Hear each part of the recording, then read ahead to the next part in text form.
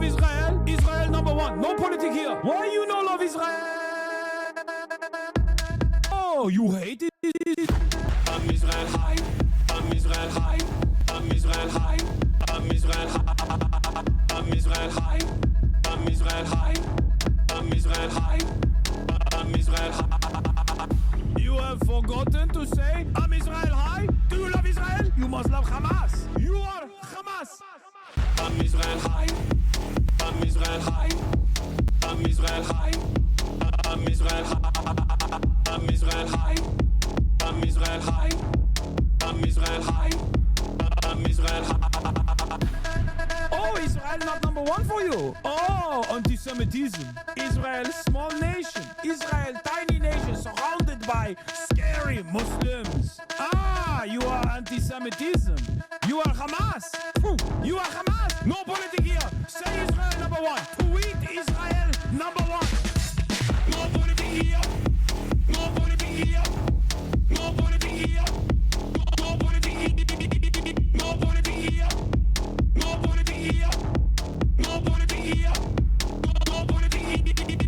Say you condemn Hamas. Say I'm Israel high. Say you condemn October 7. You are Hamas. No politics here. No politics here. No politics here. No politics here. No politics here. No politics here. No politics here. No politics here. What's going on, everybody? I hope everyone's having a fantastic evening, afternoon, pre-noon, no matter where you are in the world. I'm Hassan Piker, and this is the HasanAbi broadcast coming to you live from gloomy California, Los Angeles, folks. We're live and alive, and I hope all the boys, girls, and MBs are having a fantastic one because today's a beautiful day. Today's a wonderful day. Today is a hump day, ladies and gentlemen. That's right. I got a haircut. I got a cut. I know many of you. Why is it that on the camera it shows that it's like yellow and green, but on my... when I look at it here, it just shows it's green. That's weird. Anyway, it's hump day, ladies and gentlemen. They fucked your shit up, King. Stop cutting your hair, please. I think it's really funny that a 34-year-old man consistently gets the exact same haircut for years and years and years. And then every single time I do get it, there's like a bunch of children in my chat being like, I don't like the way you got a haircut. It's like, okay, well, you're not my mom and I'm not a child. Okay, let's be real. In any case, ladies and gentlemen, this is the part of the broadcast where I tell you about my personal news. It's obviously hump day. It's Wednesday, 7/23/2023, and it's July 23rd. Or 2025. Did I say 2023? I wish it was 2023. It's 2025, which is of course 2 days out from my 31st birthday. But yeah, I'm live. I'm alive. And this is the part of the broadcast where I tell you about my personal news. I'm still 33 years old as of this moment, but I'm about to be 34. Yeah, all I got for you as far as personal news is I ended the broadcast last night. I got a haircut.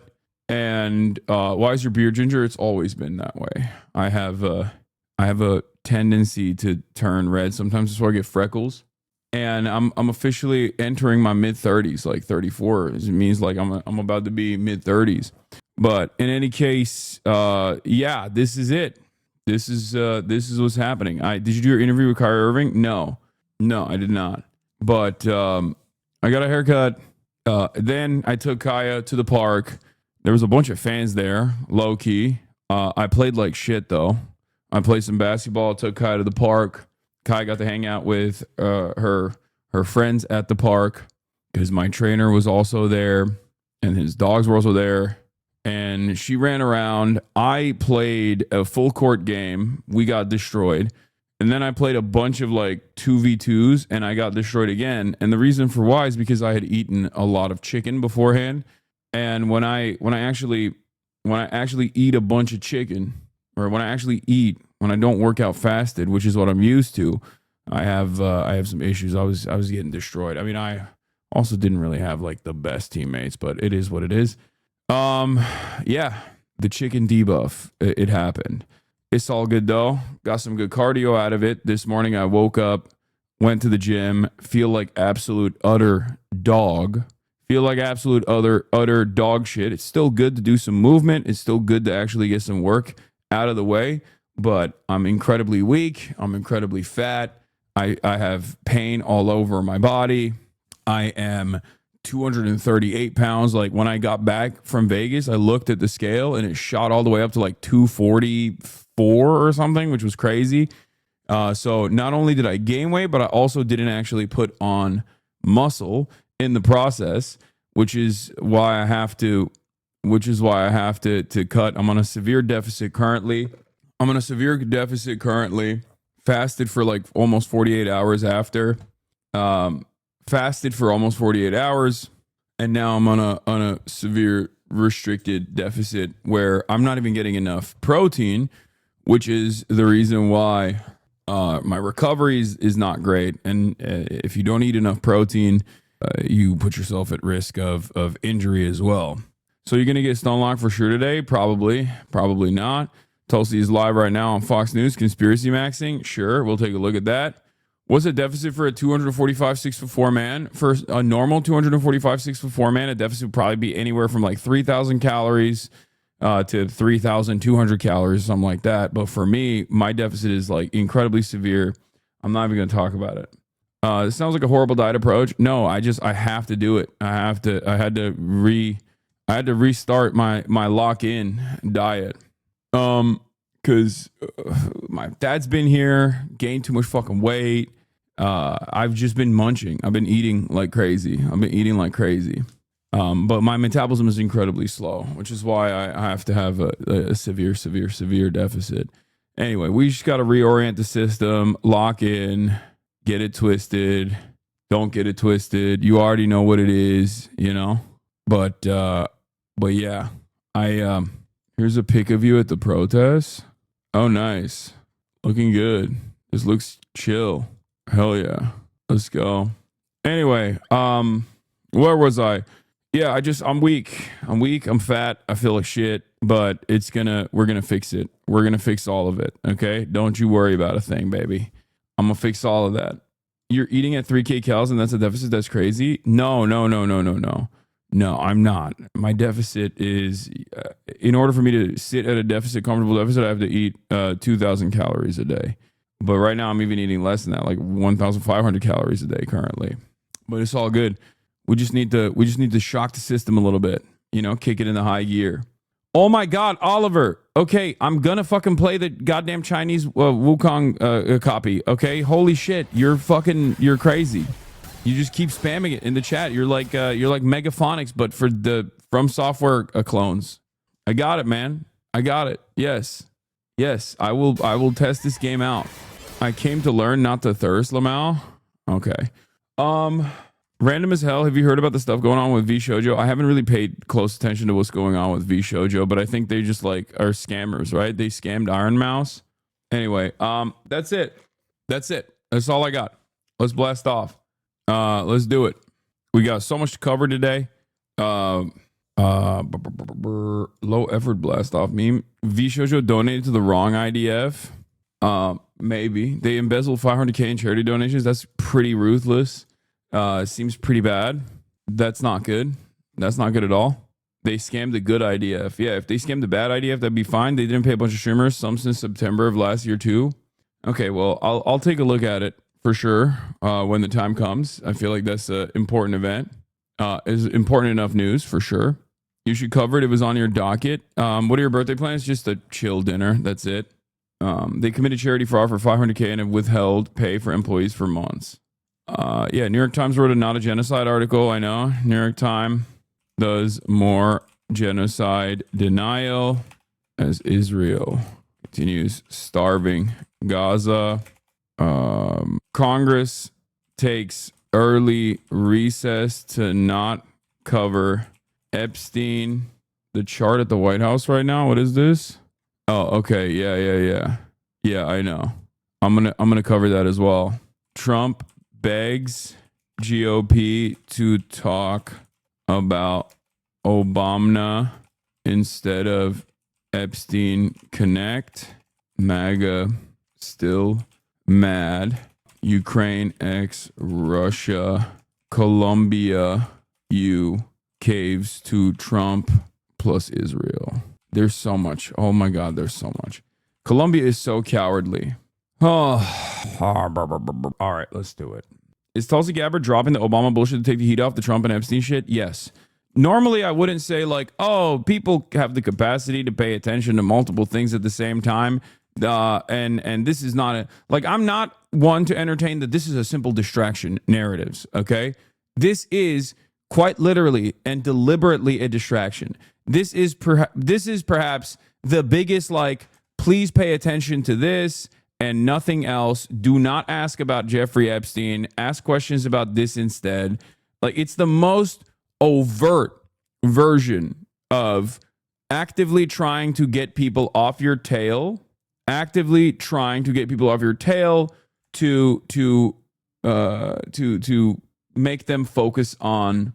Wait, the New York Times wrote about Brett Cooper and they misquoted me. Brett Cooper is spreading conservatism one celebrity drama at a time. But even stars on the left have shown respect for Ms. Cooper's approach. While the Hassan Piker progressive streamer is accused her of copying his own internet-y cadence, he has complimented her decent job of covering apolitical topics with sometimes subtle, sometimes not so subtle right-wing tilt. That's not a misquote. That's correct. Mr. Piker has a massive audience too, with nearly 3 million followers on Twitch. Brett Cooper's popping off spectacular in ways that I can never even imagine for myself. Mr. Piker 33 said this year on channel, she's cooking. 20 years ago, hosting a cable show might have been a dream for someone like Cooper or Mr. Piker. Today, with traditional television in decline, more on-air talent is going independent. Miss Cooper has already started her own shingle, having departed the Daily Wire to start the Brett Cooper Show on YouTube in January. No, that was an honest assessment, and I stand by it. Okay, but it does sound like you're a fan. I mean, I will sometimes offer real analysis from a media perspective. It's like when I talk about Alex Jones. Like, I say Alex Jones in his peak was a profoundly entertaining figure.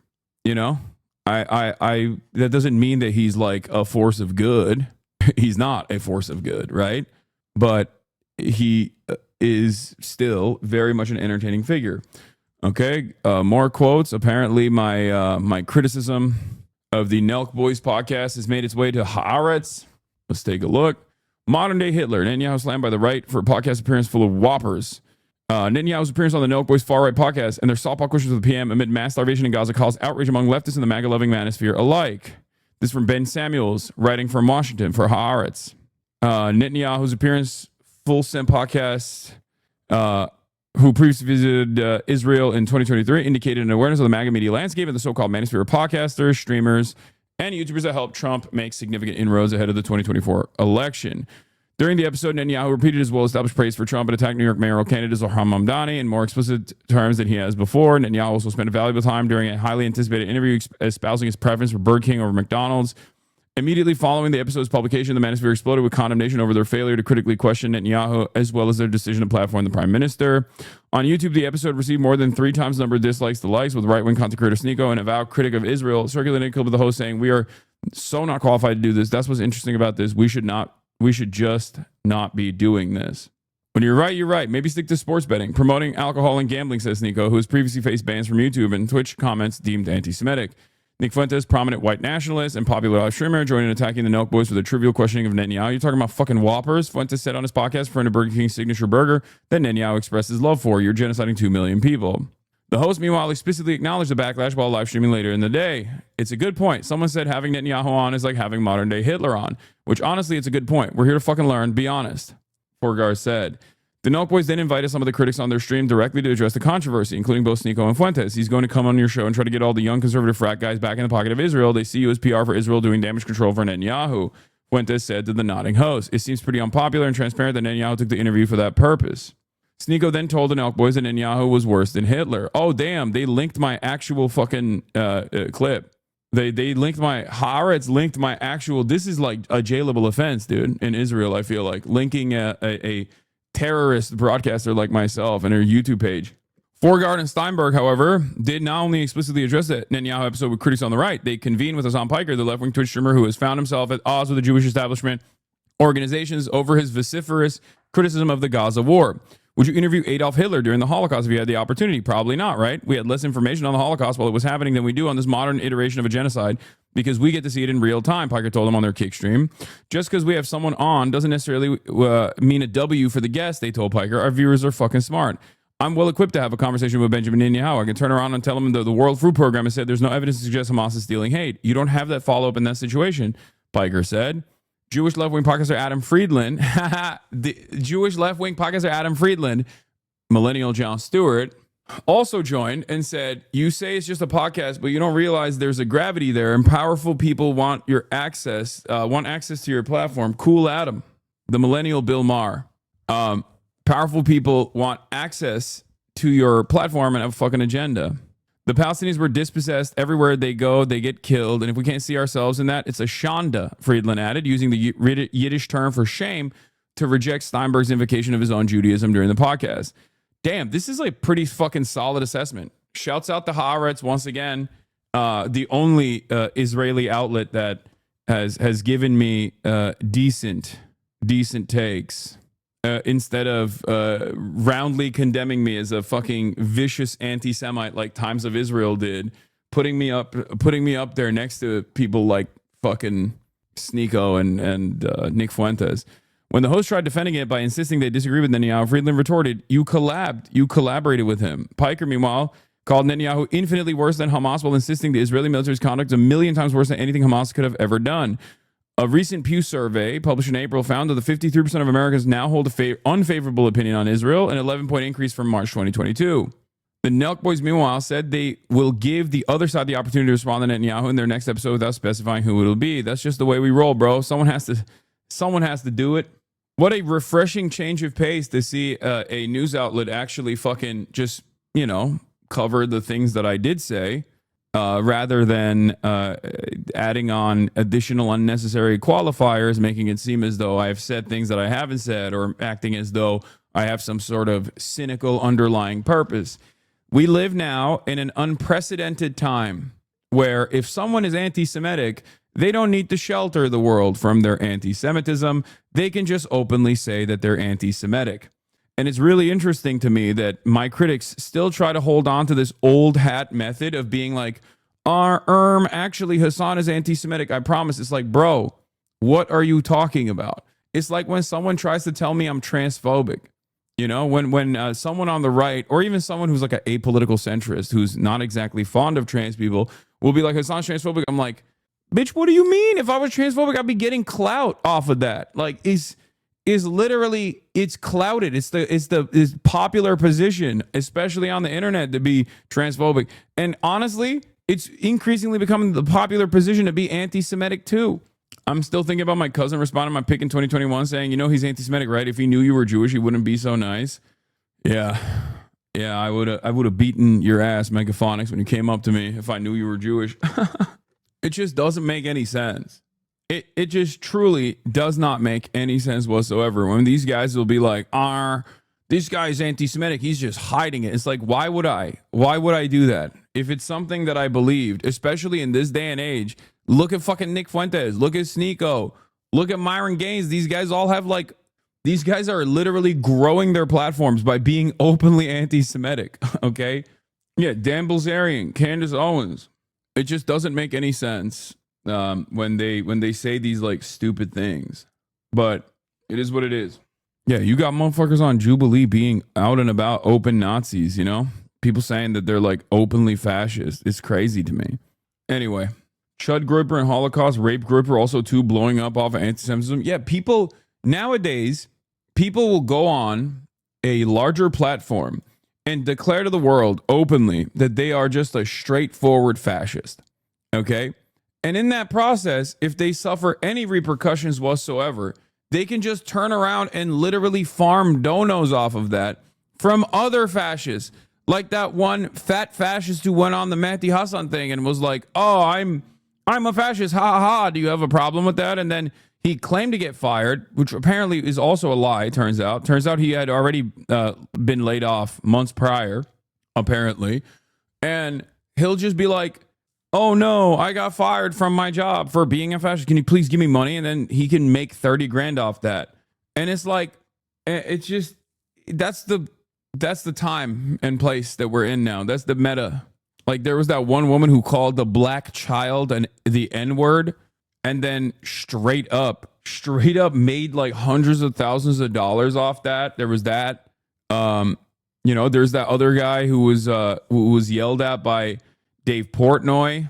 You know, there was the other guy who got yelled at by Dave Portnoy because he had like his buddies went and got like bought a thing at one of Dave Portnoy's bars just to like kill all Jews or something, like the bar thing that they did. And then that dude also raised $100,000. It's just crazy. It's just completely crazy. You can just farm that now. That's just being a bad person literally pays at this point. Like, not even a joke. And speaking of bad people and being a bad person, getting paid to be a bad person, let's take a look at the White House. Caroline Leavitt is currently doing a press conference, briefing the members of the media, July 23rd, 2025. Forward interviewing Miss Maxwell. A lot of the people are asking questions about how Congress went into recess a day early because they didn't want to put up a Jeffrey Epstein vote, and what that really is about. What's going on? Why Trump is just running away from this Jeffrey Epstein stuff.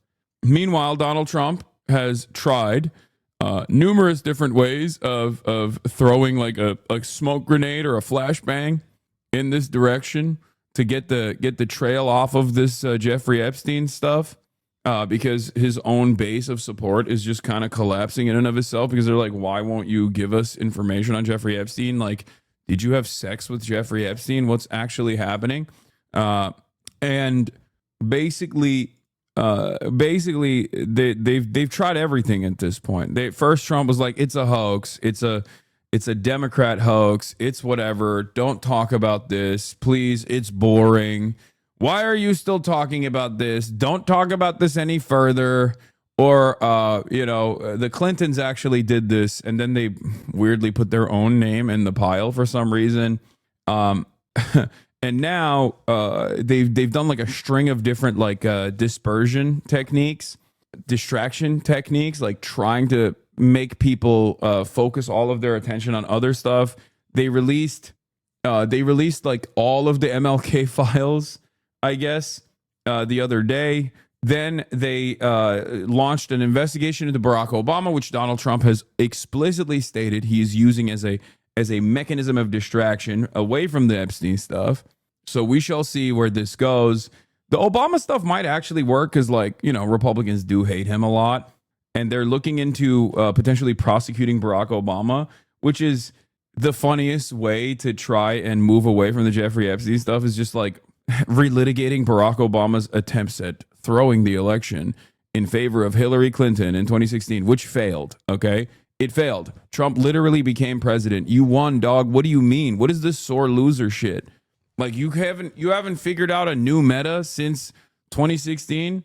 Yeah, he's also blocking a stadium agreement if the Commanders don't change their name back to the Indians. I guess like that's like another thing, but I don't think that has a lot of motion, is what I mean. Yeah, Hillary buttery emails, Benghazi. They're just like hitting all of the lines over and over again, and it hasn't worked.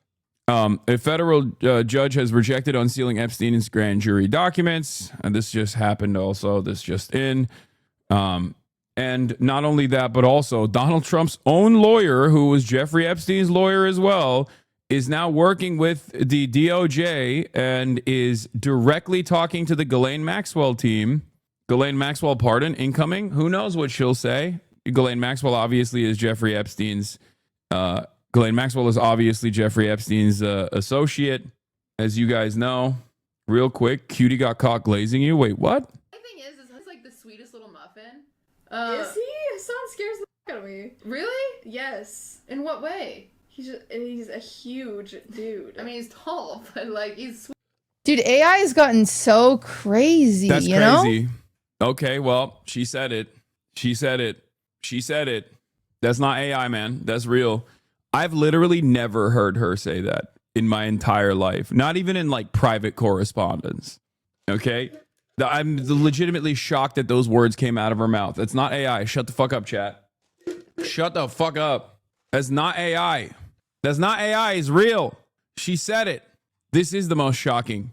A lot of you are saying this is AI because you want the attention to move away from the Jeffrey Epstein stuff. Okay? That's what it is. This makes no sense. Okay?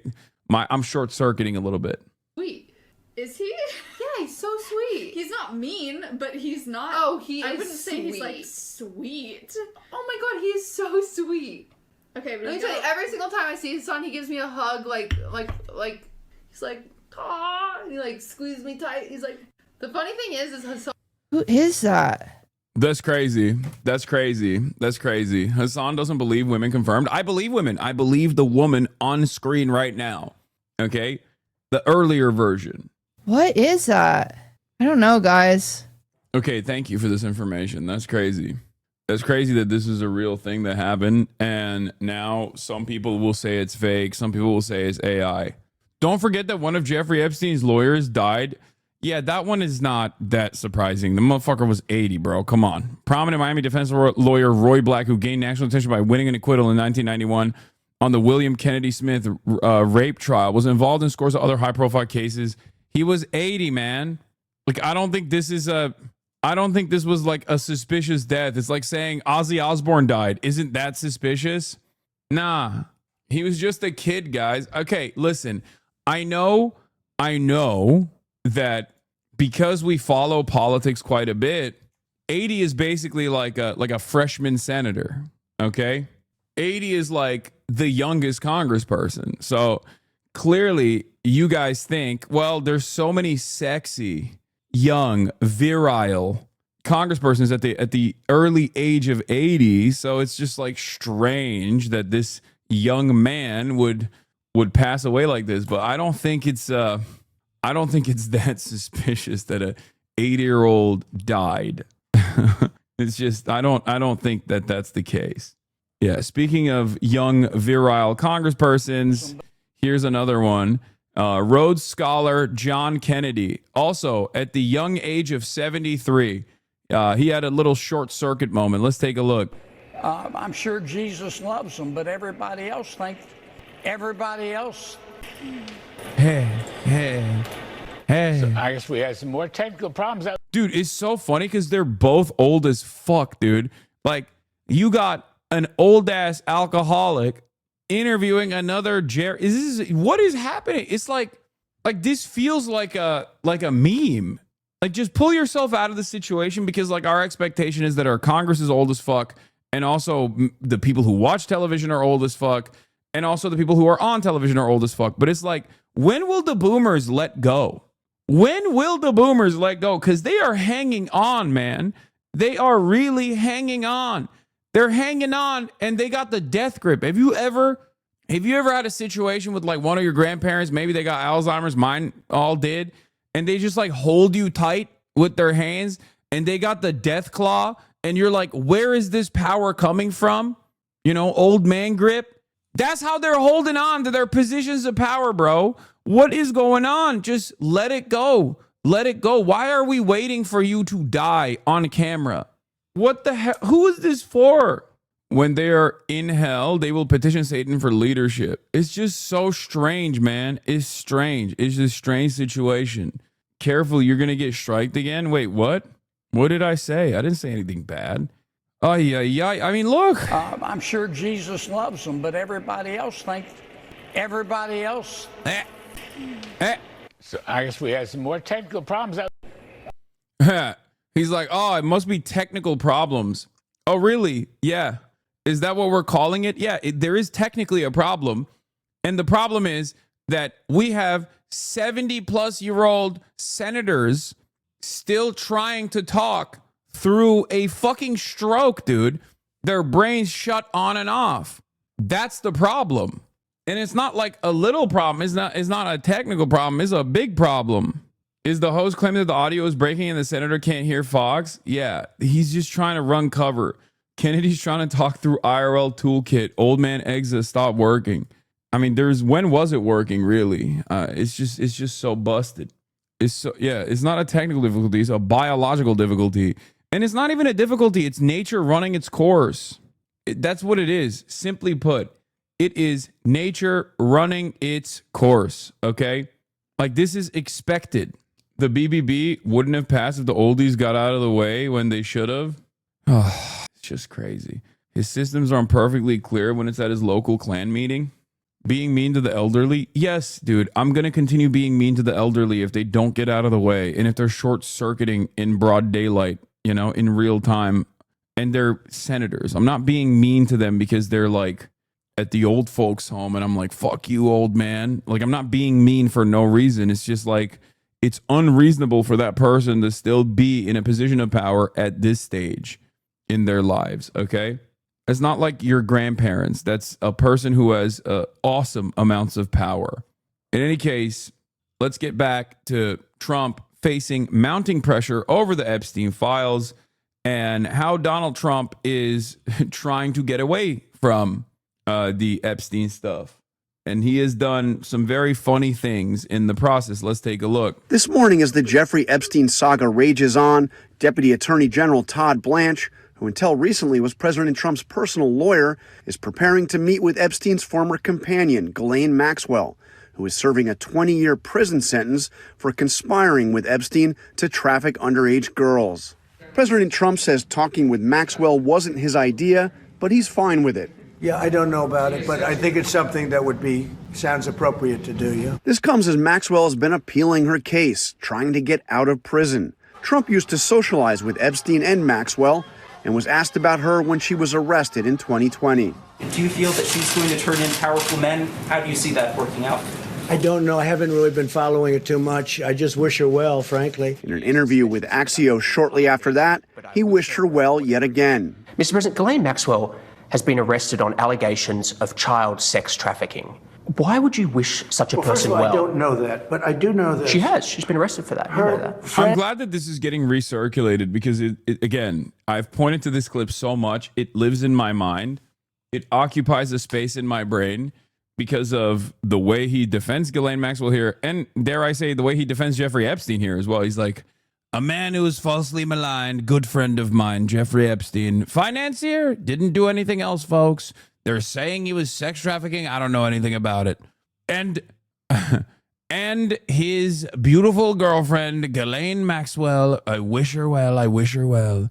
I wish her so well. Her boyfriend died. Her boyfriend died. And her boyfriend, Epstein, was either killed or committed suicide in jail. She's now in jail. Yeah, I wish her well. I'd wish you well. I'd wish a lot of people well. Good luck. Trump and some of his top... It wasn't only this. There was a press conference during COVID. Yeah, that's what he's referencing. He first had the I wish her well moment in a press conference during COVID. God, there were so many crazy moments happening at that time. I mean, this entire interview is actually crazy. Like, it bears repeating. It bears a revisit because, like, there's so much happening in that back and forth between Jonathan Swan and Donald Trump, where he just asks like very basic things, and then Donald Trump's responses are so insane. But like the Ghislaine Maxwell stuff is fairly relevant for this moment. Allies spent years stoking shadowy conspiracy theories about Epstein, but now his administration has backed off a promise to release the full FBI files on Epstein. The president's staff, administration, his own children, his vice president have promised that these files would come out, and now we're being told it's a hoax. It doesn't wash. The House Oversight Committee Tuesday voted to subpoena Maxwell to testify. But Speaker of the House Mike Johnson, a close ally of the president, announced Congress is going into early recess this summer, avoiding any more votes on the Epstein case. The Trump administration is falsely claiming that Obama deliberately manufactured and politicized intelligence reports about Russian interference in the 2016 election. In a rare rebuke, Obama fired back, his spokesman pointing to the... Oh, God, Obama is... Honestly, put him in jail, bro. Like, actually, Trump, do it, okay? He deserves it. He deserves it for many different reasons, obviously because he did war crimes when he was president, but he especially deserves it because he has been so absent from the conversation as perhaps one of the most famous politicians that are still alive, like one of the most popular politicians that's still alive. And he has actively avoided talking about Israel. He's actively avoided talking about the Trump administration, like kidnapping people for speaking out against Israel. Like, there's so much that Donald Trump has done, especially in his second term, that's just like undermining American democracy as we know it. And you are one of the most popular motherfuckers out there, and you're just so quiet about it. The only time he comes out of his hole is to just like rat fuck Bernie or something. Nothing about Zoran Mamdani, you know? It's just, you suck. You suck, dude. I hope Trump puts him in prison for this. Okay, maybe when he gets out of prison, after he goes to prison, it'll force his ass to like start taking some fucking stances. God damn, dude. He's really not. You just aren't listening. He has talked about a bunch. No, he has not. He has not talked about Israel, Palestine he has not talked about the single greatest fucking crime that the American government is committing right now at all. He is so hyper obsessed with his legacy and his Netflix deals and being friends with like Jay-Z that the only time black people getting sick of carrying this country and getting shit on, he's tired. Dude, shut the fuck up. Barack Obama isn't just a black person, okay? That argument is already idiotic to begin with, and I do not entertain it. Please shut the fuck up. But Barack Obama is the former president, okay? What are you talking about? He's not your uncle that protested during the fucking civil rights movement, okay? Shut up. He was the former fucking president, man. He is black. Bro, this... Oh, God damn. It's the most annoying fucking Gen X attitude I hear so goddamn consistently. I feel like it's got to be rage bait at this point where people will be like, black people are tired. Black people are tired. Black people are tired. Dude, what are you saying? It doesn't matter. These same forces that are coming after like Hispanic people are gonna fuck over black people. They already started fucking over black people. What do you mean black people are tired? Okay, step out of the conversation. You're not a white woman, okay? You're black. You're not a white woman. You can't stay out of this conversation. It doesn't work like that. Shut the fuck up. Jesus Christ. There's never been a fucking singular political movement in this goddamn country that hasn't centered fucking over black people. What do you mean black people are tired? We're gonna step out of this. Okay, step out of it.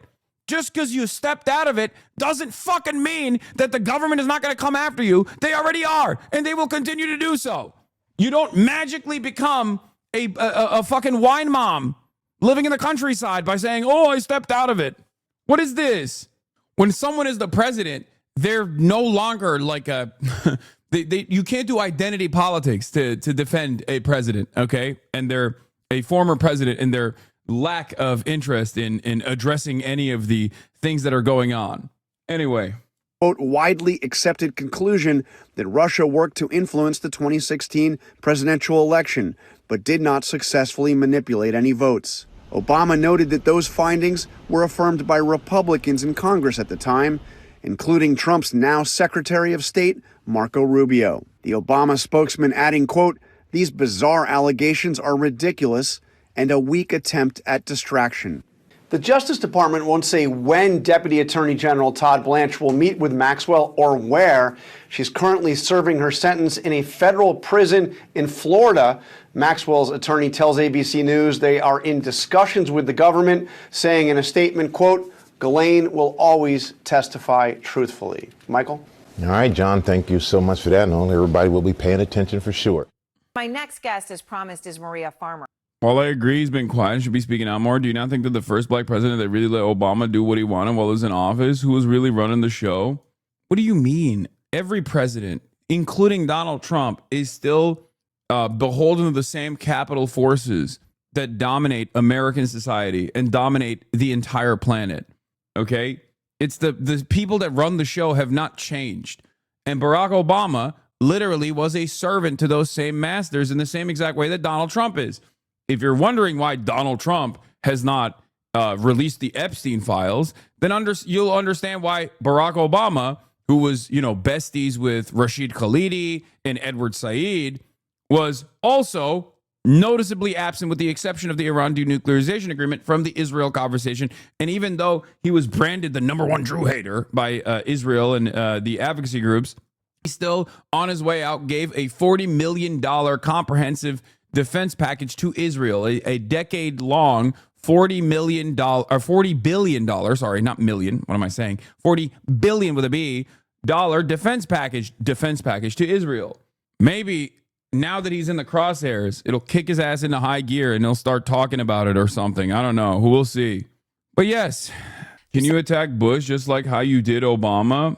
George W. Bush is still the singular greatest war criminal in modern American history. What are you talking about? Guys, okay, let me explain something to you. Just because I'm not talking about one other president doesn't mean I like that person. Stop trying to engage in hypocrisy fishing, okay? What the fuck is this? What's going on? Is this a fishing expedition? You've noticeably not said anything about Adolf Hitler. I'm beginning to think you might like him. Like, shut the fuck up. I start criticizing Barack Obama, and motherfuckers go, what about Bush? Why aren't you saying anything about Bush? Okay, I'm going to criticize Bush. You'll be like, why aren't you saying anything about Bill Clinton? I start criticizing Bill Clinton. What about George H.W. Bush? I say something about George H.W. Bush. What about Ronald Reagan? Shut the fuck up, dude. Holy shit. Do we have to work our way all the way back to George Washington? What is happening? God damn, this kind of attitude is so stupid. Okay, Radlibs, shut your bitch ass mouths up, okay? Sit down. It's one of the most annoying tendencies that fucking baby leftists have, which is like a thing that I didn't say, a thing that I have not talked about. It must mean that I'm actually in favor of that thing, and I'm actually being hypocritical for some other secretive alternative reason, you know? Says Epstein and Ghislaine Maxwell sexually assaulted her. So she says she saw Trump at Epstein's office late at night in 1995. At the time, she was 25 years old. Epstein had just hired Farmer, who was an artist, to help him acquire art. Farmer urged the FBI to look at Trump's connections to Epstein twice, in 1996 and again in 2006, which, of course, means Trump's name could very well be in those government files that the administration is refusing to release. Maria Farmer is now suing the government to try to get the unredacted files about the allegations she brought forward about Epstein. President Trump has not been the target of any investigation related to Epstein, nor has he been accused of any criminal wrongdoing in this case. Maria Farmer is out front now for her first television interview, sharing her story since filing her lawsuit, and she is joined by her attorney, Jennifer Freeman. So thanks very much to both of you. And Maria, I want to give everyone a chance to understand exactly what happened here. I mean, you said that Jeffrey Epstein calls you to come to his office and you go, and then you're sitting there waiting and Donald Trump walks in. What happened? Yes.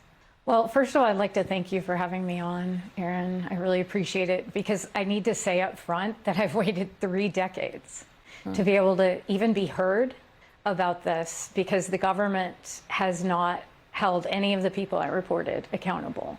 And so basically the night before I went in, before I began working for Epstein, he called me at very late in the evening and asked me to come up to the Helmsley Palace offices.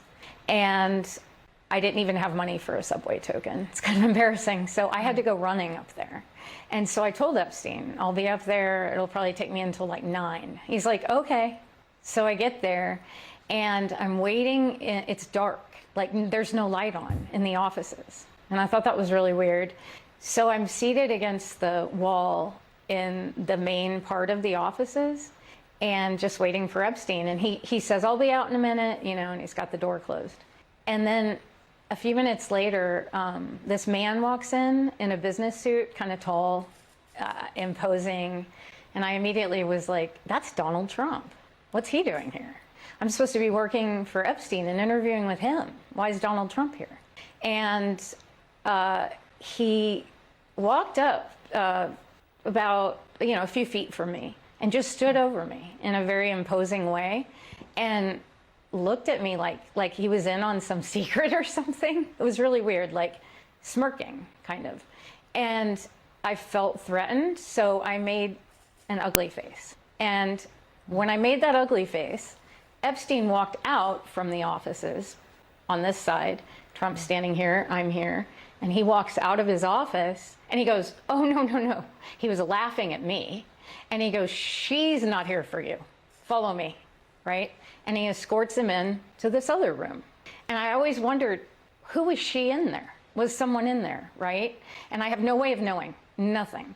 But I felt very intimidated because I had on running shorts and I was vulnerable, sweaty, just a nobody in an office with these two men. That it felt very predatory and uncomfortable. I have to say that when I made that ugly face, he backed off. It wasn't like he was aggressive after that, but he made a really vulgar comment following.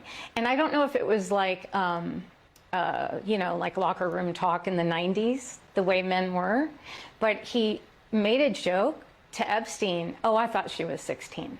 And I thought that was so strange because at the time my sister she was 15 actually. And I didn't think it was funny, even though it was just a little bit inappropriate, but I thought, I don't know what it was. But anyway, and then they entered that room. So Epstein says she's not for you. And then when did Trump make the comment about your age? Again, you were 25 at the time, right? So, I mean, you know, you were a 25-year-old woman. Yeah. Yeah, I was But I was was a it woman, after Epstein right. said that comment But- that he made the comment about age, or? Yes. So he first said, no, she's not here for you, which immediately made me feel weird. Like, was there someone there, right, in that other room? And so I... Oh my God, stop. I don't care. As a fan of yours, you got to chill when black people say they're tired. Yes, we've always been in this fight. We always will be. You can't be upset. We're saying we're tired. I'm from STL, went to school with Lavinia Johnson, involved in Ferguson. I'm 38. It just gets tiring yelling the rooftops about what this country is and other groups pretending shit's not happening until this is in their doorstep. Love you though, my G. Please. No, I don't care. I know it frustrates people. I know people will go, oh my God, you're being racist. It's fine if you think I'm racist for saying this. You know this better than anybody else, that politics is not something you can just avoid, okay? You're not a white lady. You're not a white person. You're a black person. In America, you are always going to get fucked over whether you decide to sidestep or not. I'm not saying you are doing that, but whenever people come in here and say shit like that, it pisses me off. You want to know why it pisses me off? Not because I'm a privileged white, okay? It pisses me off because it's wrecker behavior. It's people not only saying that they're pulling themselves out of this conversation, that they're pulling themselves out of this fucking political mobilization. It's anti-solidarity. And on top of that, not only is it anti-solidarity, but it's also like a person looking for recognition for their lack of interest, in being a part of the political conversation. Okay? A person that wants to sit there and be like, I'm done. I'm not doing anything anymore. I'm fatigued. I'm tired. It's not just an acknowledgement. Like, these people are not looking for an acknowledgement of like all of the fucking horrible experiences that they've gone through as a consequence of like being born black in the United States of America, an objectively white supremacist nation. It's more so that they want permission for their lack of interest in further being a part of the political mobilization at all. And it's fucking stupid. That's it. If you feel that way, then shut the fuck up. I'm not going to give you validation for it. So I don't care when someone comes in here and tries to do that kind of shit. It doesn't matter what their background is. Okay? This isn't one of those spaces where you can get away with saying shit like that. And it's more often than not repeated by people who literally think, well, I voted for Kamala Harris. That's it. I see it so much. With Gen Xers, especially. Okay? Let's be real. Okay? Let's be real. There are a lot of Gen Xers out there who love saying, well, I voted for Kamala Harris. I did my duty. Now you guys wanted Donald Trump. It's your fault. Okay. Well, good luck to you then. But, you know, you're not gonna win over anybody here. No one is gonna look at that and go, whoa, wow, she really did do her best. She voted for Kamala. I guess now she can stay out of this conversation. That's it. And it's like additionally funny because like this was in defense of fucking Barack Obama. Okay, Barack Obama is tired. What do you mean Barack Obama is tired? Tired from what? Tired from doing Netflix deals? Like, what are you talking about? Tired from being besties with like Jay-Z and Beyonce? Is that, oh man, it's so tiring to be in the fucking Hamptons all the time.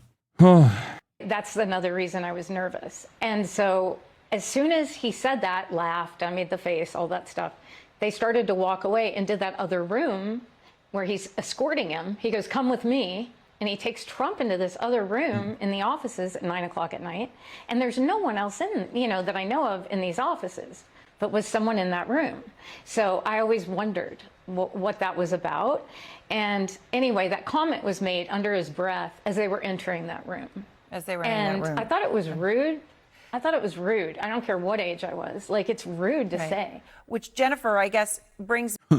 Bro, just say you don't understand what it's like to be black and move on. No need to shame folks or want to take a break from the insanity for a bit. Here you go, 34-month subscriber. Here is the attention that you ordered. Suck my dick. There is no standpoint theory here when we're talking about fucking intersectionality and solidarity. I don't care. I don't care.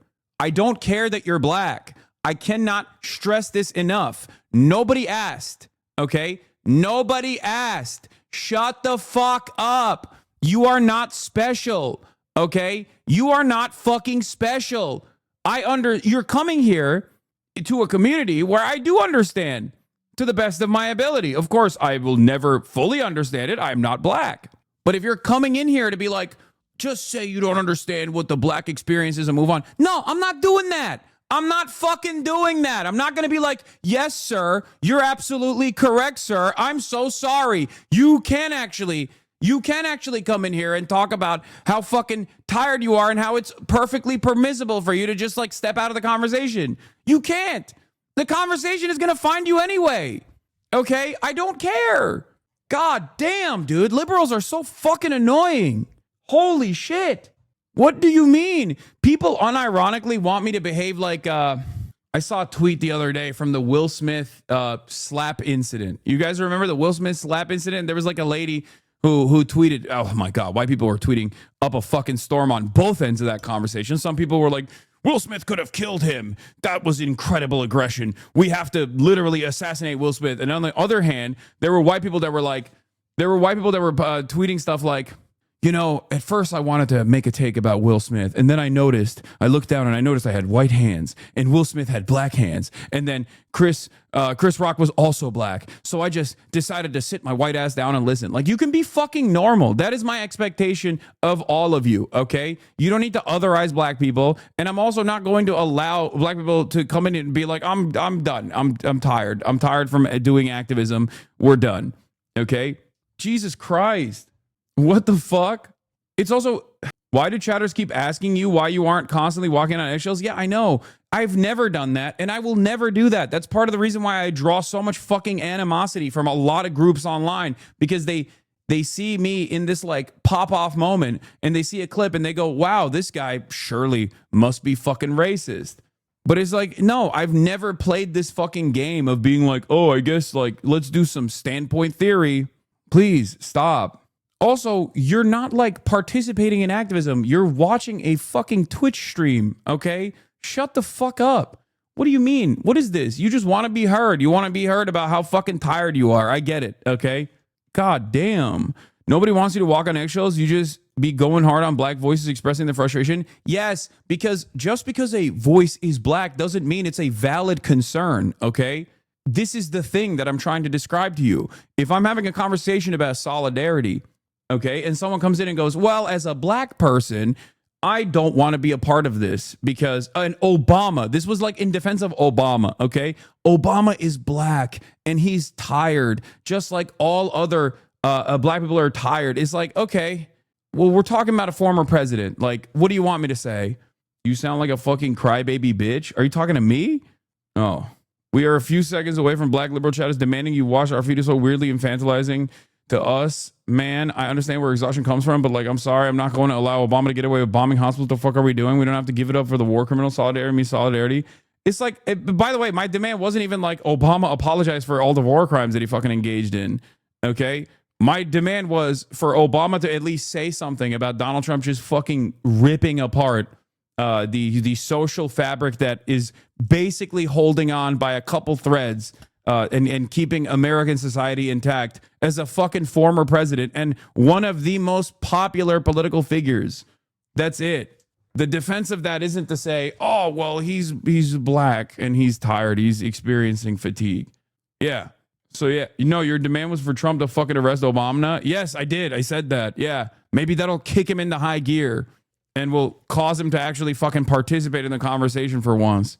Me to the where you are now, I know you're helping Maria now sue to get the unredacted files, unredacted government files related to. I do honestly think this is coming from a place where people are just like fucking bored of the normal back and forth. Everyone is experiencing fatigue from fucking the consistent death and destruction that they see. So they want to have like a more fun conversation, that centers them, makes them feel good. By being like, oh no, you don't understand. Woe is me. I'm getting fucking attacked mercilessly, and now I'm getting attacked in this space that I frequented that I thought was like a safe space or something. What is happening? Are we good? Oh, we are back. Okay, now it is back. Fuck me, dude. Holy shit. What the fuck was that? Just casual major drop off on my. This was ISP side issue. This was ISP related issue. Have they been getting worse? Dude, I don't know. It happens like fucking once a day. Yesterday, there was a fucking outage. There was a ISP-related outage. I got informed on the ISP-related outage. Today, God, I fucking hate this shit. I hate it so much. LA internet sucks so much ass. Her story. I gotta go pee. Fuck what this. do you expect these will show? Fuck this shit. Well, we would really like Judge to. said, yes, Excuse me. We'd really like to understand what's in those files and because we really have never had access to them. We've been making FOIA requests, and we had to bring a lawsuit to get access to the files, as well as to hold the government accountable, which is what this suit is really about. So, Maria, when you talk about the closeness of the relationship, when you were working for Epstein, you say that he was present very regularly. How close were they, as far as you were able to tell?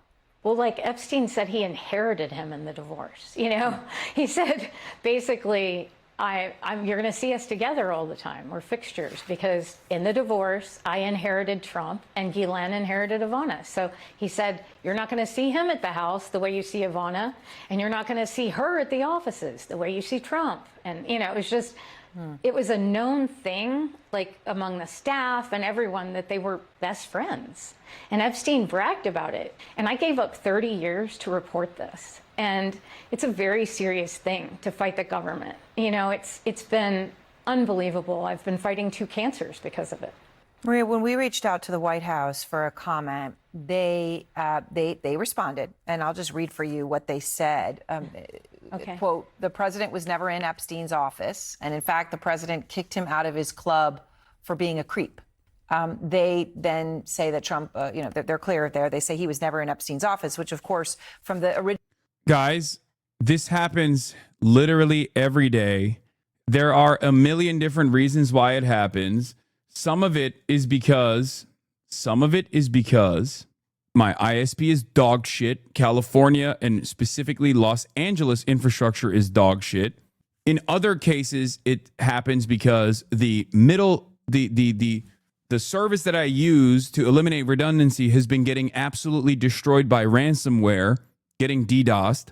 Okay. There were a litany of different issues. Live streaming on Twitch has so many points of failure. You have software issues. You have hardware issues. Okay. You then have issues that pertain to your ISP, infrastructure issues that are completely outside of your control. Then you have issues on the server side. It could be a Twitch server problem. It could be a IRL toolkit server problem. All of those problems exist. Okay. In the last month or so, the fact that I've been experiencing daily disconnections on this broadcast has happened as a direct consequence of all of the things that I just mentioned. It was hardware issues that were playing a role. There were software issues that were playing a role. There were ISP related issues that were playing a role. And last but not least, the IRL toolkit that I've been using has also experienced some major outages because they've had their servers get destroyed. Anyway, breaking news, the exclusive from the Wall Street Journal, the Department of Justice has told Trump in May that his name is among many in the Epstein files. Now we know, I mean, we knew this already, and now we know why he's like being this scared. maybe build your own server. You're right. I should build my own internet service provider. I should build my own server. I should build all of it. I should build my own nation state. I should create my own Micronesia so that I can have fiber optic cables that I personally lay down on the bottom of the ocean myself. I should just build my own infrastructure. You're right. Anyway, California backs down to Trump admin, won't force ISPs to offer $15 broadband. Ugh. I just literally, I mean, the one alternative is to just like pay straight up $250,000 to lay fiber optic cables in my fucking neighborhood. That's it. That's the only other option that I have here, which is psychotic. So I'm not going to do that. Or just move. You don't have fiber. No. The question I have for you is, do you think if fiber was readily available, I, as a professional broadcaster, would not take that option? Yeah. A streamer named Maximilian Dude did that, said it's $15K a month at first, now down to $7,000 if I recall correctly. Yeah. It's not even just like $250,000. It's then like $10,000 a month after that, every single month, for the record. That's like, you have to one, pay for the infrastructure yourself out of pocket. Isn't that fucking insane? None of the ISPs that offer service here offer fiber. And it's literally street by street, for the record. And they just basically hope that someone rich enough and dumb enough will pay for it. They will never allow it. They will never offer it until someone pays for it. And then maybe that'll be something that is allowed. And then something that you can pay for. It's not insane. Infrastructure isn't free and you're privileged. Dog, there are people in rural parts of France, like a chatter was just talking about, that has this service. We live in 2025. Okay? What the fuck are you talking about? You're privileged and infrastructure isn't free? What are you fucking calling in from Ghana? Like, what do you mean? There are places in bumfuck Ohio that have fiber optic cables already laid out. There are streets, a couple of streets down from me that have fiber optic availability. They just refuse to do it across the board. You're so fucking invested. You're so goddamn invested in like trying to be like, oh, streamer, you're privileged, that you, I guess, are defending the multi-billion-dollar corporation here and their ineptitude. Because the reason why they won't lay fiber optic cables, even though they have gotten billions of tax credits to specifically build fiber optic fucking cables, they just refuse to do so because no one holds them the task. So all you're doing is basically defending the multi-billion-dollar corporation because you think a Twitch streamer is more powerful and more privileged than a fucking multi-billion-dollar corporation. It's karma for being obese and hating on tired black people. It's because you are obese. What is happening today? Ha ha ha. What? The community is falling apart. Here's the Wall Street Journal article with a paywall bypass. Thank you. Original incident that you're talking about is where Yeah, you read one Obama comment and everyone comes out and fucking knives, three guests dude. on this show who either knew Epstein or knew Trump have all used the exact same words to describe Trump and Epstein's relationship over the past week as we've been talking to them and you've heard them. And they have done this totally unprompted. So here is a former Trump business executive, one of Epstein's former girlfriends, and an Epstein accuser who says she had a troubling incident with Trump. They all said the exact same thing here on Out Front. They were best friends. They were best friends. Was his best friend. You heard them. And right there, Jack O'Donnell, Trump's former business associate, talking about what Epstein meant to Trump. These are people, right, who each met Epstein and Trump at different times, in different places, and just to state the obvious, in totally different capacities. And yet they all concur on this crucial thing. They say that when they knew them, Trump and Epstein were best friends.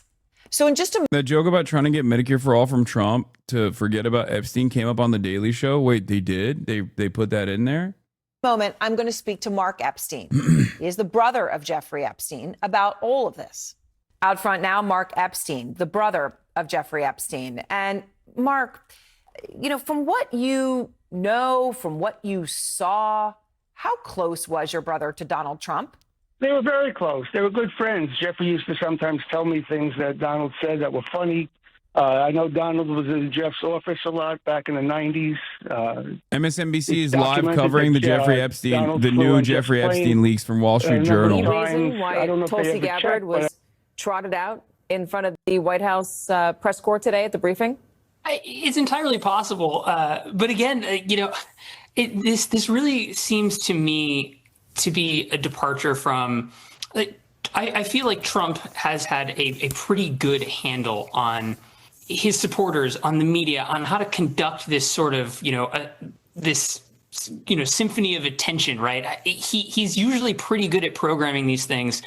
What is so striking to me is how over the last 2 weeks or so, he has behaved as if he doesn't understand the world that he lives in and the attention ecosystem, like all of this. I mean, it's very clear given all of his associations with Epstein in the past that the attention ecosystem, like all of this, I mean, it's very clear given all of his associations with Epstein in the past that it would have been, for someone like him, to be able to not push all this aside. I feel like he would have been able to at least skirt around this, at least have a little more control over the story and the narrative. But this idea that, you can basically change the news cycle by doing something else, it's worked for him in the past, but his story just doesn't behave the same way. It's just so very sticky. This is why you don't play with fire. I mean, when you're telling a bunch of people, your supporters, Tim, that there is a pedophile ring of powerful lawmakers and officials and rich people who are controlling the government, and they're drinking the blood of kids and they're sexually abusing them. You are feeding a fringe theory, and you're giving it oxygen, you're giving it life, and you're saying to them, like if you're Kash Patel or J.D. Vance or any of these officials, I will unveil this when I get into office. I will uncover this horrible ring. I will make your life better, because what's stopping you from succeeding in this world is this cabal, this evil cabal. Don't worry, I'm going to get in there. And then when you get in there, you realize, oh, wait a minute, they want to see this. And oh, wait a minute, it's dangerous, actually physically dangerous and reputationally dangerous to release hearsay. Well, he's also back to do this. But like, he had a little bit of a scapegoat in the first term, right? When he wanted to change the subject, it's like, oh, the deep state is blocking me, and I have these old establishment Republicans that we need to get rid of them. He came in and he put Kash Patel, a podcast conspiracy theorist, in charge of the FBI, so that Kash Patel could reveal things like who was in the Epstein list and, all the other assorted related conspiracies, right?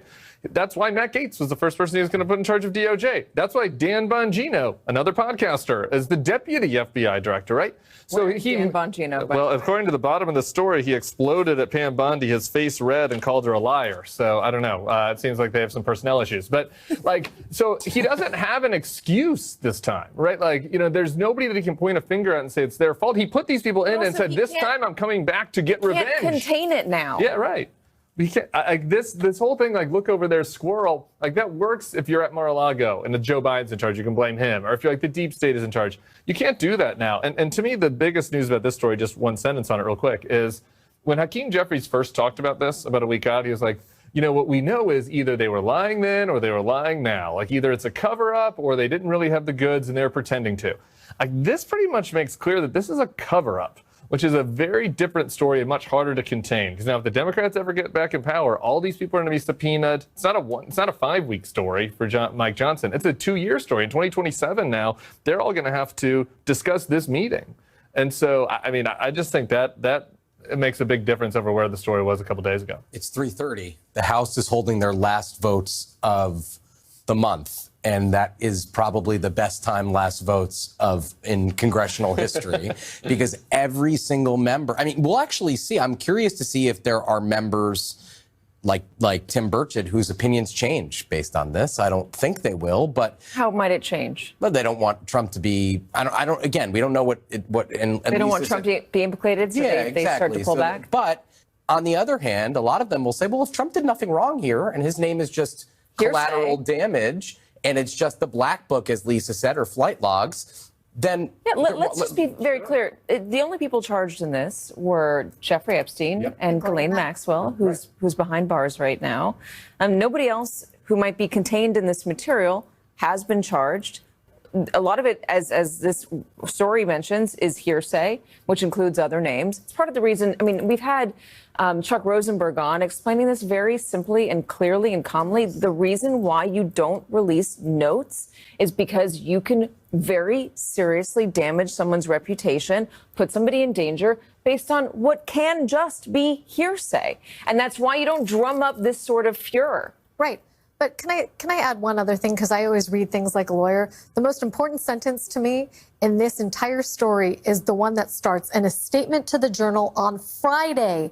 Bondi and the Deputy Attorney General, Todd Blanche, said nothing in the files warranted further investigation or prosecution. Quote, as part of our routine briefing, we made the president aware of the findings, end quote, they said.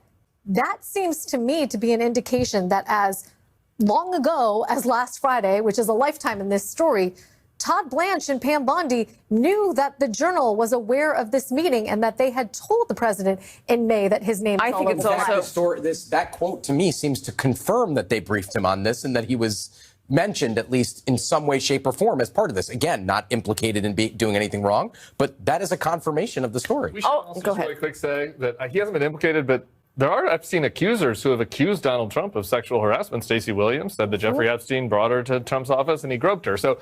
Yeah, we don't know what's in here. I'm just saying, but it could be hearsay, but also you would assume that if Jeffrey Epstein's accusers have mentioned Trump in public, maybe they have investigations. Ashley, I'm going to give this one to you because you were at the golf course with me in Scotland when Rupert Murdoch showed up all of a sudden in 2016. Rupert Murdoch was not a fan of Donald Trump, and all of a sudden he was at his golf course.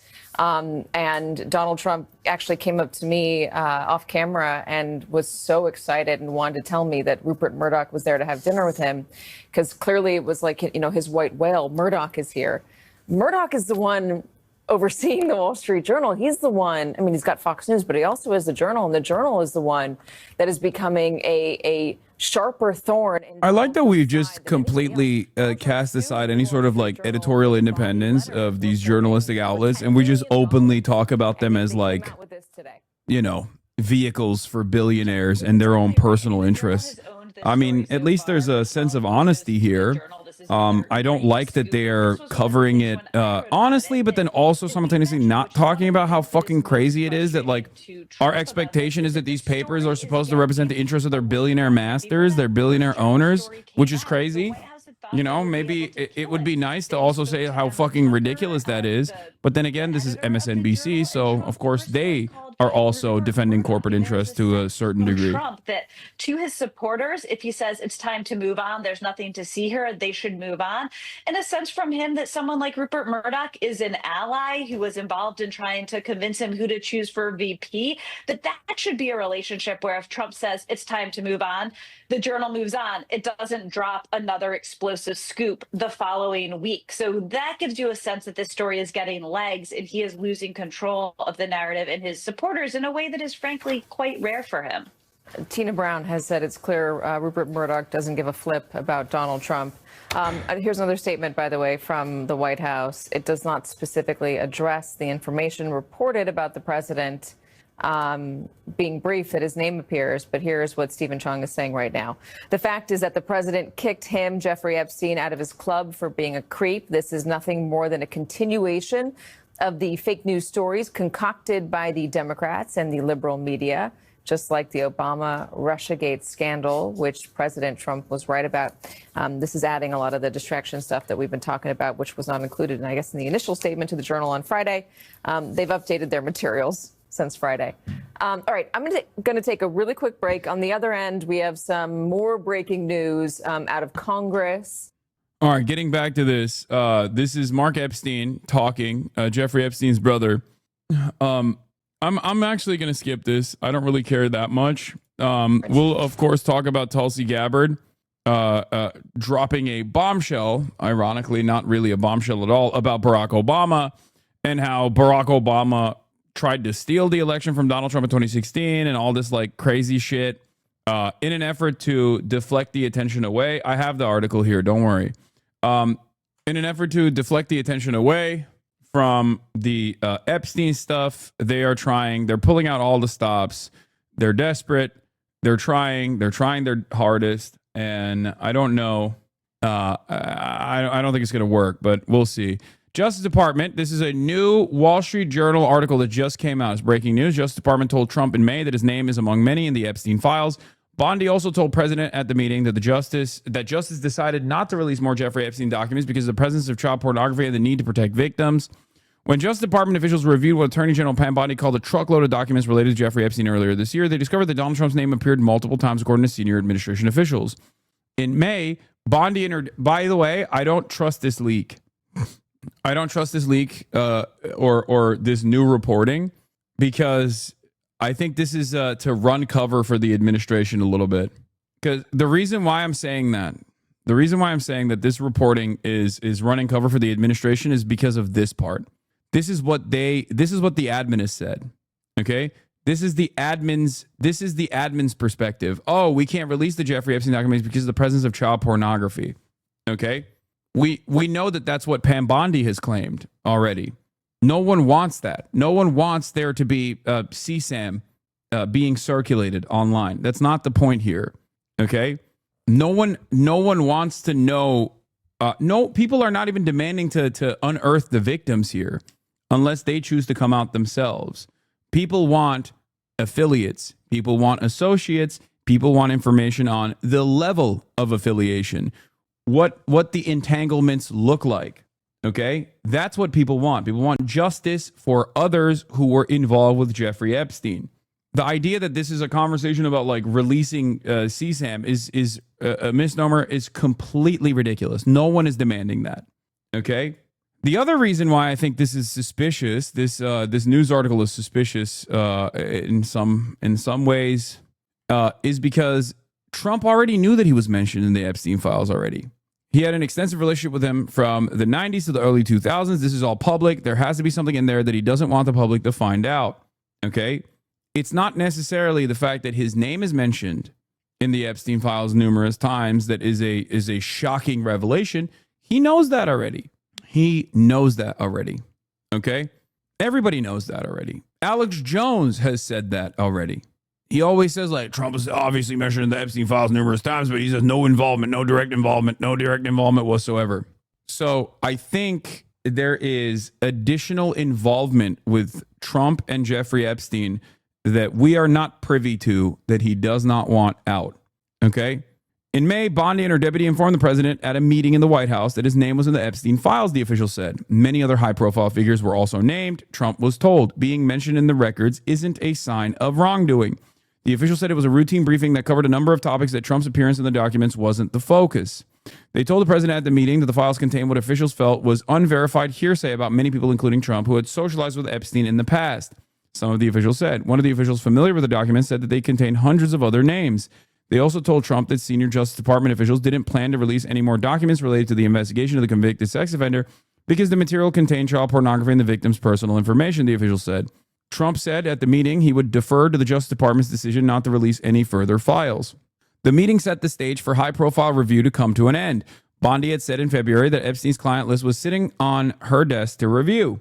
Trump said last week in response to a journalist's question that Bondi hadn't told him that his name was in the files. The administration didn't publicly announce the decision until weeks later on July 7th, when the Justice Department posted a memo on its website. The statement, which was unsigned, stated that a thorough review had turned up no list of Epstein clients, no evidence that would lead to an investigation of uncharged third parties, and no additional documents that merited public discourse or public disclosure. It said that much of the material would have been sealed in a trial to protect victims and to block dissemination of child pornography. Once again, the idea that there is no way to showcase additional revelations about who was involved with Jeffrey Epstein without like unearthing who the victims are is ridiculous. Typically, the FBI doesn't disclose materials that aren't related to a charged offense. This is another fake news story, just like the previous story by the Wall Street Journal, said White House Communications Director Steve Chung. In a statement to the Journal on Friday, Bondi and the Deputy Attorney General Todd Blanche said nothing in the files warranted further investigation or prosecution. As a part of our routine briefing, we made the president aware of the findings.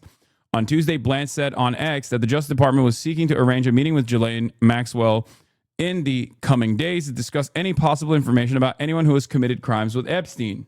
Maxwell was found guilty in 2021, helping Epstein sex trafficking and sentenced to 20 years in prison. She has been in custody since she was charged in 2020 and didn't testify at her trial. So once again, the retort from the attorney general here is, oh, you guys want to see CSAM, I guess, you pesky little freaks. And it's fucking ridiculous. Okay.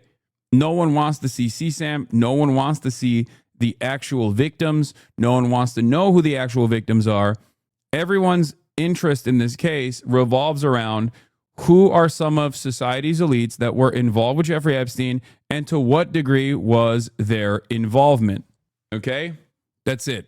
Anyone who tries to use this as the mechanism of deflection is perhaps one of the dumber people that have either A, cynically decided to use this as a form of deflection to stop you from demanding these answers, or B, was so stupid that they got duped by perhaps the worst possible way of defending Trump's lack of interest in revealing maybe even his own personal involvement with Jeffrey Epstein, more than what we know so far, more than what has been made public over the years.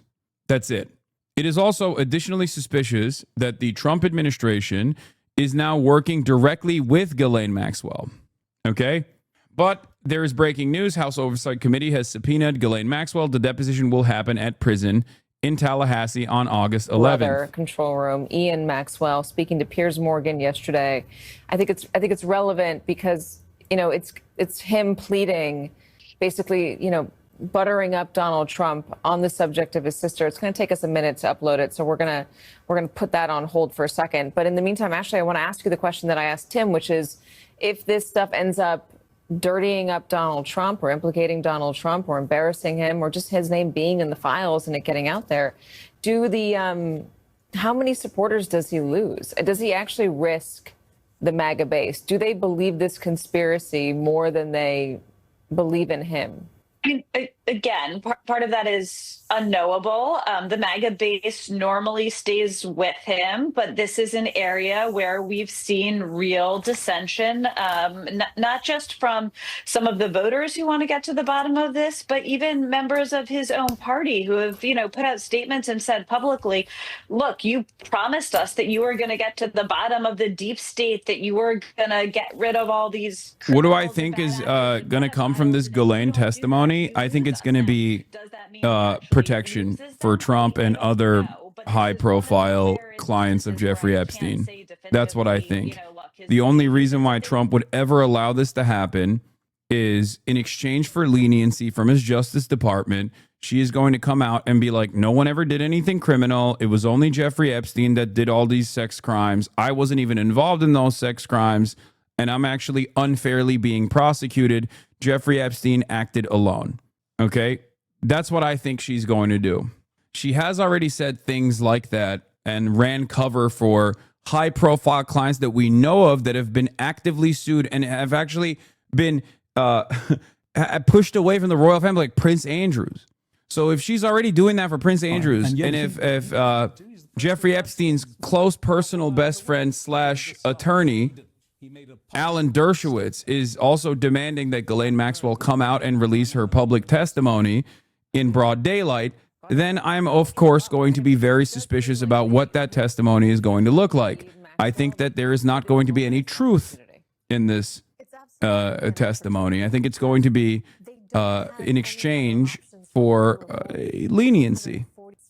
It is 16 more years, right? Highly unlikely that the Supreme Court is going to take her case. The one question that she gave to them to review is, was she entitled to claim protection under that sweetheart deal that then U.S. Attorney Alex Acosta cut with Jeffrey Epstein? That's a deal that was supposed to extend to his co-conspirators. By the way, Donald Trump's labor secretary, Correct. Alex Acosta, ended up having to resign because of the Epstein drama back in 2017 or 18 or... No, not 2017, 2019. Ghislaine Maxwell, because Ghislaine Maxwell is awful, and she was mobbed up with all of these people. Like, she was mobbed up with Prince Andrew. There are pictures of her, obviously, with Trump and Bill Clinton, right? So if the Trump base wants these elites, my captured, question. right? Like, he can't make a deal with Ghislaine Maxwell, who is orchestrating the elite child trafficking. I mean, he can, and again, he'll have a core base of people to go along with him for everything. But like that other part of the world that cares about Epstein that he brought into his coalition, the Rogan crowd, giving a sweetheart deal to Ghislaine Maxwell is not the answer here for Donald Trump. Can I play devil's advocate here? Please. Because what the Trump base is what I assume a big chunk of the Trump base is going to do is say these are documents that have been created by Democrats, by Obama, by Biden, by Eric Cole. Oh, just take your pick. Of they're course, not. None of that is true. They're not doing that. Right. They're not saying that, and they're not doing that. Same witch hunt that we've had since The people who care about this stuff are not saying that. I mean, maybe some people do, but I don't think a big chunk of the base ditches him after this. Yeah, I mean, I think you're right about that. I think that and Donald members Trump of Congress are going to follow what their base wants because they're up for re-election in 15 months. Yeah, but I think you're right about the Rogan crowd, the extras that put him over the edge. The extras, exactly. Let me play another interesting piece of sound. This is from July 15th. A reporter asked Donald Trump if Pam Bondi had briefed him on what was in the Epstein files. Let me play what she said, or what Donald Trump said. What did she tell you about the review? And specifically, did she tell you at all that your name appeared in the file? No, she's given us just a very quick briefing, and in terms of the credibility of the different things that they've seen. And I would say that, these files were made up by Comey, they were made up by Obama, they were made up by the Biden we went through years of that with the Russia hoax, with all of the different things that we had to go through. We've gone through years of it. Okay, so that was July 15th. Wall Street Journal reports in May is before July on the calendar. May, the AG and her deputy informed the president at a meeting in the White House that his name was in the Epstein files. Again, so he's told this in May, according to the reporting by the Wall Street Journal. He's asked by a reporter in July, and he says, no. Ashley? So clearly, if the Wall Street Journal reporting is true, then that answer from President Trump is a lie, right? He was told this May, June, July, 3 months prior. He's asked if he was ever told this, and he says no. I will say one thing that is interesting that I had started hearing in the past week or so when I was reporting on this story was White House officials and Trump allies were going to great pains to explain to me, and what they were explaining was true, but to explain to me that just because a name appears. I think that they're going to try to, the trick the Republicans will play now is, Ghislaine said Trump is in the clear and Dems won't push for the files because they know some of them and world leaders are listed as well. They expect this all to be over before the end of the year. They will try to pack this up, but I don't think they'll be able to get enough people on board. I think that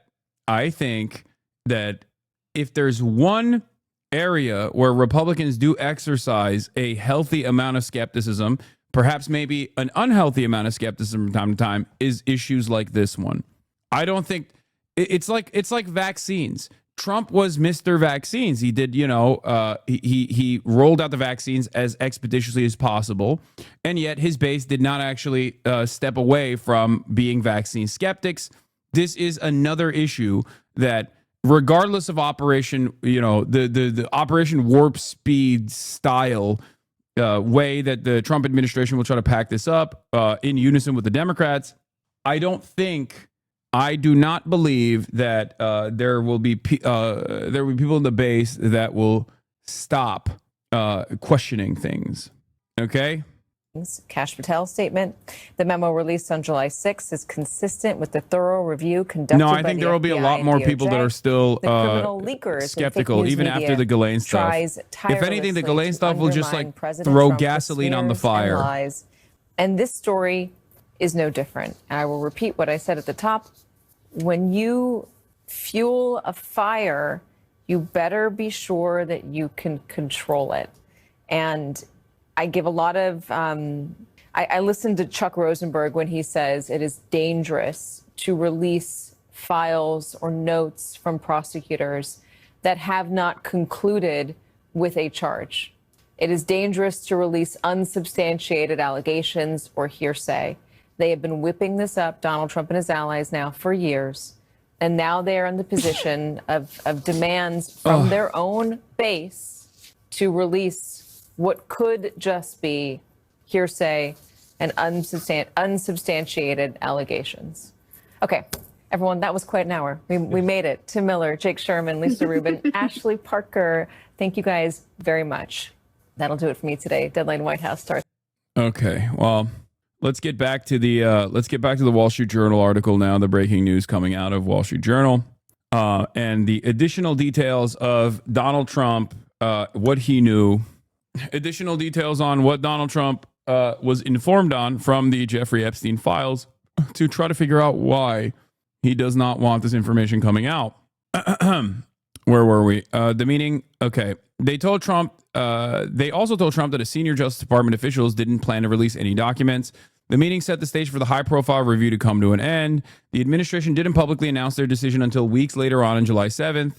And this is when much of the saga began in terms of like Trump's base, understandably getting upset. The statement, which was unsigned, stated through a thorough review had turned up no list of clients, no evidence whatsoever. Typically, the FBI doesn't disclose it, blah, blah, blah. And in a statement to the Journal on Friday, Pam Bondi, the Deputy Attorney General, Todd Blanche, said nothing in the files warranted further investigation or prosecution. As a part of our routine briefing, we made the president aware of the findings. On Tuesday, Blanche said on X that the Justice Department was seeking to arrange a meeting with Ghislaine Maxwell in the coming days to discuss any possible information. Maxwell was found guilty in 2021 of helping Epstein sex trafficking and sentenced to 20 years in prison. She has been in custody since she was charged in 2020 and didn't testify at her trial. One of Maxwell's lawyers, David Oscar Marcus, confirmed the discussions and said, "We are grateful to the President Trump for his commitment to uncovering the truth in this case. Maxwell has been seeking to have her conviction overturned, contending she didn't receive a fair trial." Now, this is a crazy thing to say because they're making it obviously this is Ghislaine Maxwell's attorney saying this, but it's wild that they're making it seem like Ghislaine Maxwell is also an innocent party to this conspiracy, that she did not play a formative role, that she did not actively play a role in identifying and trafficking minors and even harming them personally beyond that, as you know, the court documents clearly showed. That's why she's serving a lengthy prison sentence. She was also engaged in the act of sexual violence against these minors as well. She was, again, convicted for this. She wasn't just charged. This wasn't just like an investigation. She was convicted of these crimes, convicted beyond reasonable doubt by a jury of her peers. Remember, make no mistake. So for her attorney to make it seem as though they are collaborating with the administration to declare her innocence, to find her innocence, is crazy. Both Epstein and Trump said years ago they had a falling out. Trump has said their friendship ended before the financier was indicted for soliciting prostitution in 2006. Epstein later pleaded guilty to procuring a minor for prostitution in 2008, served time in a Florida jail, and registered as a sex offender. When Epstein was arrested again in 2019, Trump said he hadn't talked to Epstein for about 15 years. Epstein died in jail that year while awaiting trial on federal charges of sex trafficking. FBI Director Kash Patel has privately told other government officials that Trump's name appeared in the files, according to people close to the administration. Patel declined to answer an inquiry from the Journal about the Epstein case. By the way, this is most likely people like Elon Musk that is being reported on here. Because remember when Elon Musk was talking about how Trump is not releasing the Epstein files because his name is mentioned on it numerous times, and everyone was like shocked by this revelation. Yeah, I think it was directly coming from Kash Patel. Kash Patel most likely told Elon Musk when they thought that there was an allegiance there. Patel declined to answer an inquiry from the Journal about the Epstein case, but said in a statement that the memo on the Justice Department website explaining why the department couldn't release more Epstein documents was consistent with a thorough review conducted by the FBI and DOJ.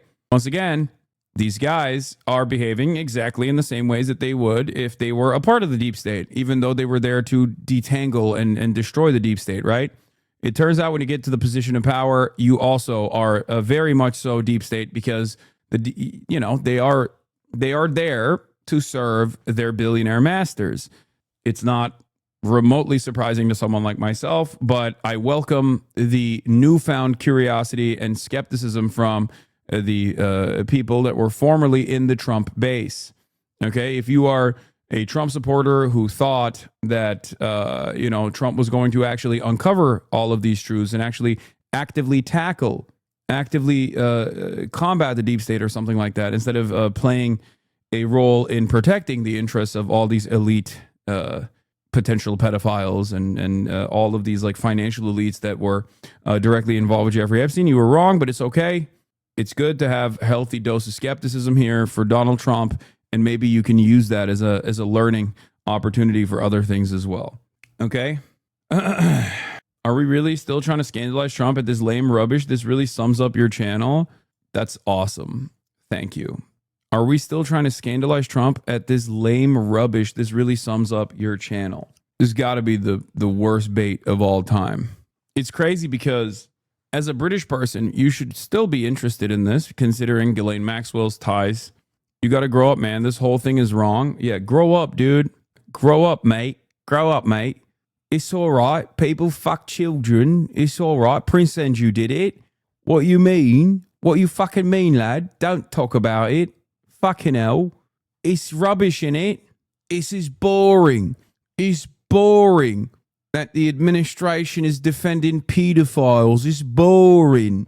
After the fucking House of Commons and the Lords in it have done a bit of a scandal, yeah? I'm from England. This is normal. I'm from fucking England, yeah? A little bit of nonsense is normal, mate. Why do you fucking care? It's a little bit of shagging, like Jimmy Savile, his lordship, his eminence himself. Why do you fucking care?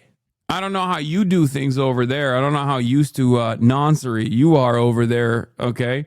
But you don't have to be against everything just for the sake of it. Your channel will be better for it, and so will you. I love that this guy can't even tell me why I'm in the wrong for continuously covering this incredibly important story. And he's just like, well, here's a bit of a here's a couple pence for you, right? I'm going to tell you how to cover the fucking news, yeah? Well, thank you for your advice. Thank you for your advice, big dog. I think I'm going to continue doing this, okay? I love when someone comes in here and is like, well, let me tell you what to do here. Let me give you some unsolicited advice on how to be a top Twitch streamer, okay? It is pretty funny to take this stance on this issue, which is such a, it's an issue that unites pretty much everybody across the political spectrum around the globe. It's like the worst thing. Check logs, same guy from a couple days ago. Oh, is it one of the pets that I didn't actually clap? It's boring, mate. It's fucking boring. What are you talking about? What are you talking about? Don't fucking do it. James Gunn is a hack who makes B movies. You know your channel topic, Trump says people interested in Epstein are bad people, is about as close to the truth that you can get. Wait, what? Okay, this has got to be like Unit 8200 Israeli bot farm, right? Because it's odd that he only chirps at me when I say this genocide thing is all in your head, though. I don't think Trump or the UK enjoyed genocides or killing babies. Seems unlikely. And then the only thing the only time he comes in here is either to say Israel's not doing a genocide because America and the UK would never do that, or to defend Jeffrey Epstein. That's crazy. Bot account for sure, obviously. July 15th is when it was created and following since July 15th. I wonder why this freshly created account is only coming in here to say Israel's not doing a genocide and that people should stop talking about Jeffrey Epstein. Very suspicious. Very interesting. Details of Bondi's meeting with Trump haven't been previously reported. Trump's advisors had for months, including during the presidential campaign, said they would release the files, and Trump, while at times equivocal, indicated he would support the release. Trump supporters, including some now serving in senior roles in the administration, claimed that the documents would expose global elites and powerful Democrats who spent time with the disgraced financier. The decision not to release the files has triggered the most serious backlash from Trump's political base since he launched his bid for the White House a decade ago, with a vocal group of the president's allies seeing the move as a massive betrayal. Trump has told administration officials in recent weeks that he wanted the growing public attention on Epstein to go away. On Tuesday, House Speaker Mike Johnson cut short the legislative session as some lawmakers demanded votes on more releases related to the Epstein files. Again, lots of weird things happening in this story, and yet people still go, it's nothing, mate. Why do you care? Why do you fucking care about this? Don't fucking talk about it. Don't you dare talk about it. Interesting. Grand jury testimony. Last Thursday, Wall Street Journal published an article about a letter bearing Trump's name. We already talked about this. It was a body drawing of a naked woman with Donald Trump's signature as the pubes of the lady.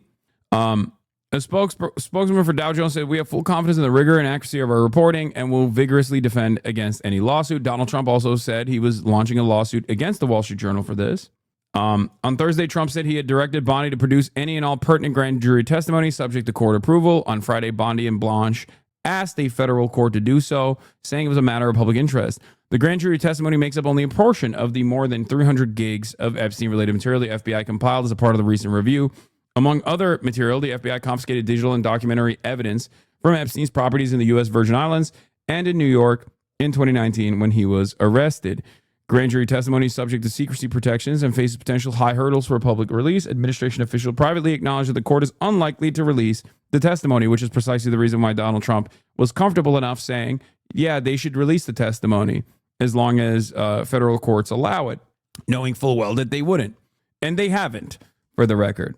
A federal judge declared that the files will be kept sealed. On July 15th, an ABC News journalist asked Trump as he took questions from reporters of the White House what Bondi told him about the Epstein files. Specifically, did she tell you at all that your name appeared in the files? And he said, no, she's given us a very quick briefing, Trump responded. He also said Bondi had really done a very good job on the Epstein review, except that was a lie.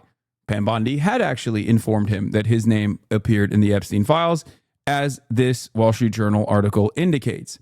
There's also a Bondi-Bongino clash, a Bondino clash, if you will. The decision to not release the files and the harsh fallout among the public has roiled some of Trump's senior staff who have staked their reputations on exposing the ties between Epstein and money deletes. Patel, the FBI director, and his deputy Dan Bongino had been in favor of releasing more documents, people familiar with the effort said. Bongino has told colleagues that his association with the administration's decision to keep the files private has eroded his credibility among the base of support that fueled his rise as a successful podcaster and media personality on the right, according to a senior administration official. Bongino did not respond to requests for comment. Bongino has also been noticeably absent from the conversation, as has Kash Patel. I think they're trying to basically hide in the shadows as this back and forth continues, so people forget their direct involvement. On July 9th, after ABC News reached out to the White House about Bondi's briefing to the president, Bongino and Bondi clashed in a meeting with in which Bondi alleged that Bongino secretly provided information to the media to damage her reputation, people familiar with the meeting said. Bongino in turn exploded about Bondi, his face red, and called her a liar, a senior administration official said. If I was Pam Bondi, I would not be testing a man like Dan Bongino because he does take steroids allegedly, and he is prone to having roid rage. For that reason, I myself have actually experienced a little bit of his wrath in the past. Here's Ron, the editor-in-chief of Midas Touch, saying, Caitlin Collins reports after House Oversight Chair James Comer subpoenaed Ghislaine Maxwell. Her attorney, David Oscar Marcus, tells CNN, as for the congressional subpoena, Ms. Maxwell is taking this one step at a time. She looks forward to her meeting with the Department of Justice, and that discussion will help inform how she proceeds. Which means before she agrees to lie for Trump, she wants an agreement to a sentence reduction or commutation. Maxwell has a lot of leverage on Trump all of a sudden, and she's going to use it to benefit herself. So what you are experiencing here is if Ghislaine Maxwell gets a sweetheart leniency deal, a plea bargain or something like that, if she gets like some sort of sentence commutation, know full well that she is lying in her congressional testimony. And because this cover-up is bipartisan from all aspects of Congress, with like some notable exceptions like Thomas Massie, maybe a couple others, who is going to, in the congressional testimony, who is going to actually grill her to uncover the truth? Who is going to point out the inconsistencies, especially if they are not privy to the court, to the grand jury indictment documents that have not been unsealed? If they don't actually have the documents, they can't even effectively counter her testimony. So this, I suspect, will be a part of one big cover-up. I think this is Ghislaine Maxwell, in exchange for leniency or sentence commutation, is going to basically lie at the behest of Donald Trump. She has already lied and said that there were other high-profile clientele that had nothing to do with Jeffrey Epstein, blah, blah, blah, all this stuff, including Prince Andrew, like the most high-profile clientele. So that's where we're at. And I wonder, Andrew Weissman, how someone so instrumental in the investigation into Epstein and Maxwell is getting away with saying nothing. Well, this is what happens when you don't have any part of the government in the hands of an opposing party, whether you have complete Democratic hegemony or Republican hegemony, is that you don't have the ability to get answers other than sort of great reporting that we're seeing today from the Wall Street Journal. The FBI, you would think, would be very much defending a righteous prosecution, of Mr. Epstein and of Ghislaine Maxwell, who was convicted at trial of Jeffrey Epstein. Obviously, killed himself before he could go to trial. But you would think a normal FBI, so we're in Earth 1, not Earth 2, would have a lot to say about trying to have Ghislaine Maxwell strike some deal after what's commonly known as blowing trial. That's the kind of thing that you would not normally go down that road, and the FBI director would be standing behind the career people at the FBI who worked on this case. It's worth noting that at the prosecution side of this, Maureen Comey was one of the prosecutors. I'm telling you, dude, I don't think the Trump loyalists, or at least there's always the 30% base, right? I think that under normal circumstances, when Trump deflects, the 30% base goes along with him. Okay? This is the one issue where they haven't actually budged. Some have, right? But many have not. This is unique. I think even if the Ghislaine Maxwell testimony comes out on August 11th, and she's basically saying that Trump had nothing to do with this, blah, blah, blah, all this stuff, I don't think that a lot of the people who are invested in this case are going to believe it. I don't think that they're going to go along with this. I think they're going to see it for what it actually is, a cover-up. Same way that we saw with respect to Mayor Eric Adams. And so one of the things that I'm keeping, sort of eyes and ears open for is whether we're going to see additional firings or resignations from career people who think this is really outlandish. Like, if your number one thing is that you're anti-establishment and you're invested in draining the swamp, okay, and this is the swampiest of the swamp, and you're refusing to drain it, some people eventually are going to believe you when you say you wanted to drain the swamp, and they're going to demand that. And this is the closest people have ever gotten to draining the swamp, I guess, or at least a piece of it, uncovering a piece of this puzzle. So the very fact that he is outwardly refusing in a way that is uncharacteristic to Trump is causing people to pressure him more. And with that pressure, he does not respond well to that kind of pressure. Every time people are pressuring him further and further on this issue, he keeps coming out and saying some more ridiculous things, which causes even more animosity amongst his base. So I think I don't think it's going to work. Of course, like as I was talking about earlier, there have been some new revelations, new ways of trying to shift the attention away, shift people's priorities away. Obviously, one of the biggest villains among the base for MAGA was Barack Obama. And it's clear to me that the Trump administration is actively trying to move the attention away by focusing on Barack Obama here. Charlie Kirk, being the loyal servant of the pedophilic elite that he is also playing along with this conspiracy, or playing along with this deflection.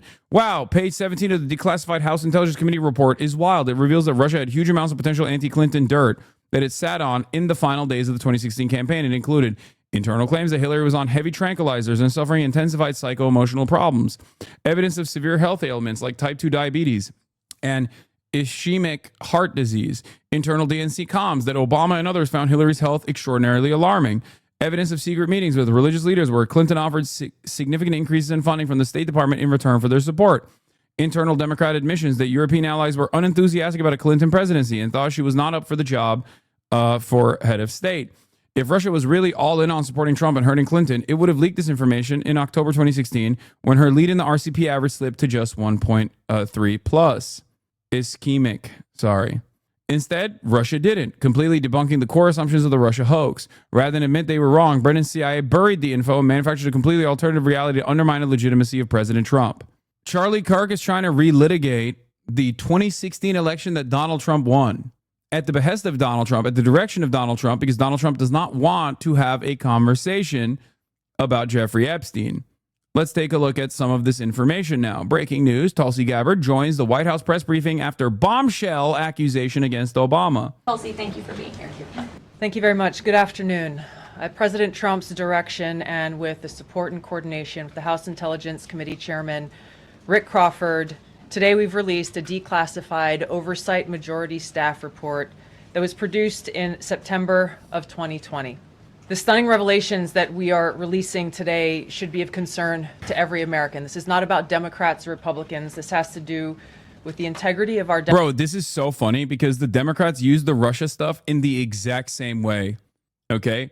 They use the exact same tone, and they use the exact same, like, this is so severe, guys. This is a bombshell accusation.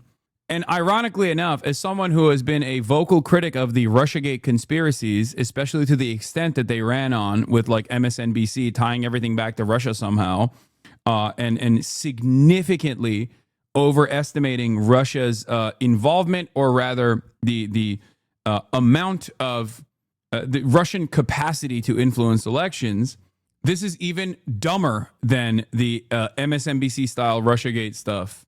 Was there... I'll do a rehash of what my assessment was early on. Okay. Was there enough evidence for the Obama DOJ to investigate the Trump campaign's involvement with Russia? Absolutely 100%. Okay. It is completely ridiculous. I would never say that there is no reason to investigate the Trump campaign and their close ties to Russia. Of course there was a reason. Of course. It's crazy. I mean, you had people openly talking to Russian agents. It's ridiculous. Having said that, do I believe that Russia was also invested in a Trump victory? Yes. Okay. I do. Having said that, however, the Democrats greatly overemphasized the influence and impact that Russia had on this election in an effort to take away the responsibility from the horrible Clinton campaign and the horrible ways in which the DNC refused to reckon with the reality that they had a deeply unpopular candidate that they were in the tank for because they were terrified of a Bernie Sanders emergence from the primaries. Okay, they were locked in on Hillary Clinton. It was her time, and they spent most of their effort attacking those who actually were excited to be involved in the process of voting for a candidate that they actually believed in. And instead of pointing out a litany of different complications, a litany of different issues within the DNC structure, they thought that this was a great out. And they kept using the Russia stuff over and over and over again, continuously throughout the entire Trump administration. And they just used and abused this narrative. Okay, that's it. Was Russia involved in like messaging campaigns that tried to interfere with the American elections? Of course it did. Okay. Every country does this. We do this to other countries. Russia is doing it to us. I'm sure China is doing it as well. It's a normal part of the process. The reality of the matter is you're supposed to overcome these issues by having strong candidates with messaging discipline and decent policies. You're not supposed to lose to someone like Donald Trump. Especially not twice. Okay? That's it. So my gripe with the Russiagate stuff isn't necessarily whether or not Russia was involved in American politics in a meaningful fashion or in any capacity whatsoever. It's more so the extent and the power that Russia had, that Russian influence had over the election. Okay? But it is pretty funny that the Trump administration is now desperately trying to pull it back to Russia. Israel did it too in 2016. Literally, quote, senior Israeli officials, we wanted to interfere with the election. I know. A big part of the Russiagate stuff, ironically enough, amongst the Democrats was that when they actually dove deeper into the election interference campaign and influence campaign, they found out that a lot of these guys weren't necessarily Russian, but coming from another country that also is, I mean, I guess basically like little Russia. That country, of course, is Israel, America's greatest ally. But that's besides the point. And Israel still continues to interfere in American elections openly, without even getting restricted by, FARA registration, like FARA violations anyway. But now that the Epstein files are not being released, and people understandably are demanding more information from the Epstein stuff, Trump has gone back and his administration has gotten together and decided that the real way to shift people's priorities and attention away is by relitigating Russiagate, but this time saying that the Democrats cynically and falsely used the Russian investigation to try and steal the election from Donald Trump. Except that was 2 election cycles ago. And not only that, or 3 election cycles ago at this point, I guess, like technically. And not only that, but Trump has won twice since then, including the election that they're saying Obama tried to interfere in. Democratic Republic, and American voters having faith that the votes cast will count. There is irrefutable evidence that detail how President Obama and his national security team directed the creation of an intelligence community assessment that they knew was false. They knew it would promote this contrived narrative that Russia interfered in the 2016 election to help President Trump win, selling it to the American people as though it were true. It wasn't. The report that we released today shows in great detail how they carried this out. They manufactured findings from shoddy sources. They suppressed evidence and credible intelligence that disproved their false claims. They disobeyed traditional tradecraft intelligence community standards and withheld the truth from the American people. In doing so, they conspired to subvert the will of the American people who elected Donald Trump in that election in November of 2016. They worked with their partners in the media to promote this lie, ultimately to undermine the legitimacy of President Trump and launching what would be a years-long coup against him and his administration. We're here today because the American people deserve the truth, they deserve accountability, and they deserve justice.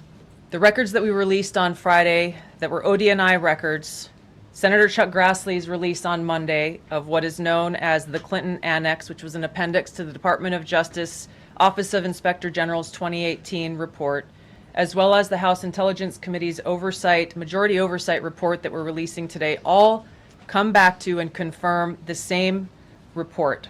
There was a gross politicization and manipulation of intelligence by the Obama administration intended to delegitimize President Trump even before he was inaugurated, ultimately usurping the will of the American people.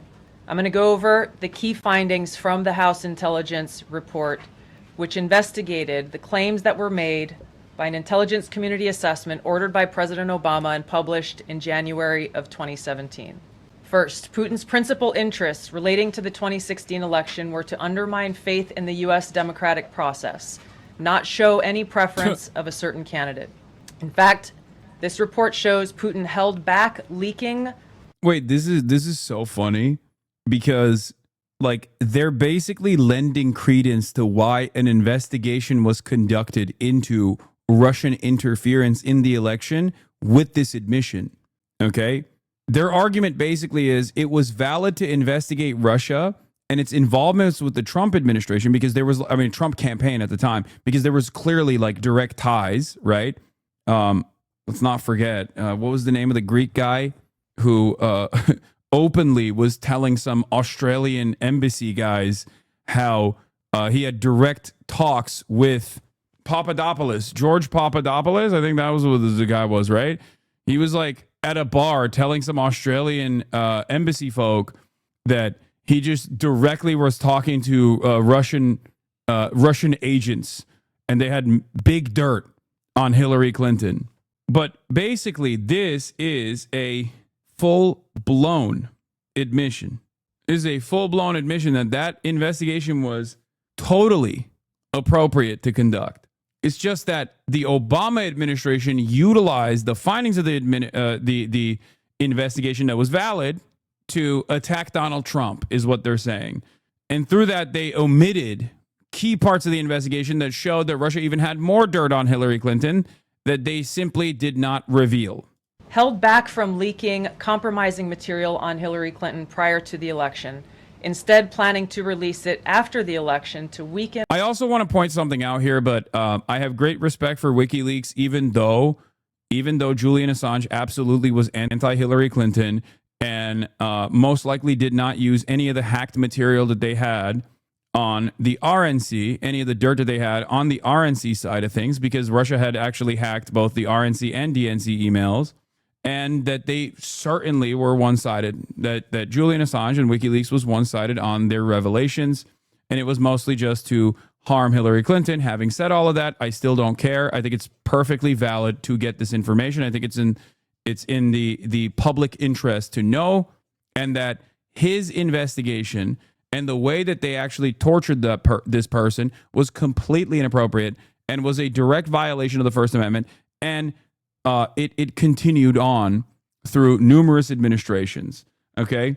Yeah. WikiLeaks and its crime was doing journalism. You can't complain that they're revealing hacked material from only one side and not both sides. Okay? That's ridiculous. What Moscow viewed as an inevitable Clinton presidency. In the January 2017 intelligence community assessment that President Obama ordered, John Brennan, who was CIA director at the time, and the intelligence community intentionally suppressed intelligence that showed Putin was saving the most damaging material that he had in his possession about Hillary Clinton until after her potential and likely victory. The report goes into great detail about the information that Russia and Putin had on Hillary Clinton, which included possible criminal acts like secret meetings with multiple named U.S. religious organizations in which State Department officials offered, in exchange for supporting Secretary Clinton's campaign for the presidency, significant increase. Yeah, I don't think this is going to have the same oomph and the same emphasis, especially in 2025, especially on the heels of this Epstein stuff. Ironically enough, if Trump actually wanted to harm Hillary Clinton now, he has a much better avenue through the Epstein files, you know? Like, what are we talking about? All of this is just like old shit that they're trying to desperately reheat. Okay? It's done. You won, dude. You won the election. And you didn't even lock her up, you coward. You did not even lock her up after doing chance of locking her up. I can't believe this is what they think is going to present itself as a bombshell that will take the attention away from Jeffrey Epstein. I don't think it will. I think the MAGA base, no matter how much they despise Hillary Clinton, no matter how much they despise Obama, would much rather find new evidence that potentially ties them back to Jeffrey Epstein, which I don't even think there is any for Obama especially, but there is certainly a lot of evidence for Hillary Clinton and Bill Clinton.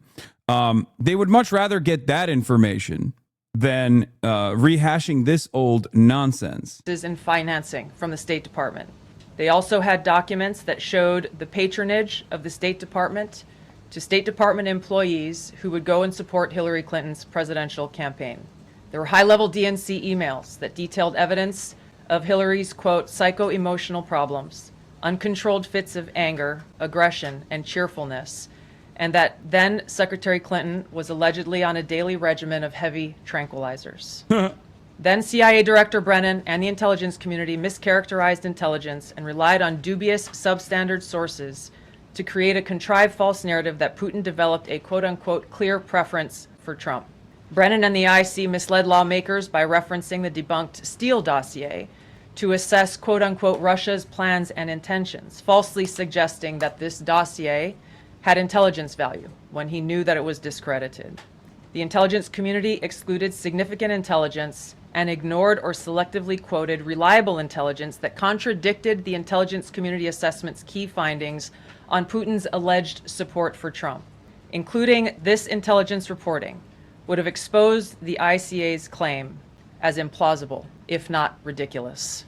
The intelligence community assessment omitted reliably sourced information, such as how some Russian intelligence officials were quote-unquote planning for candidate Hillary Clinton's victory, while others assessed neither Trump nor Clinton would respect Russia's interests. As was reflected in the ODNI documents that we released on Friday, multiple intelligence community assessments released in the months leading up to the November 2016 election concluded that Russia had neither the intent nor capability to impact the outcome of the U.S. election. On December 5th of 2016, the FBI and ODNI gave the House Intelligence Committee its first post-election classified briefing, in which there was no mention of Putin aspiring to elect Trump by either agency.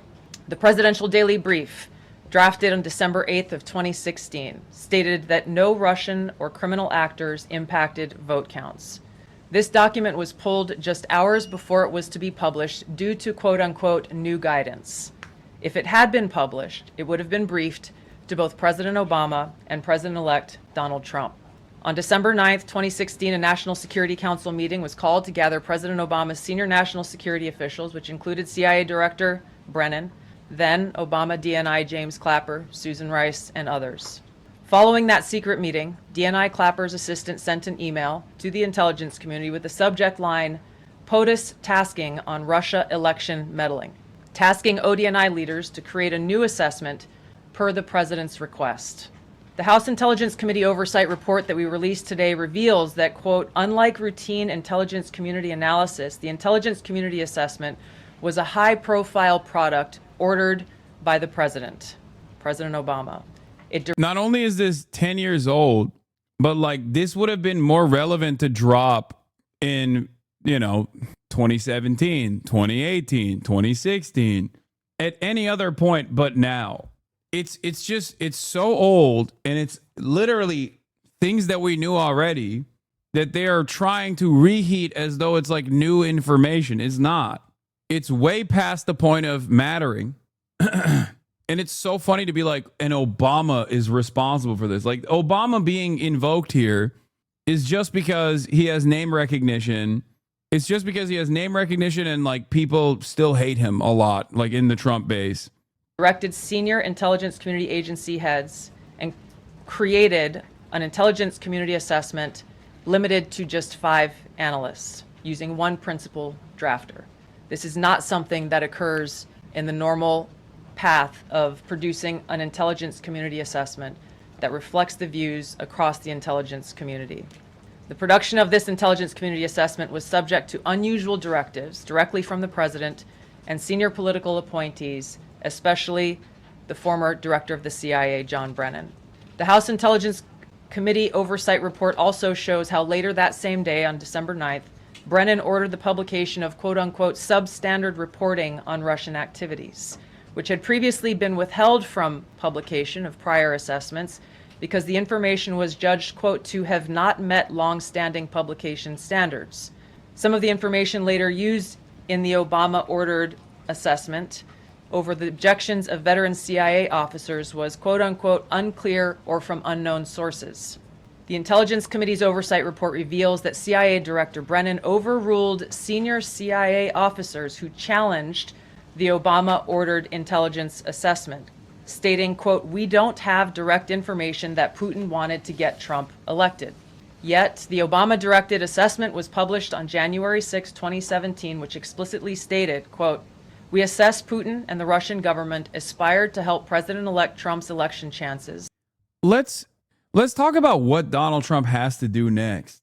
Because, like, I don't think this is going to have the heat. I don't think this is going to draw attention away.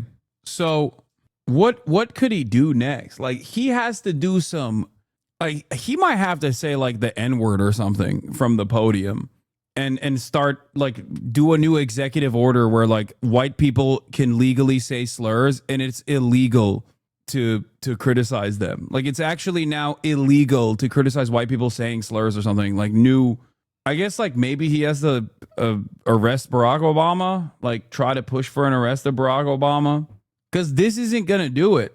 Yeah, go to Fifth Avenue and actually shoot someone and kill them. Create a new slur that we haven't heard of before. Like, unearth a new slur from the ancient tomes of racism. Just dust it off. Because aliens is not gonna do it. Because they've already been using the UAP stuff quite a bit. Congressman Frost is claiming that the White House is preparing to release a concrete evidence of extraterrestrial life. I don't know if the alien stuff has that kind of impact, man. I know a lot of people, even in this community, like, care a lot about the UAP stuff. I have only seen it as a mechanism of distraction.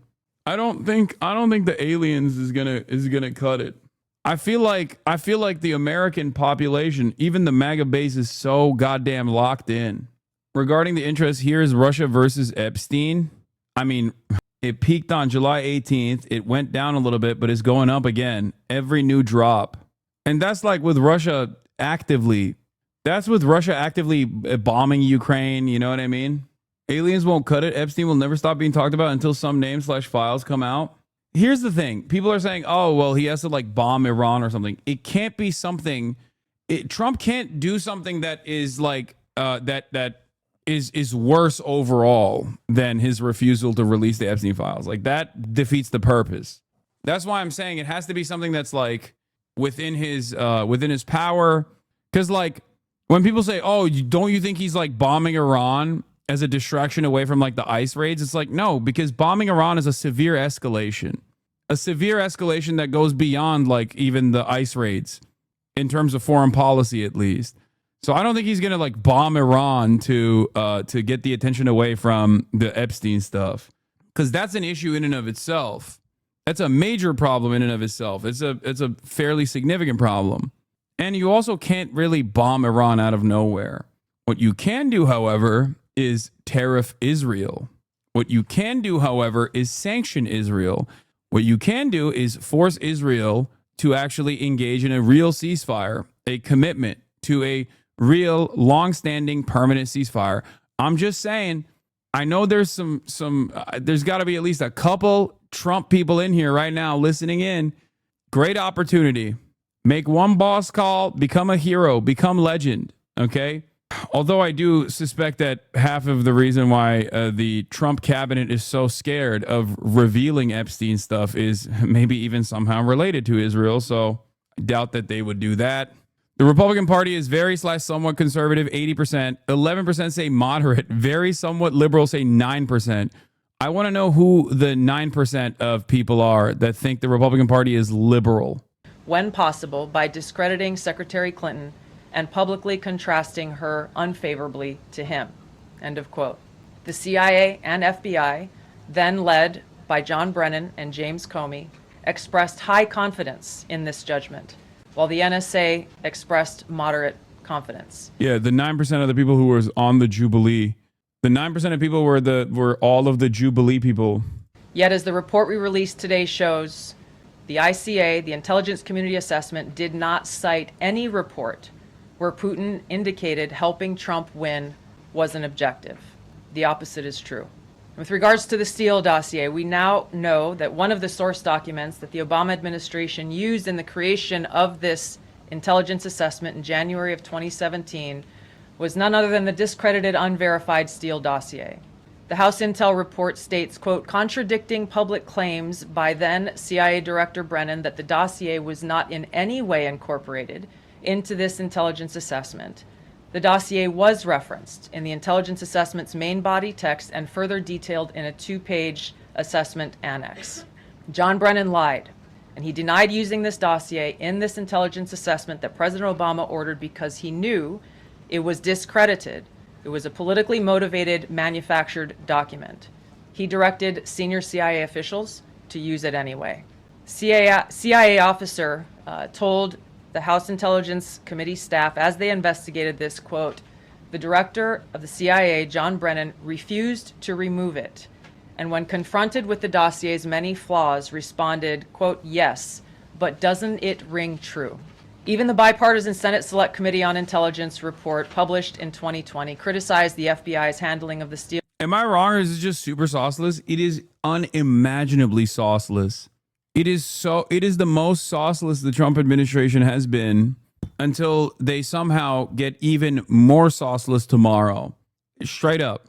I love the role reversal though, because now you got right-wing news outlets desperately clinging on to Russiagate 2, which is even less important than Russiagate 1, and you got liberal news outlets running around talking about how Trump is a pedophile alongside Jeffrey Epstein.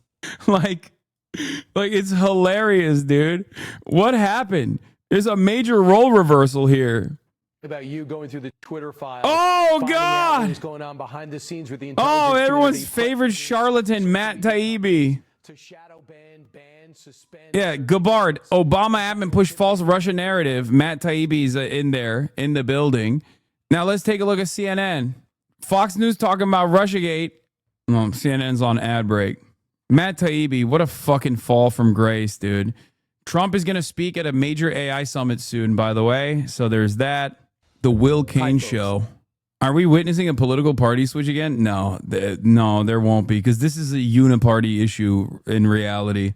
Like, liberal media is angling as to the best of their ability. Anyway, here's Taylor Popelar's National Political Report for Spectrum. Today, White House press briefing features Director of National Intelligence Tulsi Gabbard. As the Trump administration tries to pivot away from the Jeffrey Epstein story, Gabbard has declassified a report that was made by Republicans on the House Intelligence Committee in 2017, chaired by then Rep. Devin Nunes, who now runs Truth Social. Gabbard claims that the report shows the Obama admin weaponized intelligence to show Russian President Vladimir Putin interfered in the 2016 U.S. presidential election to help Donald Trump and hurt Hillary Clinton. Gabbard alleges it amounts to a coup and treasonous conspiracy.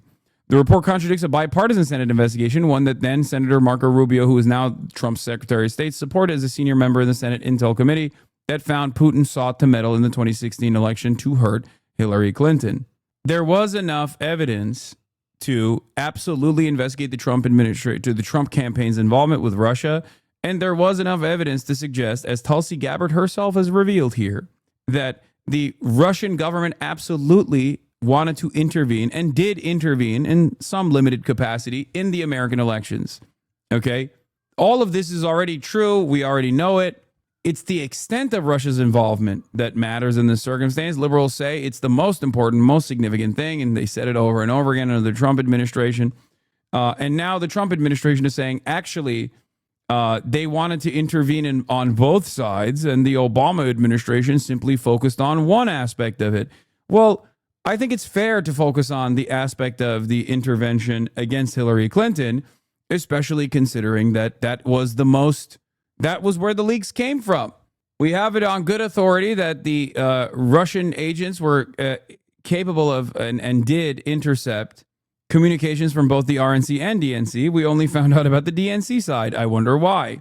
Perhaps they saw Trump as a more malleable person than Hillary Clinton. Dossier, noting its completely unverified nature and purposeful sidestepping of intelligence community procedures in its use. Now, President Obama, Hillary Clinton, John Brennan, James Clapper, James Comey, and others, including their mouthpieces in the media, knowingly lied as they repeated the contrived narrative that was created in this January 2017 intelligence community assessment with high confidence as though it were fact. The Steele dossier was completely validated, by the way. I don't know about that. There is no evidence to suggest that there were piss tapes, for example. Like, unless you mean that Trump's weird relationship with Vladimir Putin implies that the piss tapes are real, in which case, I'll entertain it. Krasnow theories, Agent Krasnov theories. John Brennan, as CIA director, stated in a memo to his agency staff in December of 2016, saying, quote, "There is strong consensus among us on the scope, nature, and intent of Russian interference in our presidential election." This was reported by NBC News, confirming that Brennan, along with James Clapper and James Comey, agreed with the CIA's assessment that Russia intervened to help Trump win the presidency. As Obama's Director of National Intelligence, James Clapper was tasked with overseeing the creation of this assessment in January of 2017 by President Obama, and he expressed confidence in its findings.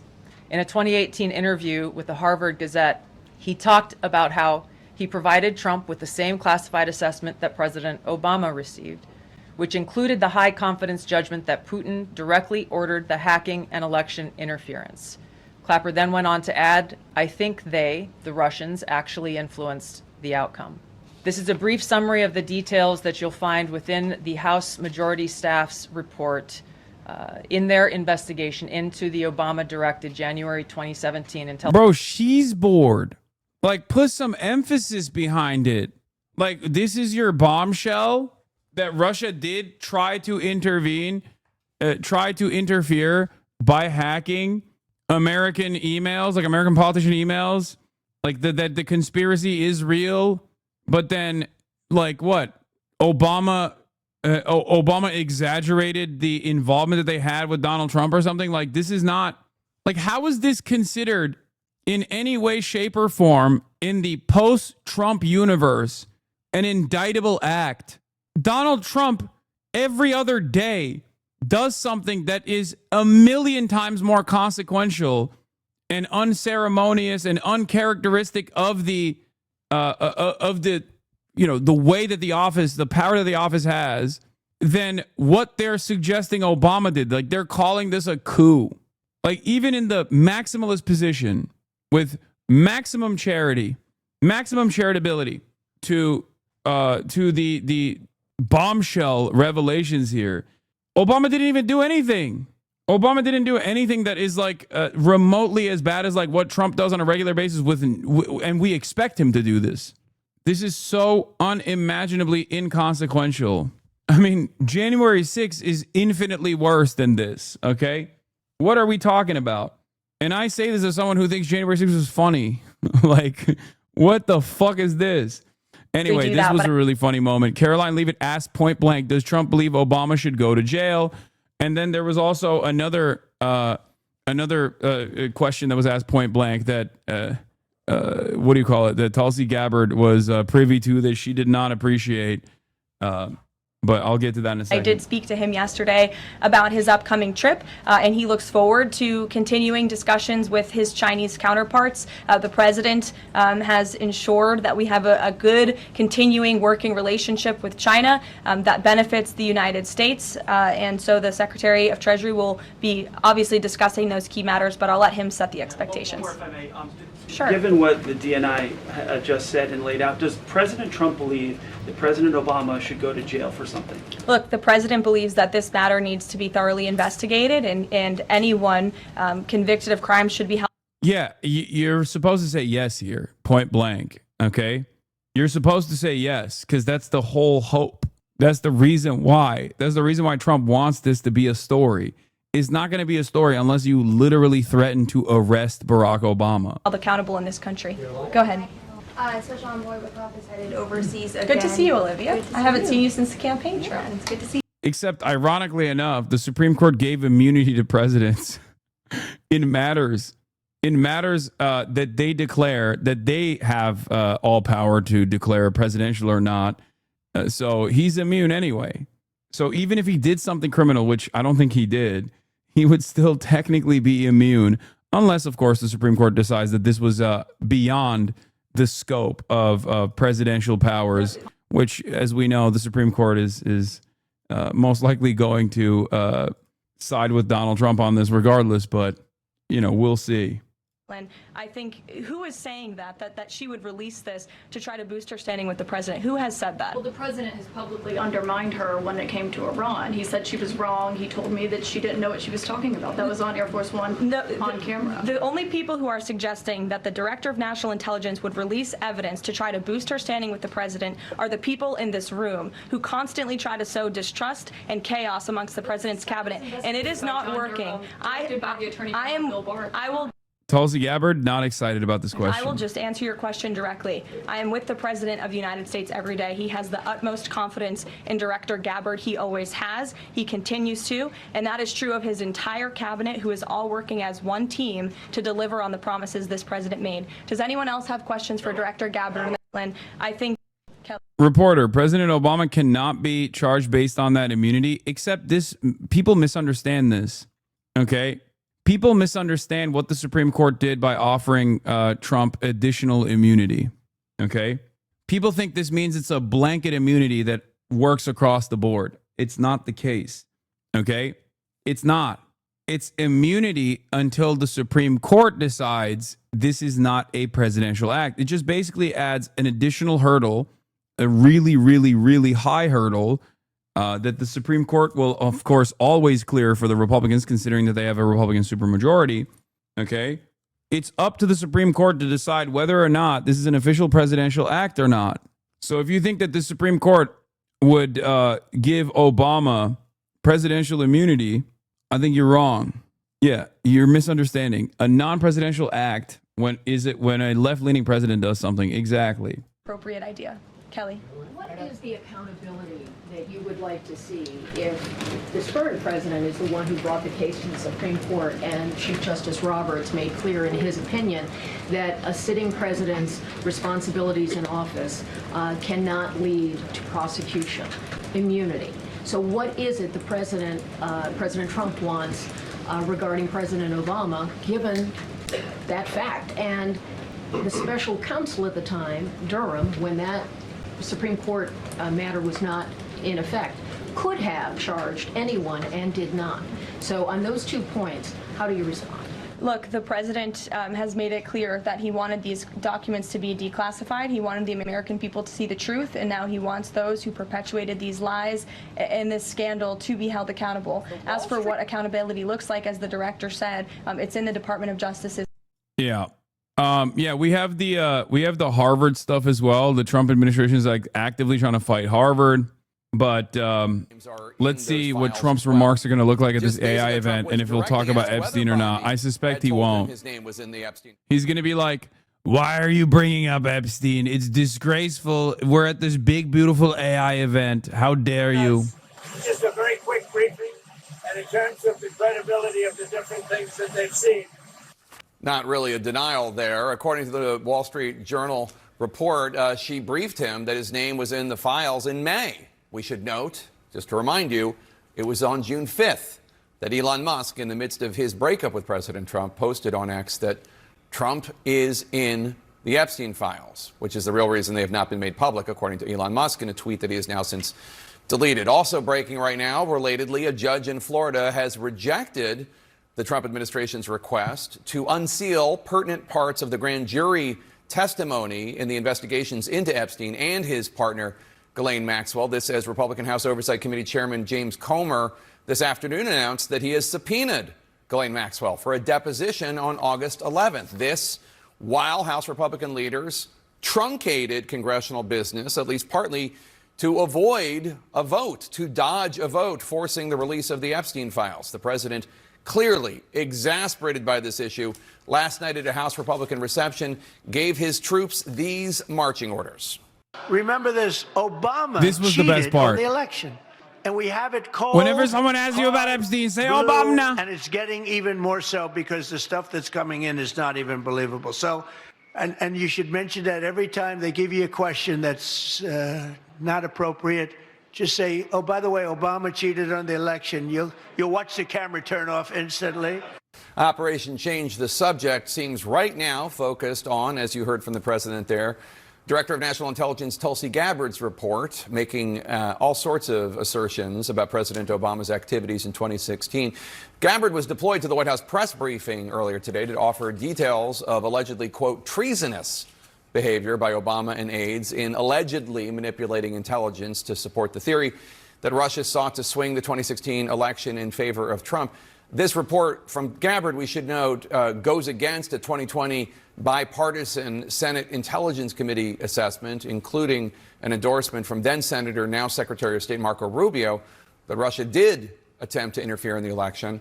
Obama, in response to this Gabbard report and President Trump's attacks, issued a rare statement denying all of this as bizarre and ridiculous allegations and, in his view, a weak attempt at distraction. And we should note there are two conservative journalists who have been critical of Obama in the past who today... Where Obama, why don't you drop some Epstein bars, man? The Free Press, who I regularly read, says, quote, as someone who was an early critic of the Russiagate narrative, I can report that Gabbard did not get the goods.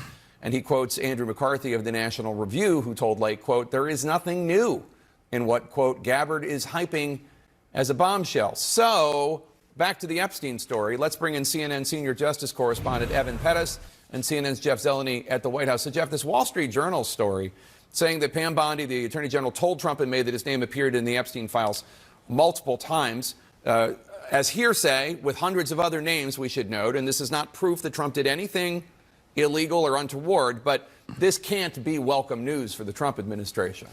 Jake, it's not welcome news in the sense of it keeps the questions alive.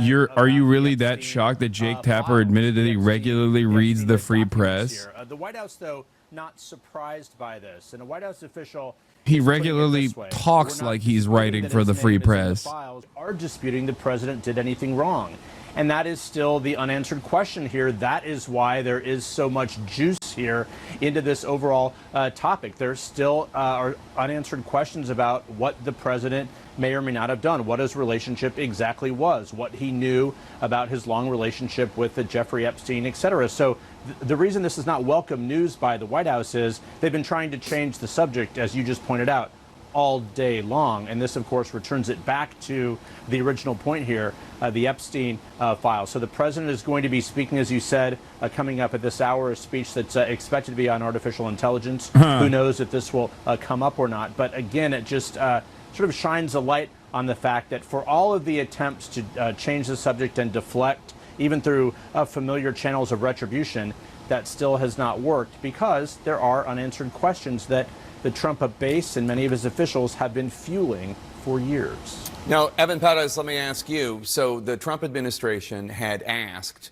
this judge in Florida to unseal pertinent parts of the grand jury testimony for the Epstein case and also Ghislaine Maxwell case. It was unlikely that we were going to learn much new, if anything, from it. But the judge rejected that. So what now? Well, this is a judge in Florida, Jake. So there are still 2 pending requests in the Southern District of New York. This is where Epstein was charged in 2019 before he committed suicide. Also where Ghislaine Maxwell was charged and where she was convicted and is now serving 20 years. This is a request that went to a Florida judge who oversaw federal grand juries in 2005 and 2007. Now, you'll remember that this investigation sort of got put on the shelf when Alex Acosta, the U.S. attorney down there, agreed to let Epstein essentially plead to a sweetheart deal with the state prosecutor down there in Palm Beach County. So these documents it was always a long shot that they were going to be able to get these. But these 2 pending requests in New York, you know, there's still a chance that the Justice Department might be able to get what it wants there. Keep in mind, the judge in Florida said, look, under our rules that govern us over, 11th Circuit, we cannot release this. We can't also send it to New York, but New York can release their documents. Yeah, I mean, the rules are pretty clear that it's only in the rarest of circumstances. And you point out the right thing, which is that we're talking about a fraction of the number of documents. Oh, yeah. Pam Bondi still is sitting on the vast majority of documents. Yeah, there's a lot of stuff that they could release right this moment. It's also a ton of stuff in the Treasury Department, of all the financial records. Follow the money, as they say. Jeff Zellin and Evan Perez, thanks so much.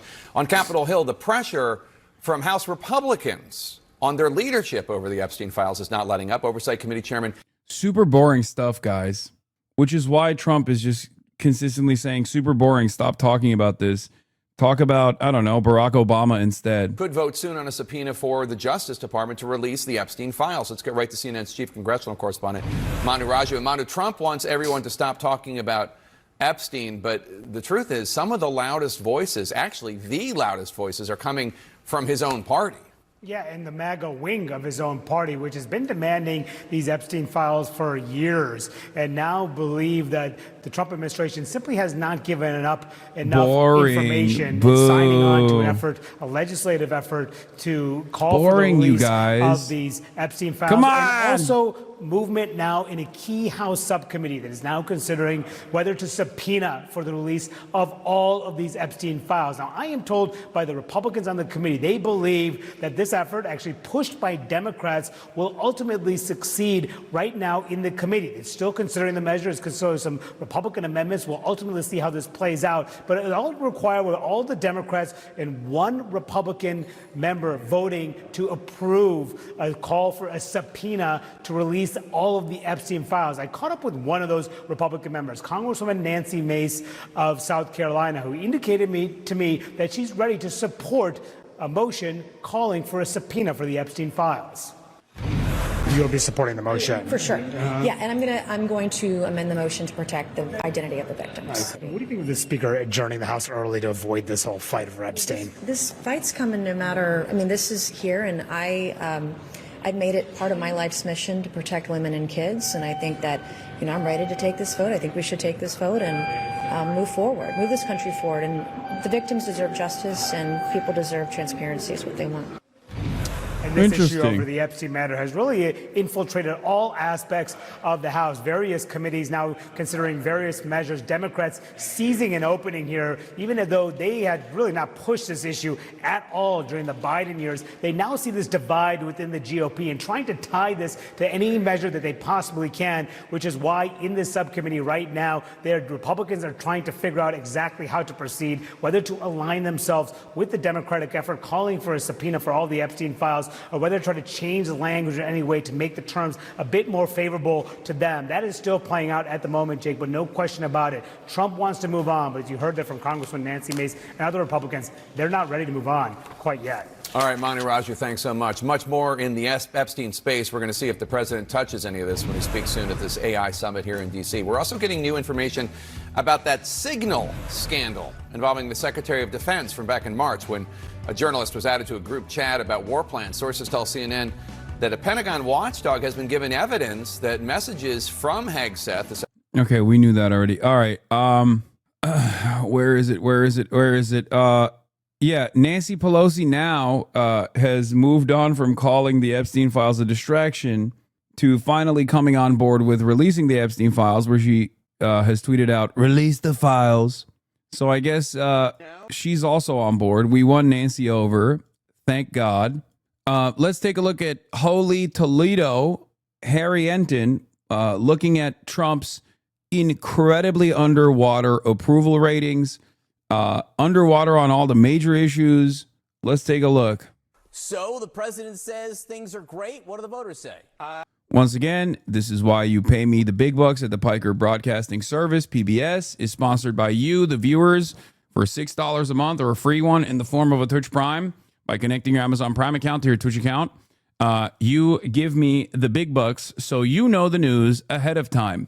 As I told you, all of these things that are happening currently, not the Epstein stuff, obviously. I didn't say that I didn't predict that there would be a major fissure between Trump's base because Trump's refusal to deliver on the Epstein stuff. But I told you that he was going to be underwater once people came to the recognition that the policies that he campaigned on were actually horrible. Okay? Hero of Zro, thank you for the 5 gifted. Gulwan, thank you for the 5 gifted as well. You can also gift subs for others in the Piker Broadcasting Service. No, I think is the answer. 6 months in, the rules of political gravity absolutely apply to Donald Trump, and the USS Donald Trump is taking on a lot of water. What are we talking about? Trump's net approval rating. Look, he started off back in January +6.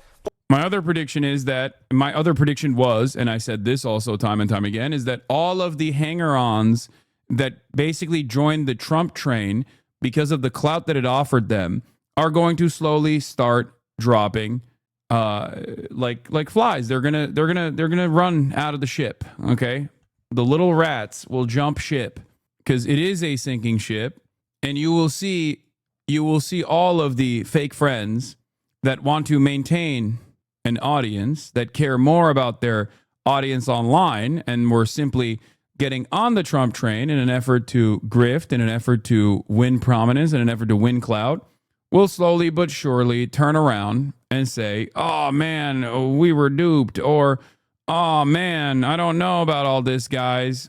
Epstein is a big turning point for a lot of people. It's a big exit ramp. Woke is back. Just you fucking wait. Points on the net approval rating. -3 in March, -7 in May, and now he's at a term too low at -11 points. His net approval rating has dropped nearly 20 points in the aggregate since the beginning of his presidency. The American people do not like what they're seeing, and Donald Trump's administration is in a ton of trouble at this point. It's funny the number of people backtracking on hating you now that Israel's genocide is mainstream. No, they still try to find a way to do it. They'll still try to find a way to do it, but it's to an increasingly smaller and smaller audience. That's why I just fucking let that shit wash over me over and over again for months and months. Because I knew full well that inevitably there is a slant towards justice. There's a slant that people still are interested in the truth. And eventually, I knew that people would abso-fucking-lutely. Woke is not back. Both are shit. No, woke is definitely back, big dog. Woke is back in a big way. There is the annoying type of woke, though, that is not back and will never be back, like rad-lib standpoint theory type shit. Yeah, they're probably currently making a fool of themselves saying that interviewing a 19-year-old Yemeni is the same as the Nelk Boys giving a softball to Netanyahu. And I think that kind of stuff, that kind of nonsense is only going to shrink that base. Because if you're in the margins and you're like, well, I've been here for like 19 months when you were saying this guy fucking sucks, and it turns out we're like kind of angling towards his position now, then it becomes increasingly more difficult to consistently present me as an enemy. That's the nonsense a shrinking number of Reddit weirdos is running to. Yeah, they can keep trying. But like I said, who is going to look at that and go, yeah, you're right? Even if the dude that I interviewed was like not a 19-year-old Yemeni teenager, but instead was like the leader of Ansar Allah, who the fuck is going to look at that and go, yeah, you know what? These guys are just as bad as fucking Benjamin Netanyahu. You have to be a complete weirdo and utterly oblivious. You're wrong if you think people think that much. Okay, well, you thought probably that I was wrong, that people will inevitably come to terms with Israel's cruelty as well.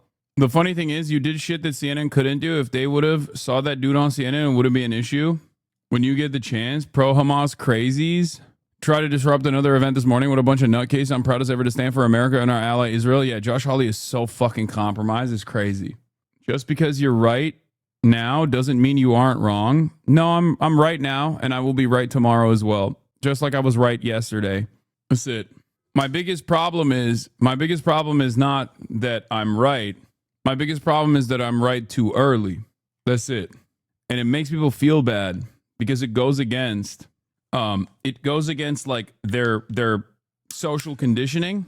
It goes against their social conditioning, and it when you are met with an incredibly stubborn force that keeps telling you you're wrong and keeps destroying what you previously thought was correct, you get anxious, you get angry, you get mad, and you lash out at the messenger rather than the message itself, or rather than understanding what the message actually holds. It's okay. As long as people inevitably arrive on the right side of the issue and take matters in their own hands, go out and protest and unconditionally offer support to the victims of this genocide, it's fine. You can still even keep hating me if you want, as long as you are out there protesting on behalf of the Palestinians, as long as you are applying pressure. You know what I mean? Or they'll say Hassan was right, but he was mean about it, not realizing how much patience you had explaining Israel-Palestine 1,000 times. Yeah, exactly. The minds of the American voter. Well, on what issues do the American voters seem to disapprove of him? They disapprove of him on all of the issues. He's underwater on all the major issues of the day. Trump's net approval rating on all the major issues. -5 points on immigration, his best issue. He's underwater. How about the economy? That was what he was elected for. -14 points. How about foreign policy? -14 points. How about trade and those tariff wars? Every single aspect of this I covered. I told you. Okay? I told you that even on immigration, he was going to be underwater as soon as even a fraction of the mass deportations that they claimed they were going to do would become reality. Okay? I told you. Here we are.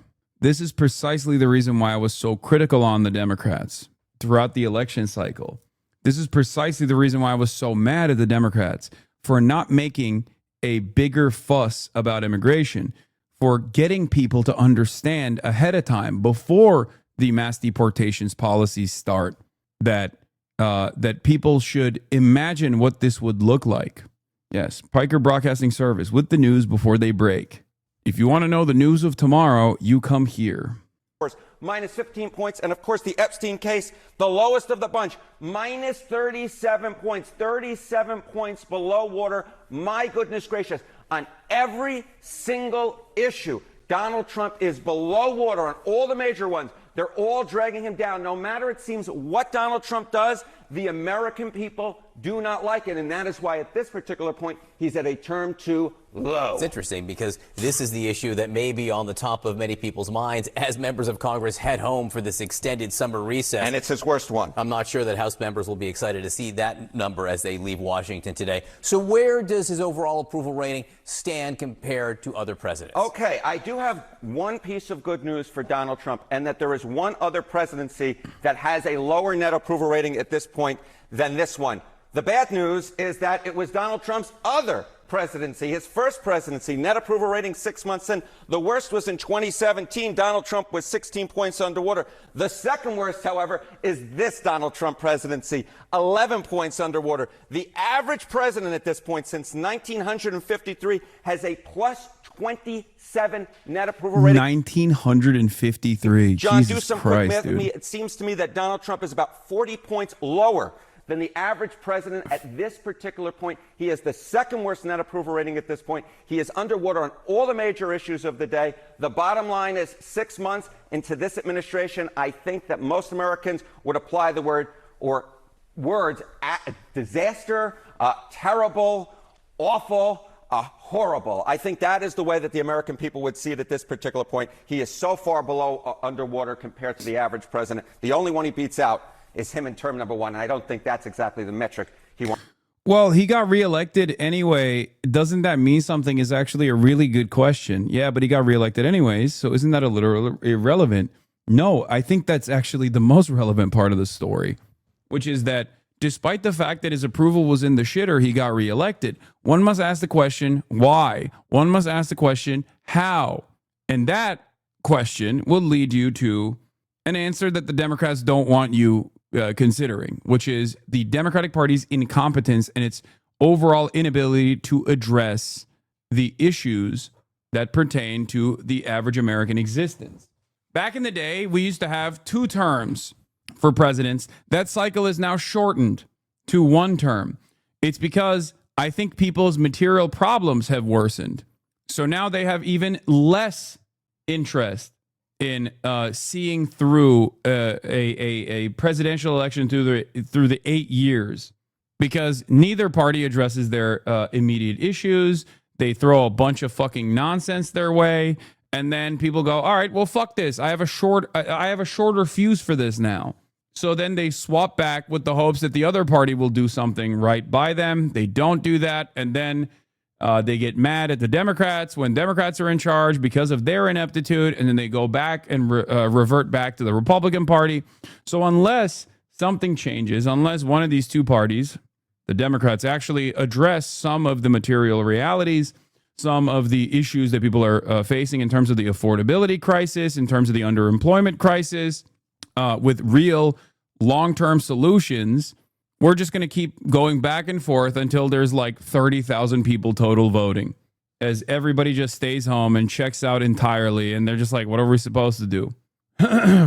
Yeah, he lost the election right after these approval numbers, actually. And then the Dem Party did such a bad job reminding people they could do better that the dislike just wore off. Yep. From Trump. And then they went, well, I'm not getting shit from the Dems. Might as well give him another shot. That's exactly what happened. Wants to be applying to himself. Interesting to see which direction it will go next. Harriet, and thank you very much. All right, let's take a look at Trump live now. Does anyone have the link to Trump speaking live at the AI summit? No, don't give me the foxnews.com video link. Give me a YouTube video link.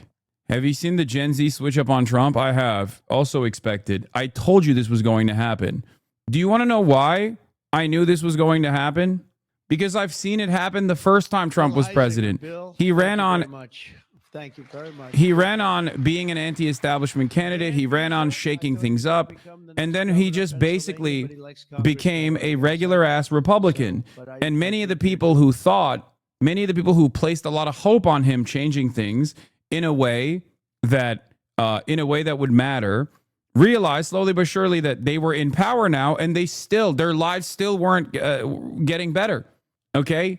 I told you people were going to vote for Donald Trump. People young enough not to remember the first Trump cycle especially would be way more readily available to vote for Donald Trump. And Donald Trump farmed those people pretty well. And that This is yesterday's live video? Oh, okay. Monica. Wait, are you sure? Oh, you're right. Thank you. Millions and millions of votes, winning the popular vote. We won with the districts, as they would call them, to 505. And that's why the map is almost completely red, except for a couple of little. Where's the areas on each CCs? side of it. But it was a great experience, frankly, for me. And hopefully it's a great experience and been a great experience for our country, because they're saying we had the greatest 6 months that a president has ever had. Oh, the yeah, it's opening so 6 great, months. dude. People love you. And I'm not even sure, maybe 6 months. I'm People not sure love you, it's the Mr. opening, President. But let's call it the opening 6 months. It sounds a little bit nicer. I want to also say hello and thank to Chamath and his wonderful wife, Nat. Thank you very much for being here. Thank you very much. It was great seeing you again. Great couple. David Friedberg, and even, as we know, Jason Calacanis. I say even. Thank you, Jason. Even Jason Calacanis. Thank you, Jason. I appreciate that. Yeah, he's a good person. Thanks as well to the Hill and Valley Forum and our future Undersecretary of State, Jacob Hellberg. Good work. Good. Stand up, Jason. Good. I met him a year and a half ago, and I was very impressed. I said, let's bring him in. We bring in a lot of smart people. And David's been unbelievable as the job he's doing, along with Secretaries Doug Burgum, who's been incredible. Doug, thank you. Thank you, Doug. Great job. He's producing low-cost energy. We're down to $64. I want to get it down a little bit further if we can. I don't know if the oil companies love that or not, but we want to have very inexpensive electricity so that you can power up the plants, because you need more electricity than any human beings ever in the history of the world. When I heard what you really need, I said, you got to be kidding. Double what we produce right now for everything, right? I don't know. You're going to, Jensen, you're going to have to explain that to me someday, why they need so damn much. Couldn't you do with a little bit less? My father always used to say, turn off the lights, son. But you guys are turning up the lights. I want to thank Howard Lutnick for doing a terrific job. He was involved in the big deal that we just completed with Japan. Howard, wherever you are, Howard. Where is Howard? Hi, Howard. Great job you did. Appreciate it. Really, that was an interesting negotiation. Howard Nutlick. These are tough people. These are good negotiators, I will tell you, Japan. But they love their country, and they do what's right for their country. I want to thank Chris Wright, if Chris is around. Chris is here because he's helping with the tremendous energy success that we're having. We're having tremendous energy success. We're the biggest. We have more energy than anybody else in the world. Nobody knew that until I came along, but we have more energy than anybody else in the world. We're making incredible deals on energy, including deals in Alaska. Well, we that's the mother lode. That's the big one. And we're making deals with various Asian countries that need it. And it's actually hard to believe, you don't think of it, but Asia is very close to Alaska, relatively speaking. It's not the closest, but it is. This is why people love listening to him, chatters, who are asking, why do people listen to him? And we're making some incredible deals. And I want to thank Chris. Chris is fantastic, works in partnership really with this gentleman who's the head of you've got the land and he's got the energy, right? But they formed a great partnership, Doug. So that's one of the greatest partnerships I've seen in a long time. They work hand in hand and they have done a great job. Administrators, Kelly Loeffler, I think, is here. Kelly, thank you very much. Hi, Kelly. Thank Kelly. And probably the most important man in the room, and I say it in all sincerity, more important than Doug and Chris and all that energy they're producing. He's a man that produces fast permits on the environmental impact statements. He gets them done. I said, Lee, you have 1 week for nuclear, and you have a couple of days for oil and gas, okay, for the approvals. And we kid, but he really is. He's knocking them out fast. He's knocked out a lot. A lot of you guys have started your plants already, and you've already had your approvals. So where's Lee Zeldin? Is he here? He is so great. This guy, he is so great. That's why he has a slightly better seat than I gave to Doug, you see? He's doing a fantastic job in a lot of ways, but he's doing a great job, and he's getting fast permits and safe and good and everything else, but he's moving them along rapidly, already given some. And, one of the most exciting things we'll talk about in a second is the fact that you're going to build your own electric producing plants when you build whatever you're building. And it's different things, including automobile factories, which are going up all over the place. You'll see them starting soon. They're moving into our country because of the tariffs, because they don't want to pay the tariffs. They're moving into our country at a record speed. But the ability to build your own electric plant, not having to rely on a 100-year plus old grid. And then if you have electric capacity extra, you're going to sell it into the grid, make some money, but you'll sell it right back into the grid. Director of the Office of Science and Technology Policy, Michael Kratsios. Michael, thank you very much. Thank you, Michael. As well, it's supposed to be taking a vote right now. Big vote, Senator Ted Cruz. Is Senator Cruz here? Oh, look at my senator. Why aren't you voting? I think we lost David McCormick, who's voting. So is David here? Because you're supposed to be voting, Ted. I don't know. Yeah, I wonder why. I'll tell you what, this man works hard. Ted works hard, and he works good. And a very special thanks to some of the top industry leaders here, including somebody that's amazing. I said, look, we'll break this guy up. This is before I learned the facts of life. I said, we'll break him up. They said, don't say it's very hard. I said, why? I said, what percentages of the market does he have? Sir, he has 100%. I said, who the hell is he? What's his... Oh, we got CC's. Let's go. I said, what percentages of the market does he have? Sir, he has 100%. I said, who the hell is he? Audio is low, What's though. His name? His name is Jensen Huang, NVIDIA. I said, what the hell is NVIDIA? I've never heard of it before. He said, you don't want to know about it, sir. I figured we could go in and we could sort of break them up a little bit, get them a little competition. And I found out it's not easy in that business. I said, supposing we put the greatest minds together and they work hand in hand for a couple of years. He said, no, it would take at least 10 years to catch him if he ran NVIDIA totally incompetently from now on. So I said, all right, let's go on to the next one. And then I got to know Jensen, and now I see why. Jensen, will you stand up? What a job. What a job you've done. Yeah. Great. He's a great guy, too. Lisa Su of AMD. Lisa? Thank you. Congratulations. Great job. Sham Sanakar of Palantir. We buy a lot of things from Palantir. Where are you? Are we paying our bills? I think so. We just made a deal with the European Union where they're going to pay the United States of America 100% of the cost of all military equipment. They're going to ship it to the European Union, and then they'll distribute it, and much of it will go to Ukraine. It's been a long time since you've heard those words, because we're in for $350 billion. But now we send it to Europe, and Europe pays, and they were great. We had a tremendous NATO meeting a few weeks ago, and it was pretty amazing, actually, what happened. They agreed to go from 2% to 5%, and they had 2% where they didn't pay. They have 5% where they've already paid. That's a big difference. That's trillions of dollars, actually, trillions. But they're going to spend that money in the United States with our defense companies, and we're going to send it to them, and they'll distribute the equipment that we send. So that's the way it should have been 3 years ago, frankly. And Jeff Sprecher, the other half of that incredible family, is he here?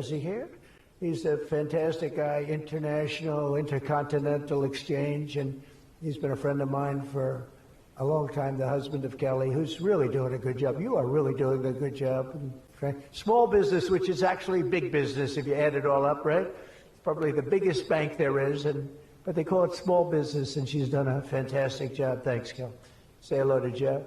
As we gather this afternoon, we're still in the earliest days of one of the most important technological revolutions in the history of the world.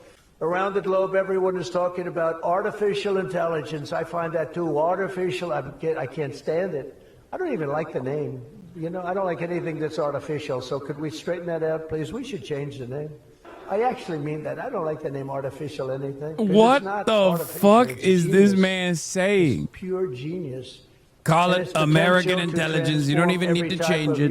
AI, American intelligence. Knowledge from medicine to manufacturing to warfare and national defense.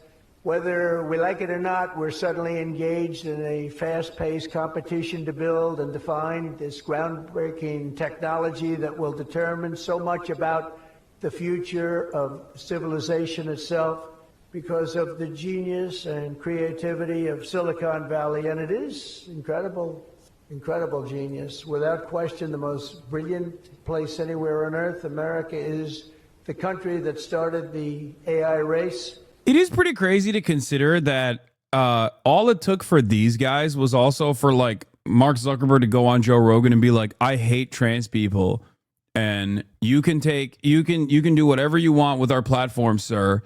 And a couple billion total dollars, okay, maybe a couple $100 million total dollars in campaign donations.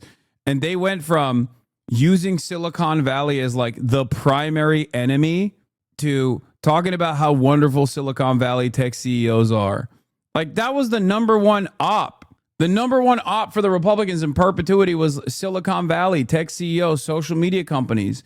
And it wasn't that long ago. Like, they kept running with that. And they were able to just like rebrand so fast. They were able to turn around and be like, nope, these guys are our beautiful, wonderful partners. They are so good. So good. It's really been pretty amazing, I will say that, and it's a good thing. It's a good thing, not a bad thing. So from this day forward, it'll be a policy of the United States to do whatever it takes to lead the world in artificial intelligence, such an important thing happening. This is really something that nobody expected. It just popped out of the air, and here we are.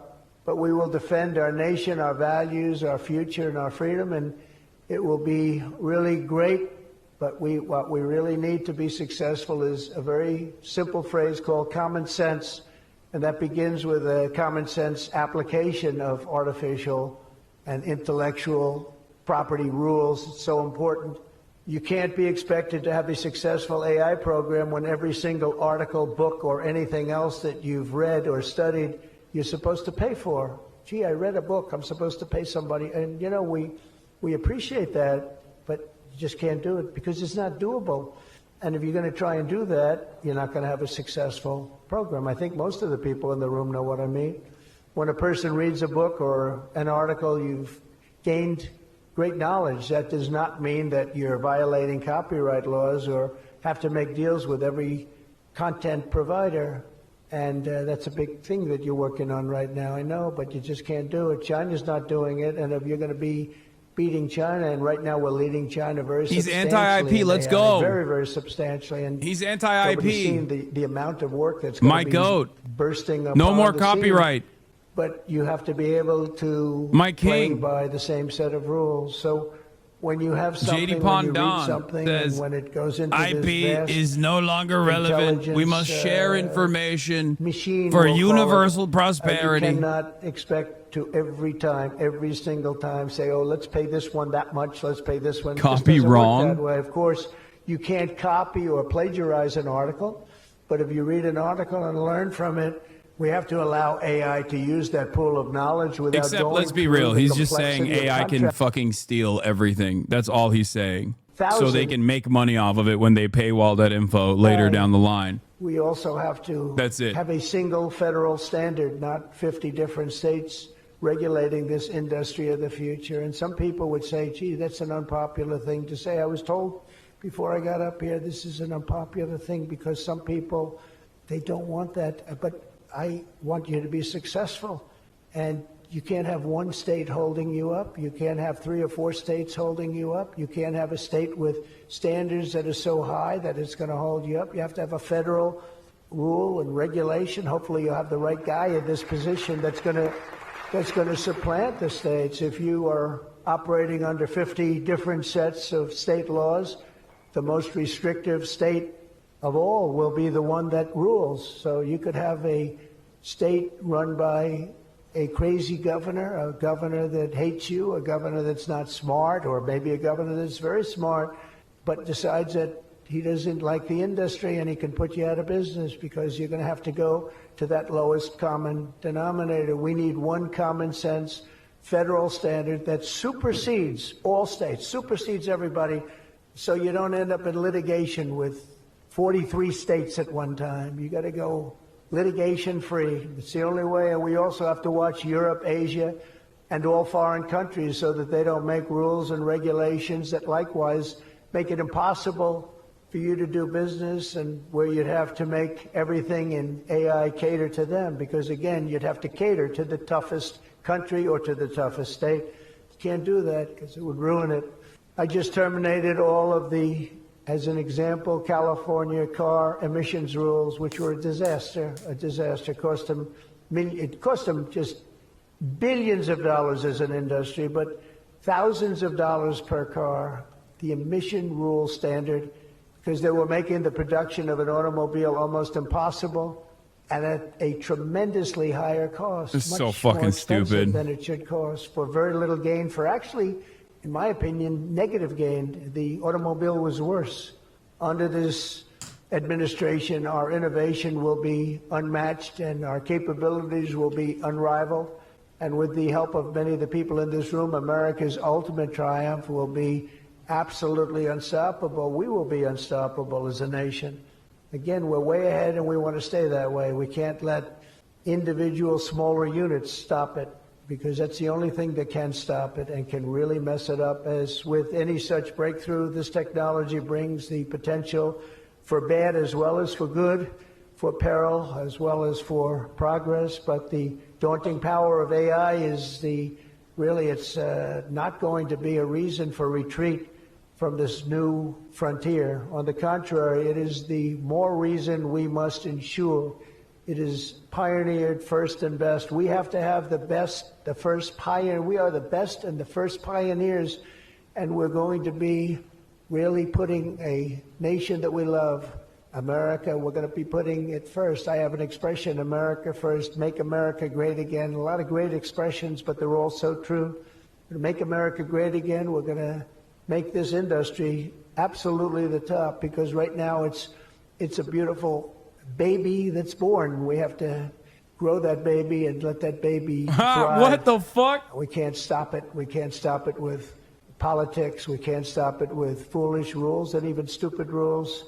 At the same time, we want to have rules, but they have to be smart. They have to be brilliant. They have to be more brilliant than even the technology itself. Surely there will be challenges on the path ahead, but together we will meet them and transcend them all. We are Americans, and we are Americans first. I have a couple of people I know that don't happen to be from here, but I wish you a lot of luck anyway. I was looking at 3 people that are not Americans, but they're very good people. Please treat them nicely. But we do not shrink from the future or cower in the face of uncertainty. We dominate the future. We conquer new frontiers, and we control our own fate, and we determine by doing that our own destiny. Winning this competition will be a test of our capacities unlike anything since the dawn of the space age. I believe that.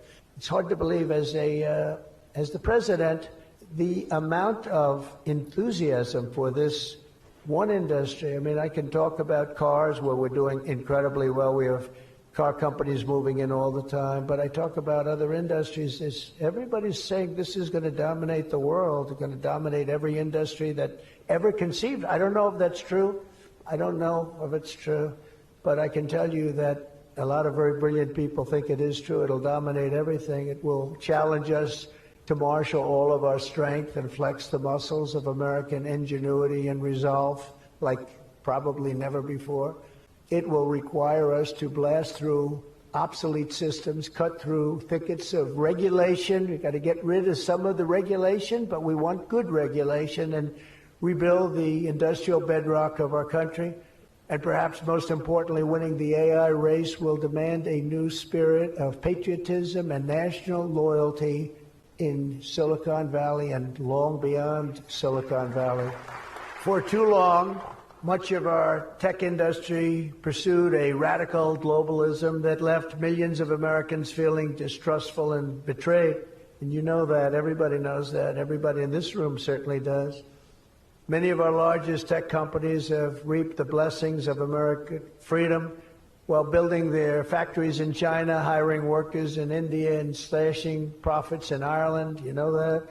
All the while dismissing and even censoring their fellow citizens right here at home. Under President Trump, those days are over. We need U.S. technology companies to be all in for America. We want you to put America first. You have to do that. That's all we ask. That's all we ask. To partner with our tech geniuses in achieving this vision, today we're releasing the White House AI Action Plan. Big stuff. Signing it right after this. In fact, I see it sitting right there. Maybe I should just sign it right now. Who the hell has to make the rest of this speech, right? But here are the pillars of the strategy. First, my administration will use every tool at our disposal to ensure that the United States can build and maintain the largest, most powerful, and most advanced AI infrastructure anywhere on the planet. America needs new data centers, new semiconductor and chip manufacturing facilities, new power plants and transmission lines. And under my leadership, we're going to get that job done, and it's going to be done with certainty and with environmental protection and all of the things that we have to do to get it done properly. Virtually all of these large capital investments can be and should be made. If a Democrat was pursuing this policy, Republicans would be up in arms with pitchforks. But for that reason, correctly identifying that AI is a tool of displacement of the existing labor pool. Green light, not. But because it's Donald Trump and Americans are dumber than ever before, they think this is going to yield bounties for them. You've never seen in this country before. So often, and I've been watching for many years, I've watched regulation. I've been a victim of regulation. A zone change that takes 6 years for a building in Manhattan or whatever. But I was good at zone changes, but it took a long time. By the time you got the zoning, the market changed. You didn't want to build the building. You say, well, but in some cases that made you lucky, didn't it? Huh? In some, not too many people understand that in this room, but in some cases, waiting for that approval as the market collapsed was a good thing, not a bad thing. But it's time to reclaim our heritage as a nation of builders, and that's why, upon taking office, I signed a historic executive order directing that every one, and this is so important, for every new regulation, 10 old regulations must be immediately eliminated. So we have old regulations that clog up the books that don't even mean anything anymore. You know, in my first term, I had more regulation cuts than any president in history ×4, and that included 2-term presidents where you're talking about 8 years. We had more than any other president, and I think we may even top it this year. We may very well be able to top it during this period of time because you're really, you are a regulation-prone group, and we're looking to get those regulations out of your way so you can use your genius. Earlier this month, we also enacted the largest tax cuts in American history when I signed the One Big Beautiful Bill into law. And I think the most important thing in the whole tax cut in terms of pure economics, and I think one of the reasons that my first, we had the most successful economy in history during my first term, and I think this is going to blow it away. So far it is, and I think this is going to blow it away. But the reason we had was I had expensing at 100%. And what we did is we included 100% in this bill, expensing for all capital expenditures, including investments in factories and equipment and structure. Structure wasn't included last time, so even structure, and you're able to write it all off immediately. That's the biggest thing, not 38 years, not 42 years. You're able to write it all off immediately. And this time we've made it for 10 years, not for 1 year.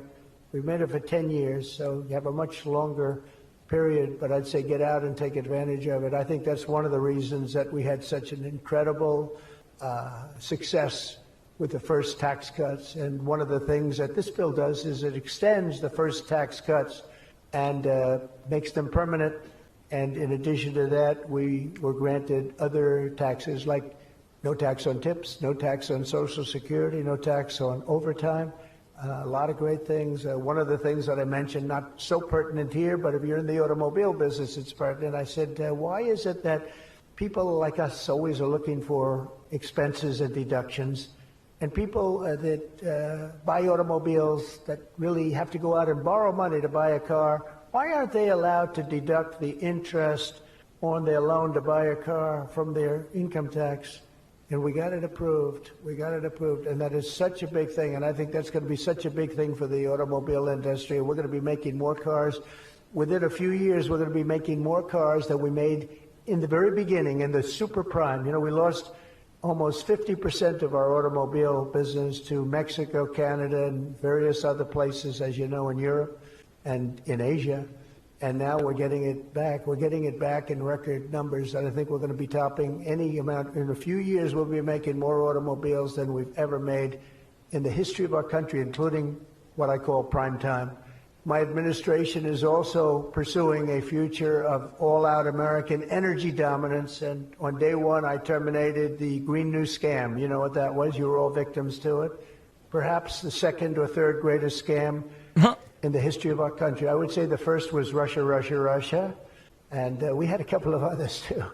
But the Green New Scam was one of the greatest. It's something that was so never ridiculous implemented, by the way. What they've made you do. Unfortunately. The carbon footprint. They talked about the carbon footprint, and then Obama hops onto a 747 Air Force One and flies to Hawaii to play a round of golf and comes back. What about the carbon footprint? No, we didn't like that. And what Biden has done is absolutely terrible. He made it impossible, almost impossible for people to do business, not even talking about the border, where millions and millions of people flowed into our country, many from prisons, from jails, from gangs, from mental institutions all over the world. No, we're not doing that. We have to get them out. We've got 11,888 murderers, many of them committed more than one murder, many of them, more than 50%. Remember, this is Zen fascism, chat. Them out of our country, or in some cases, they're so He's bad, saying Obama's a hypocrite because he believes in the carbon footprint, but he doesn't believe in the carbon footprint, so it's perfectly fine that he goes golfing. Last month, you probably read, we had 0 people enter our country illegally. Like he's saying, why doesn't he be? Why don't you be like me? You have hundreds of thousands, literally hundreds of thousands of people a week pour into our country, totally unvetted and unchecked. And what the hell were they thinking? What they've done to our country is so sad, and we can never forget it.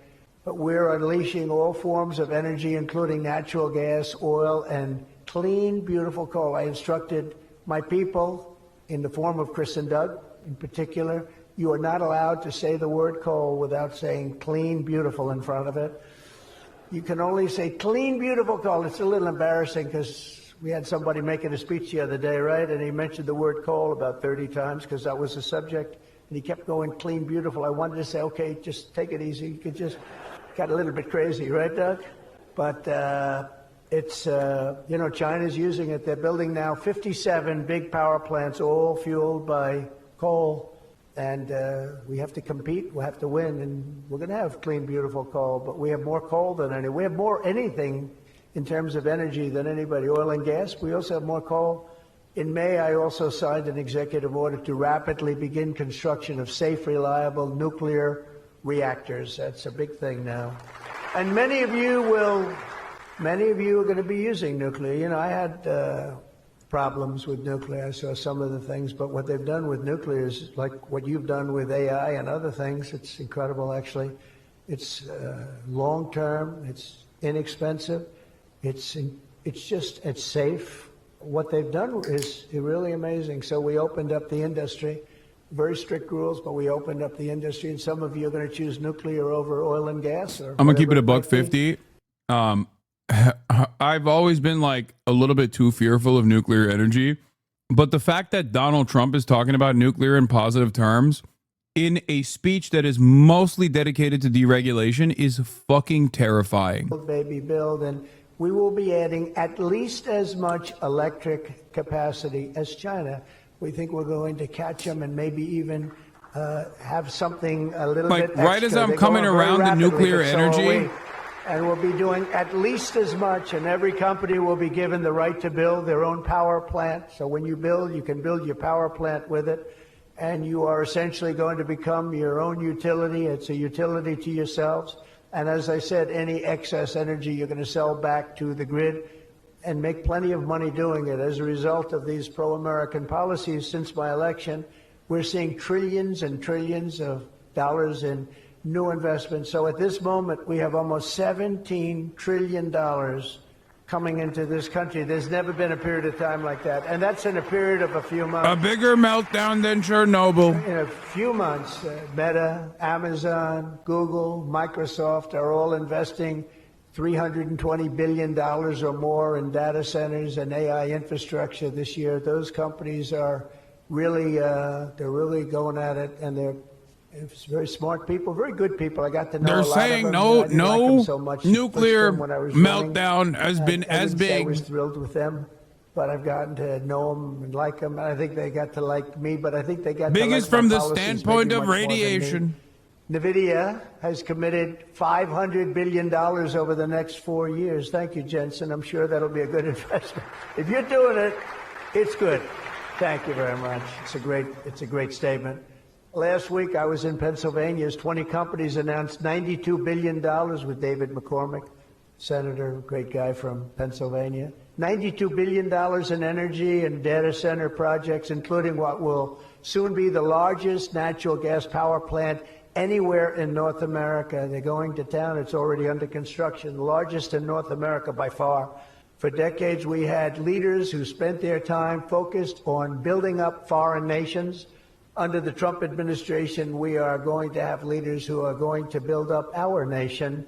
This colossal investment in AI infrastructure and many other industries, for that matter, such as automobiles and so many other things, will also create thousands and thousands of great-paying jobs, the kind of jobs we want, including lots of blue-collar jobs. And, you know, our numbers are very good right now, but wait till you see these numbers in 2 years from now. It will mean higher wages and more opportunity for millions of energy workers, HVAC technicians, engineers, electricians, and the hardworking citizens who make our country run. These are great people that make our country actually run. To ensure America maintains the world-class infrastructure we need to win today, I will sign a sweeping executive order to fast-track federal permitting, streamline reviews, and do everything possible to expedite construction of all major AI infrastructure projects. And this will be done. You will get so good a service in so many ways, not only from Lee with the environment, but you need many other types of permits, and you're going to go so fast. You're going to say, well, wait a minute, this is too fast. I didn't expect to go this quickly. This is a problem. I may cause a problem in opposite, but including factories, data centers, and power plants of all kinds, the United States will have total industrial and technological supremacy.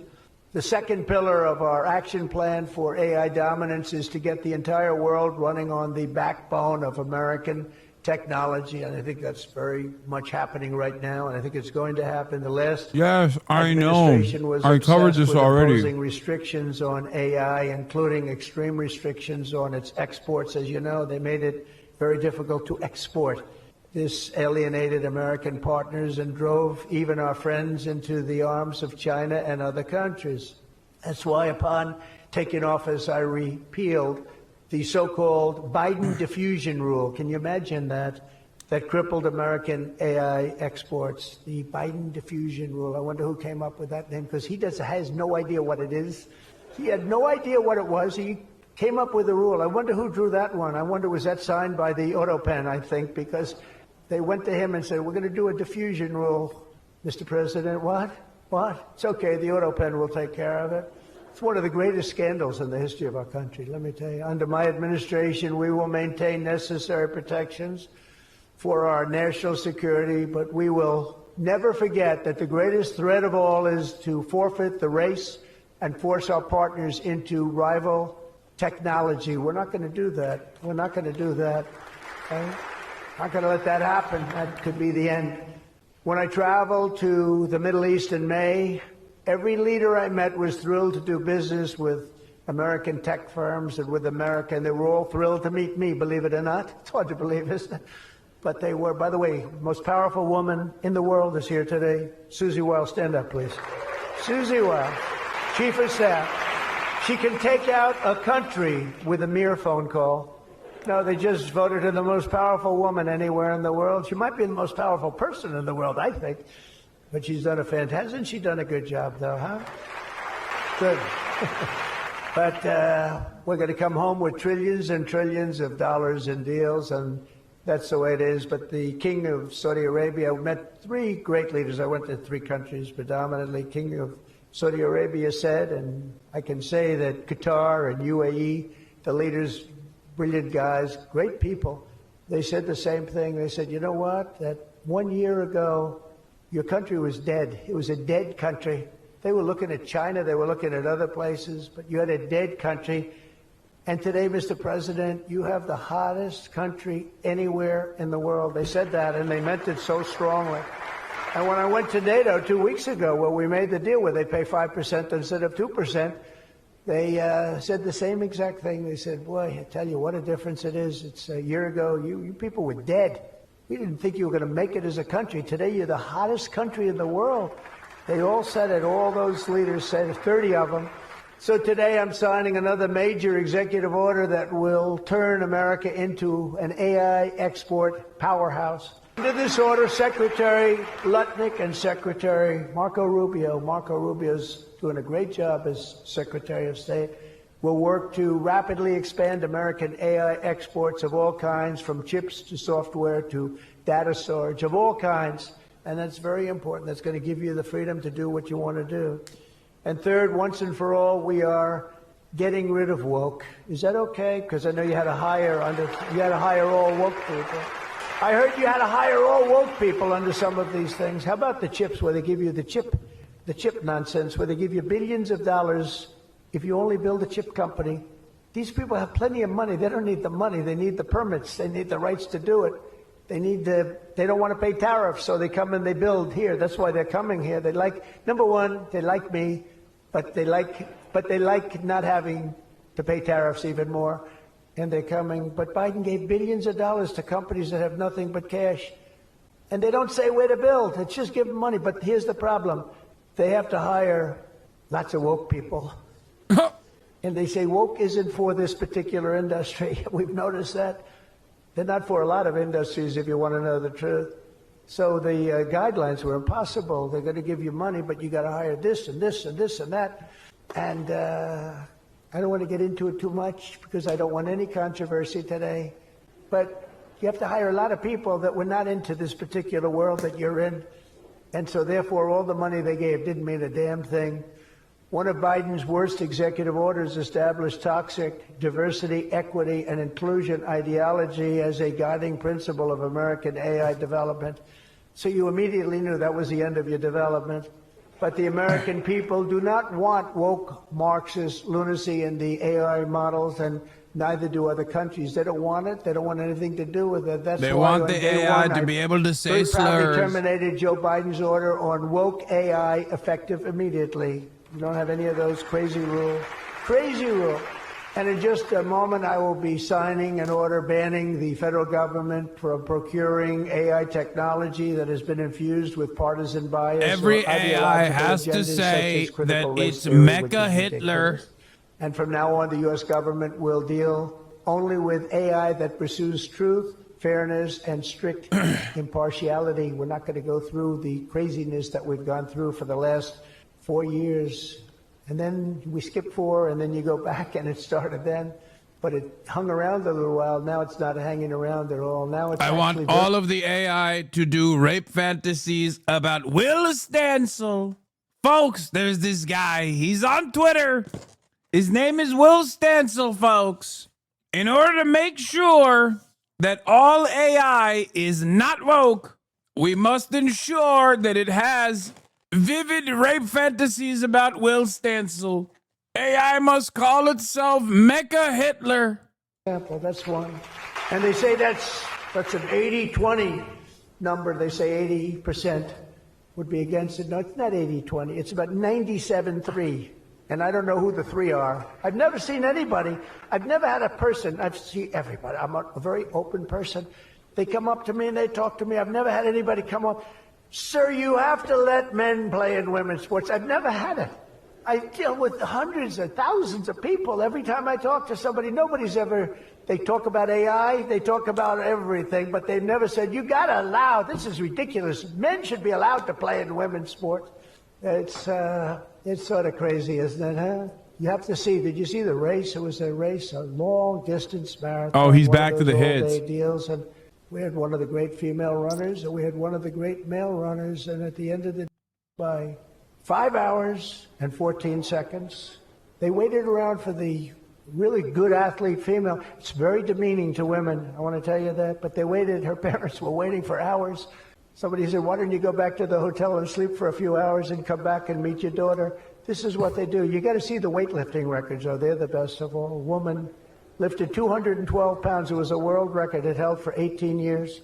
And now a man who transitioned came up and looked at the bar. How much is it? 212 pounds. Oh, let me try it. Bing, bong. I think he broke the record by 109 pounds. It's going to be a long time. It's going to be a long time before a woman catches that. And these are great athletes and great people, and it's demeaning. And who the hell wants this? We're off of that whole standard, because I just tell you those as examples. We're off of it. The reason the last administration was so eager to regulate and restrict AI was so they could limit this technology to just a few large companies, allowing them to centralize it, censor it, control it, weaponize it. And they would weaponize a very dishonest group of people. You probably saw that because we caught them in the act. We really caught them. We had it before, but now we really have them.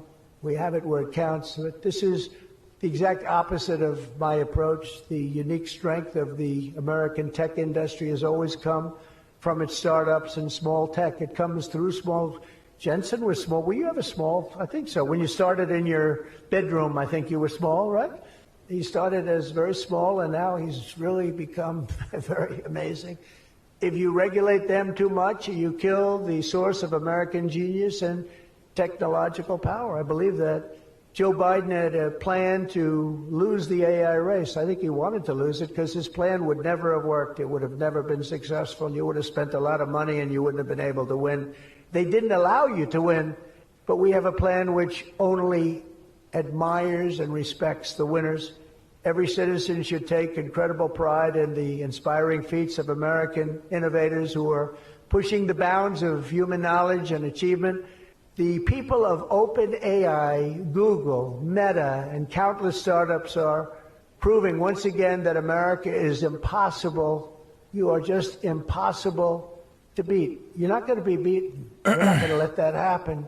When you do your best, when you I know you don't use AI, but this is very bad. Oh, I know. I think the fact that there are no safeguards around AI development is insane. It's completely insane. It's terrifying. We're going to have, considering that every industry in the United States of America is predisposed and its primary focus is, every industry's primary focus is the displacement of labor, because labor is the most malleable aspect of productive output. It's the one aspect that you have to eradicate costs at against all matter of retaliation. So they're going to put fucking AI in charge of like medicine. They're just going to be like, there's no regulation. AI is actually better than humans at this stuff. They're going to start making AI. They're going to start using AI in safety measures. Well, no, it not. What are you talking about? More people are going to die? No, we're on the same board. We're on the same side on this. Like, think about it this way. AI replacing teachers. AI replacing doctors. AI replacing medical regulation, pharmaceutical regulation. All of those things are going to be horrible.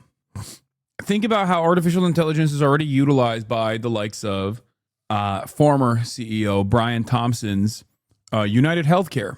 They were used specifically to deny people the coverage.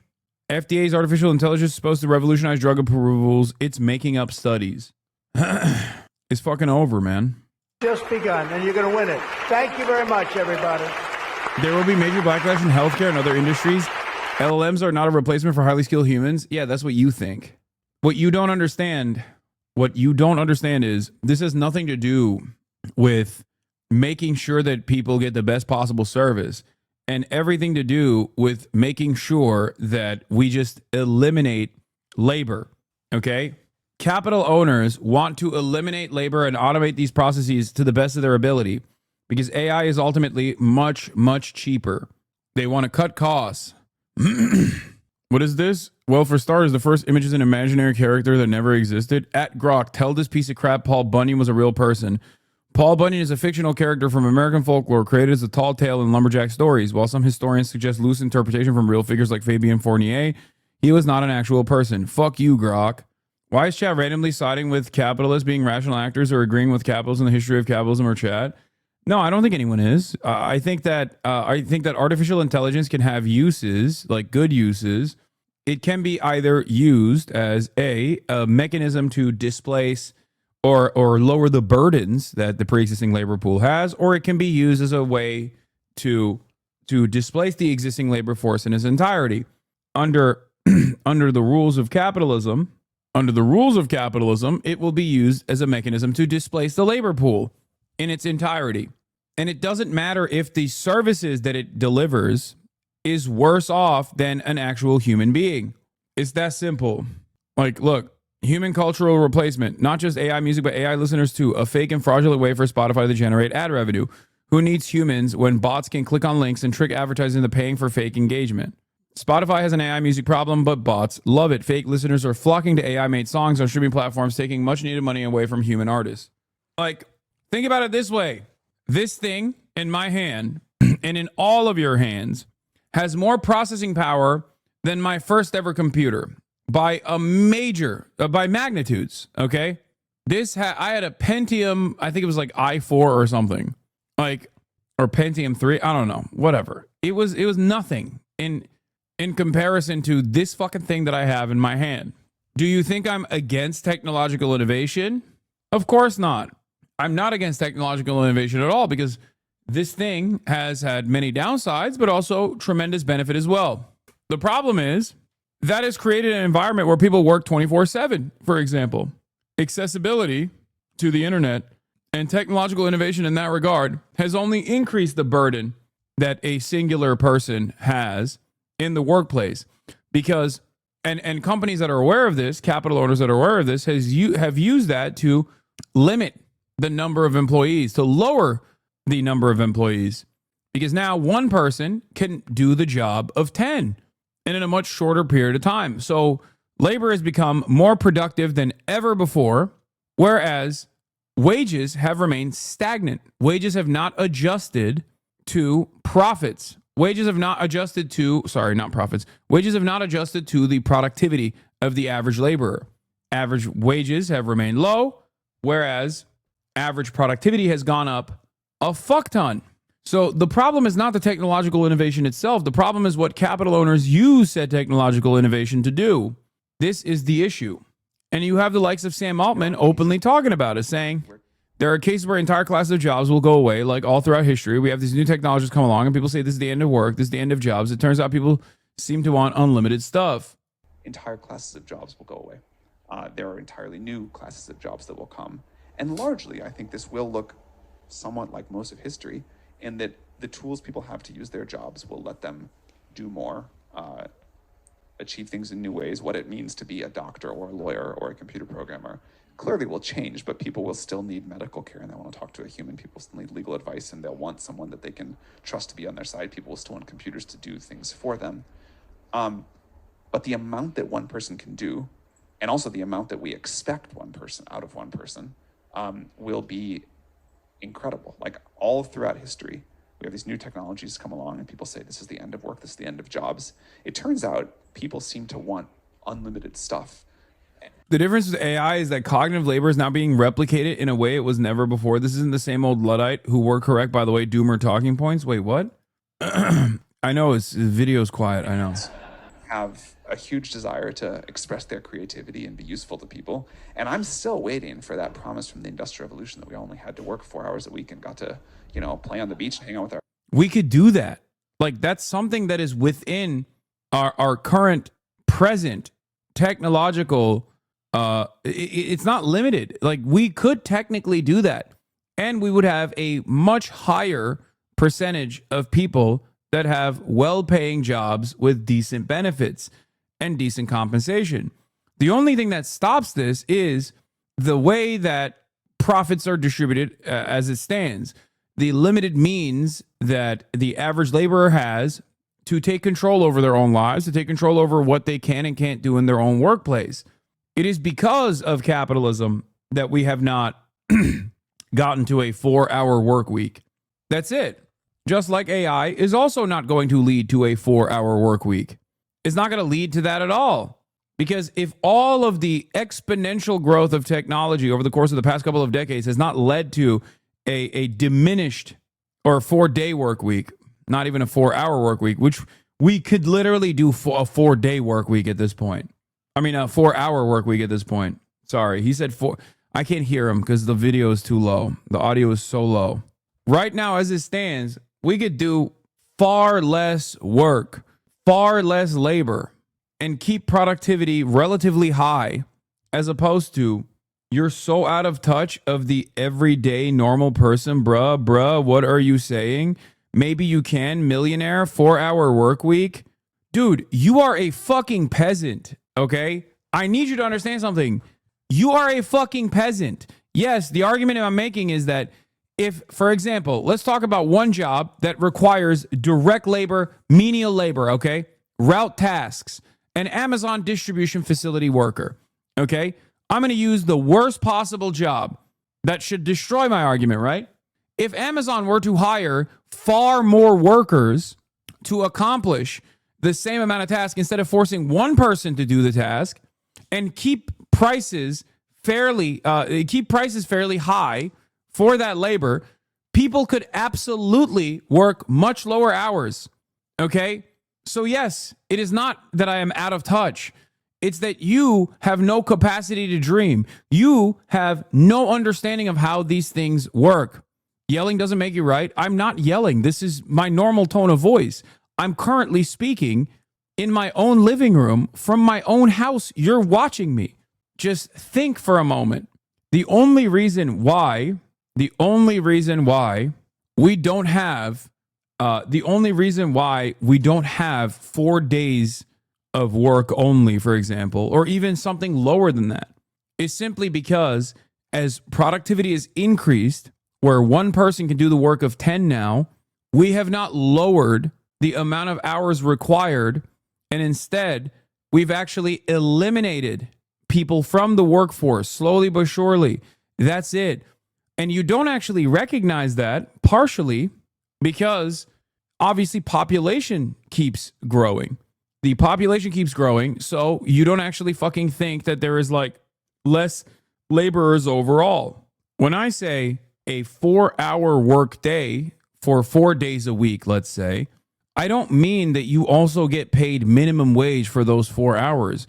I mean, you get paid the same because your pay structure is adjusted to your productivity, is adjusted to your output.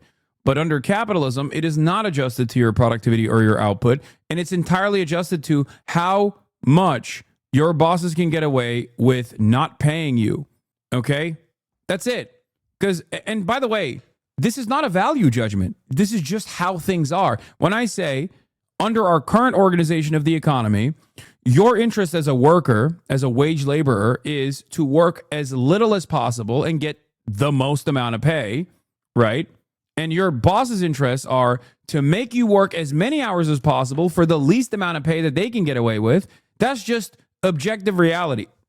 That's not, like, what I'm describing here is not, there's no value judgment associated with this. I'm not saying something is moral or immoral. I'm just telling you exactly what it is, right? In the simplest ways possible. And if that incentive structure exists, if that interest structure exists for your bosses versus yourself, who do you think wins out at the end of the day? Your bosses do. They win that battle every single time. And when you expand on this principle, you realize that throughout technological innovation, throughout the exponential growth of technology, there have been a million different opportunities for you to work less hours and keep the same output, if not a higher output, because you're more productive. And yet, in that process, your bosses have decided, oh, now we can make fucking, one guy do the work of 10. So let's just fire these 9 other guys. And then the one guy that remains in that position is even more terrified of losing their job. It's that simple. And it's so much more dangerous than just labor laws. I have direct knowledge. Trump's statements against woke AI are not just about Grok. It's already being used at the FDA to select biased data from clinical trials in order to whitewash drug development and clinical trial findings. This seems small until certain populations are left behind or are more urgently harmed now. Chatter does not understand the point. What you're trying to say is that if there's 100 Amazon packages, yet there's only one person transporting them, and it takes them 8 hours to transport them. But if there's 10 people, everyone gets to go home early. Exactly. Yeah. Das Kapital Volume 1. Drive down the price of labor, increase proportion of labor time that goes to the employer, drive up the rate of exploitation. Surplus labor value increases. Surplus labor value that you can farm off of an individual laborer increases. And that is what Marxists would call exploitation. That is what a capitalist would call profit. Once again, no value judgment associated with this at all. This is just simply what is going on. It is just descriptive. Okay? That's all this is. Now, the reason why a lot of people actually feel a sense of repulsion when they hear this and assume immediately that you're being woke or gay or Marxist or whatever the fuck, and all of the other negative values associated with that, is because they also understand that this is an unfair process, but they're too afraid. They recognize that it's an unfair process. Because they recognize there's still a nugget of class consciousness within every single person. So they realize like, oh, wait a minute, I'm getting fucked over. And in that moment, you have two options. You either lean into this and you investigate further, or you shut it out. You shut your mind off to this reality and try to think of reasons as to why the person telling you this reality is actually in the wrong, and that the system might be not the best for you, but ultimately the alternatives are far scarier. That's it. That's it. And AI will destroy this. AI will destroy what remains of the existing labor force. It will make things much worse. And I'm not the only one who has recognized this reality. I mean, think about Andrew Yang. One of the best things that Andrew Yang consistently talked about was what like automation will do to truck drivers. You know, everybody loved it when he talked about that. Everybody thought, oh, how brilliant. Andrew Yang is right. God, he is so prophetic. But when I say it, you go, wait a minute. Fuck you mean? You're saying it wokely. Does this get enacted by regulating profits or what? How do you force this?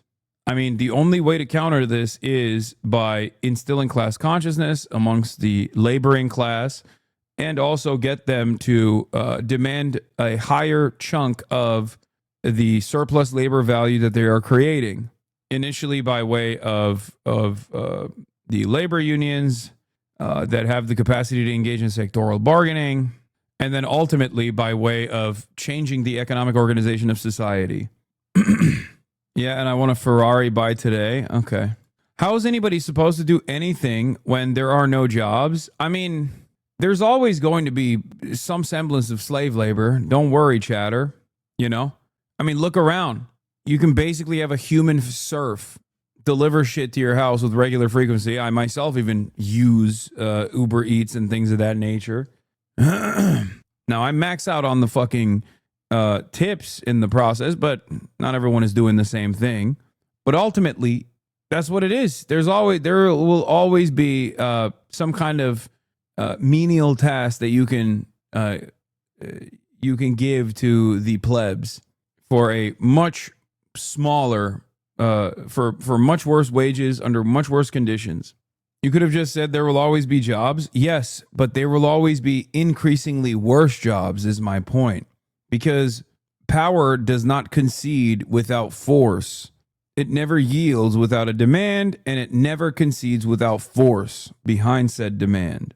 And when there are only gig economy jobs available, and people have fallen for the notion that this actually offers you some kind of liberty rather than a trick to completely eradicate what remains of your bargaining power, before you realize it, you're working a shitty job, sometimes 2 at a time, and you're making less than someone else would have in your situation a decade prior. And you don't have the benefits either. Anyway, this guy seems genuinely surprised that a large number of homeless people are in work. Is the Deliveroo driver now operating from a tent under the Westway overpass? Yeah, what? How is that surprising? Yes, they still work. Of course they still work. It's just they don't have a house because they can't afford one. Anyway, speaking of other controversies, let's get to State Department investigating Harvard's eligibility for the exchange visitor program. We are back with breaking news. The State Department has launched an investigation into Harvard University's eligibility to sponsor candidates for a government-run visa program. This new investigation, the latest clash after months of legal battles between the Ivy League institution and Trump administration. Joining us now, we have NBC News legal affairs reporter Gary Grumbach. So, Gary, what exactly is the State Department investigating now?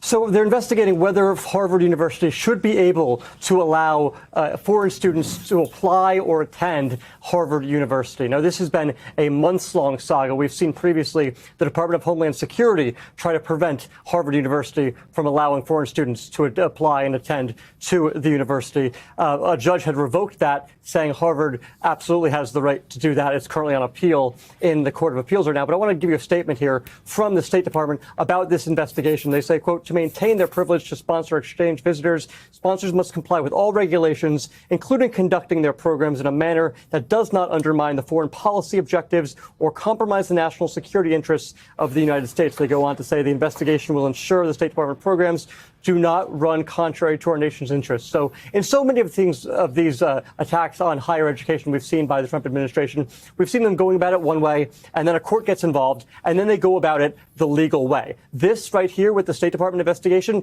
is, in fact, the legal way to go about doing this. Now, this is completely separate from Harvard's other lawsuit as it relates to federal funding and the billions in dollars in grant programs that are currently on hold because of the funding that has been cut by the Trump administration towards Harvard. Alex. A lot of focus on Harvard by this administration. Okay, Gary, thank you so much for that. Of course, this is because Harvard did not play ball beyond the university.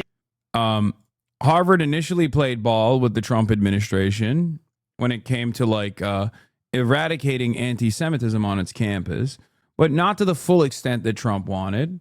And therefore, Trump has taken him to court in this long, drawn-out battle where the administration is trying to revoke all of their grants, their research grants, as a matter of fact, which ironically enough, is like yet another instance where Trump is eradicating one of the last good parts of America. It's like he's anti-immigrant. Immigration is one of the only good aspects of American civilization, at least in contemporary society. He is eradicating these institutes of higher learning by revoking their fucking research grants, which once again, for all of its faults and failures, this is the last thing. Like, this is the one thing that we have.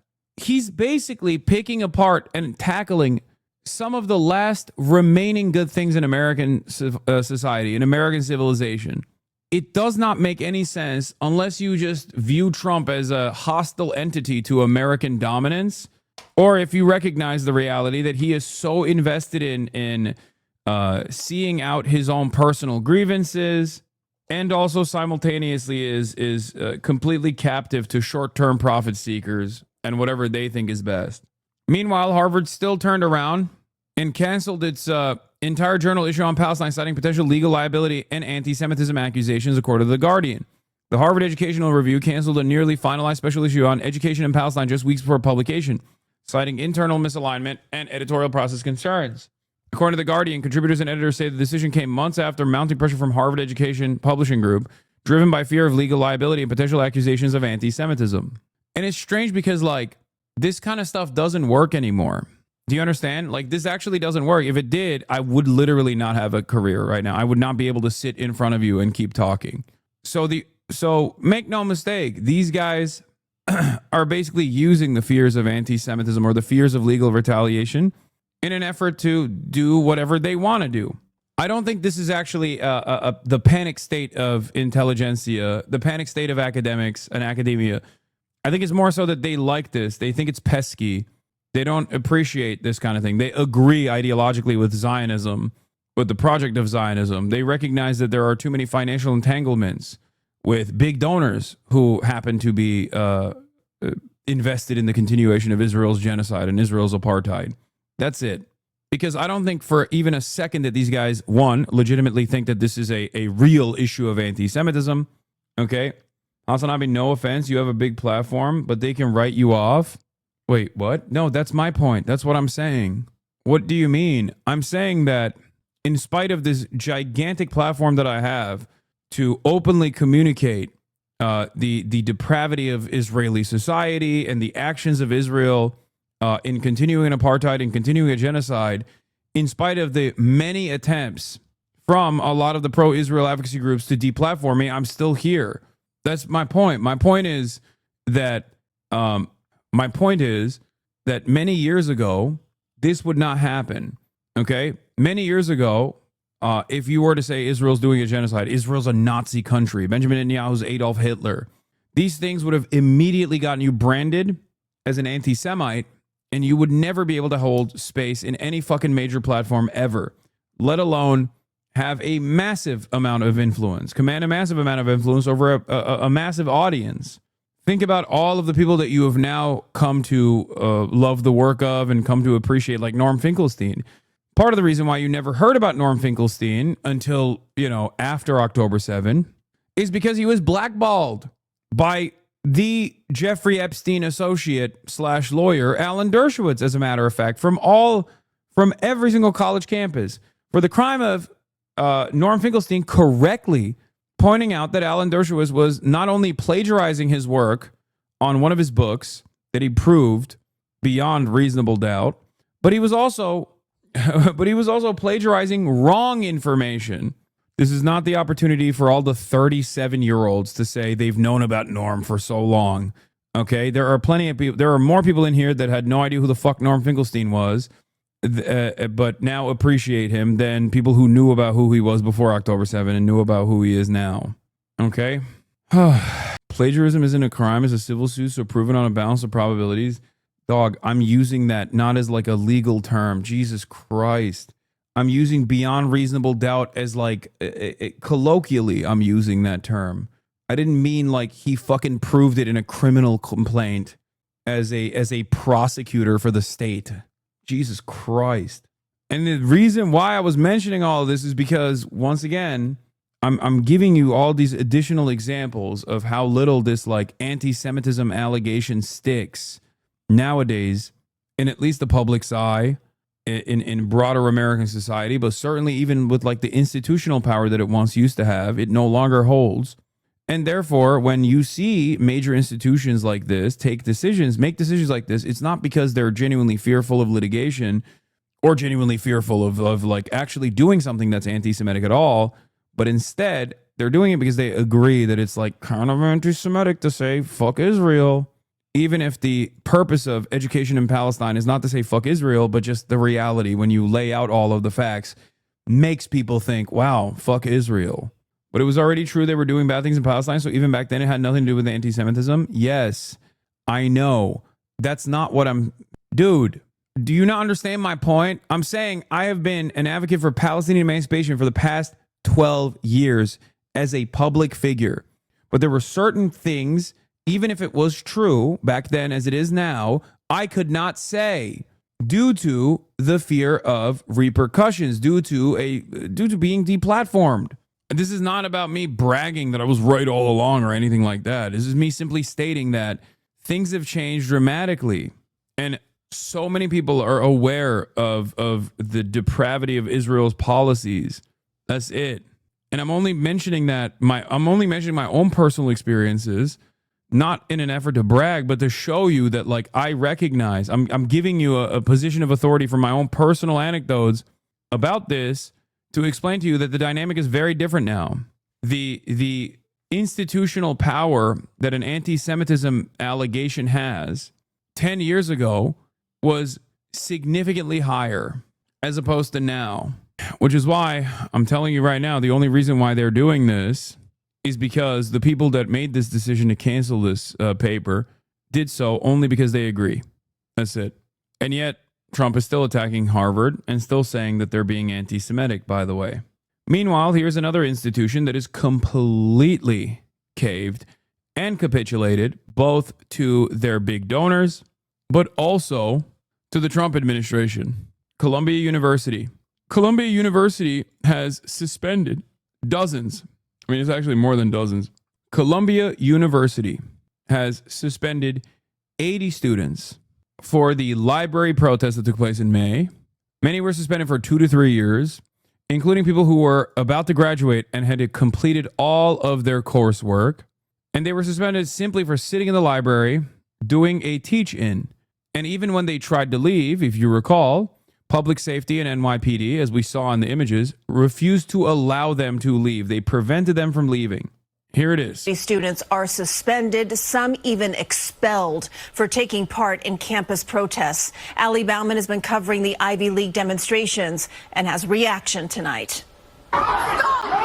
In May of this year, dozens of pro-Palestinian demonstrators filled Columbia University's library in the midst of final exams.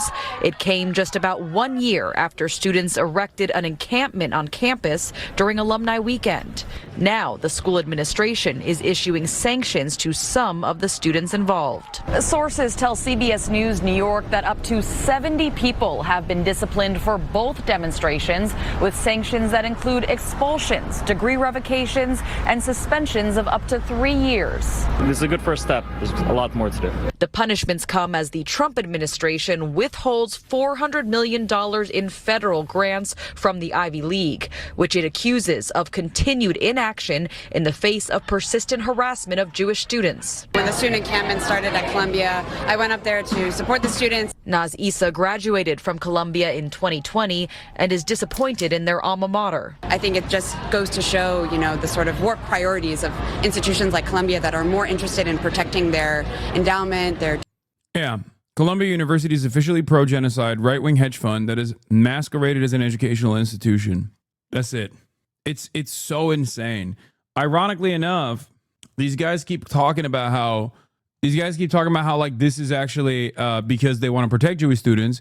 Meanwhile, there are Jewish students that have their degrees revoked for the crime of protesting against Israel's genocide. It's fucking disastrous, dude. It is disgusting. It is disastrous. I don't even know what to say anymore. It's just like, this is straight up villain shit. It's just America on its openly villainous arc, and American institutions openly adorning the villain status. Donors, their investments, than they are in, standing by their students and faculty. In a statement, a university spokesperson said the disciplinary actions are the outcome of hearings led by a panel of professors and administrators in which respondents had an opportunity to be heard and make their case. Disruptions to academic activities are in violation of university policies and rules, and such violations will necessarily generate consequences. Columbia is finally acting like an institution with a backbone. So anyone who celebrates this decision publicly should be tarred and feathered. Okay, this is crazy. Like, you should be embarrassed. CEO of Diversified Education Services. I don't think this is about censorship. It's just about basic accountability. The activist organization Columbia for Palestine said Tuesday the students will not be deterred. In Morningside Heights, Ali Bauman, CBS News, New York. It's ironic because this is exactly the type of shit that for many years we claimed China was doing.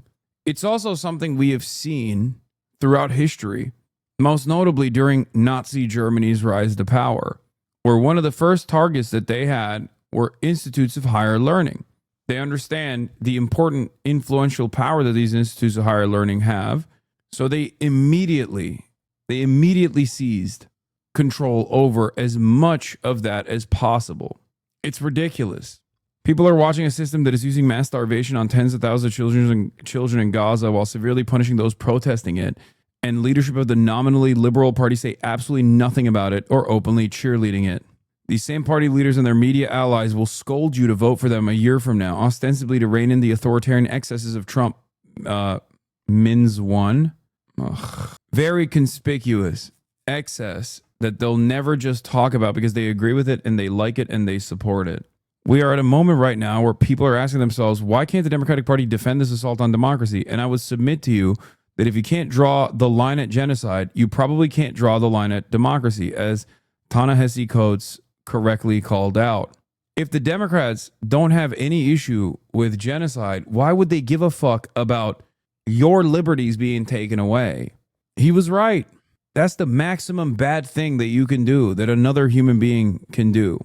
They wrote new rules after the alleged violations were committed. They suspended, expelled, or revoked degrees to some 80 students for the high crime of protesting genocide in Gaza. This is complicity with fascism, nothing less. It blows my mind that this is that they're basically getting away with this without any of these so-called liberals who care about the reputation of these academic institutions.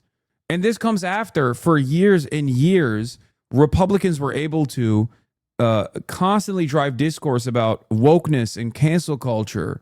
They claimed that Colombia was doing what they're doing right now to these pro-Palestine demonstrators. They claimed that they were doing this to like right-wingers and Nazis on college campuses when they never did that. Diversity of opinion was supposed to be protected at all cost, no matter how ridiculous one's position was, no matter how violent one's ideology was, no matter how much that actually genuinely put people's lives in danger. Colombia allowed remote learning for a prominent neo-Nazi that participated in the maskless Charlottesville protest. They allowed him to get his degree after he was outed as being one of the leaders of the Charlottesville Unite the Right neo-Nazi rally. This was under Trump 1. Now that Colombia is actually doing the woke cancel culture bullshit, okay, and cynically using Israel, cynically using anti-Semitism, when in fact they're targeting people who are simply anti-Israel, not anti-Semitic at all, no one has a peep for it. No one has any smoke for it. They like it. It's fucking terrifying. It's shameful. The reason why they're doing this is so that you stop paying attention. You feel overwhelmed. You feel scared. You feel like there will be severe repercussions for you, so you never say something. I try to see the silver lining in all of this, and that is that the reason why they're taking this severe an action on people who are not only on the right side of history, but also have done nothing wrong, is because they're terrified. They're terrified that the cat's out of the bag, the toothpaste is out of the tube, that everyone despises Israel, and the pressure amounts every single day on institutions and on politicians as well. So this is a last-ditch effort to try and stop people from exercising dissent by any means necessary, including but not limited to literally jailing people like they did with Mahmoud Khalil.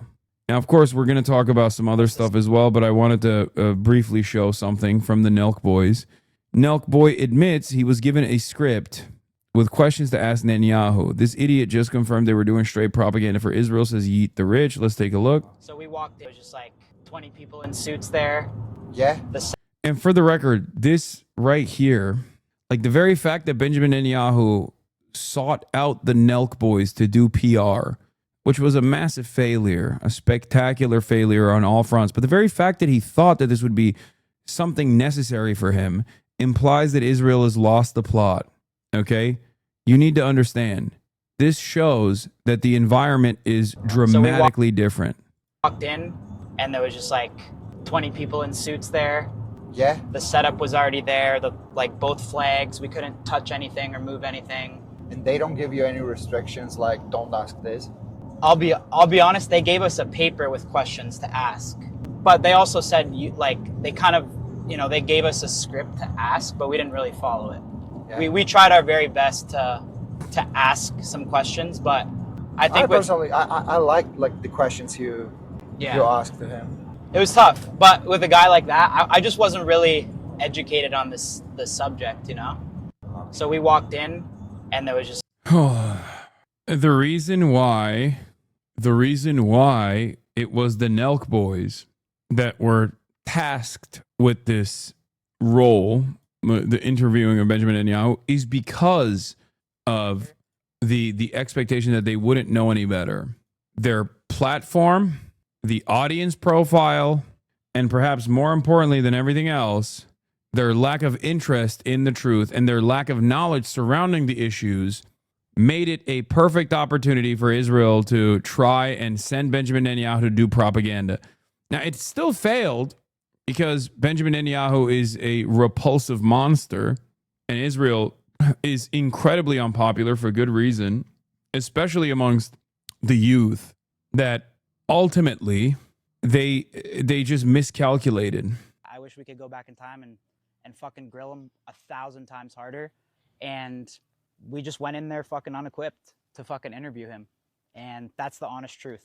So, but there's nothing. Like, think about how much backlash they've received.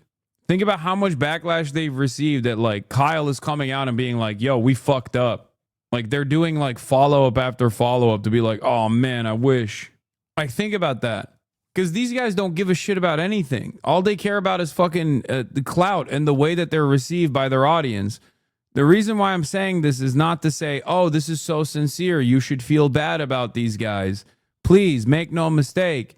If the only thing they respond to is backlash, think about how much that backlash was from literally virtually every fucking part of the internet, that they are at least thinking that they have to do damage control here. Instead of just moving on and being like, nah, dog, I'm popping champagne. It's time to slam back Happy Dads. Okay? Thing you can do, guys. I know it's in my heart. I mean, we have a lot of Muslim friends. We've been to fucking Dagestan. We all know what's in our hearts. We don't hate anybody. We're not taking sides in this shit. We love everybody.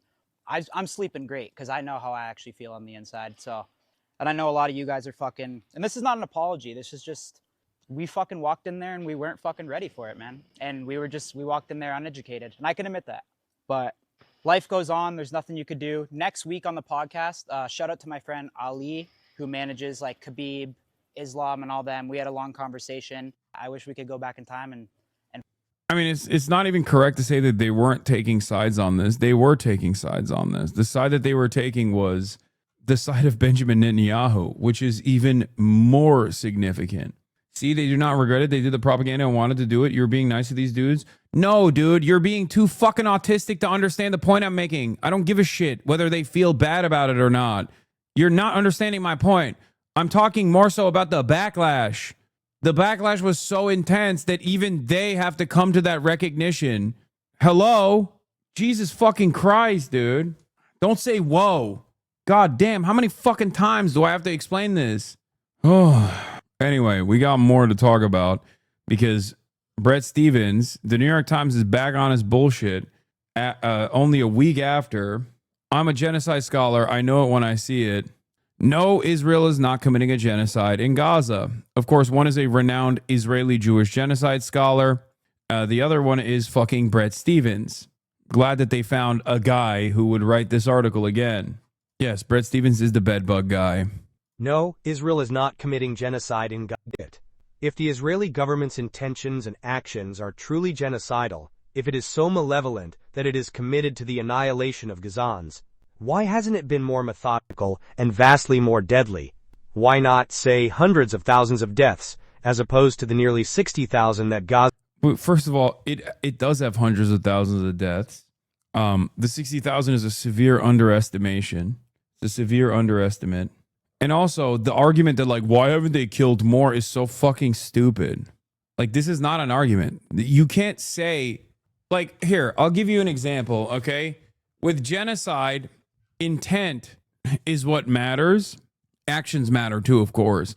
But intent, from intent and statements from politicians all the way down to the individual actors that are carrying out these atrocities, there needs to be a direct through line established. And the reason for why intent matters in this purpose is because the entire reason for why there is any sort of like legal designation of genocide is so that we stop it before it finalizes, before it's completed. Okay? So the idea that you're like, well, you know, they could have genocided far more, that's not a reasonable argument. It would be akin to saying, Your Honor, sure, I killed this family, but I could have killed every family on the block, and I didn't. Look at all of these other families that are left unmurdered. I have the capacity to kill all of the other families as well. Does that matter? If you already said that you were going to kill all the other fucking families on the block, it doesn't show your innocence, especially if they stop you before you finish the project. It's akin to Holocaust denial by stating, well, 6 million Jews were killed and 6 million Jews were spared. So I guess that's not a real genocide. You know? It's fucking ridiculous. Why not say hundreds of thousands of deaths as opposed to the nearly 60,000 Gaza's Hamas-run health ministry, which does not distinguish between combatant and civilian deaths as cited so far in the nearly 2 years of war?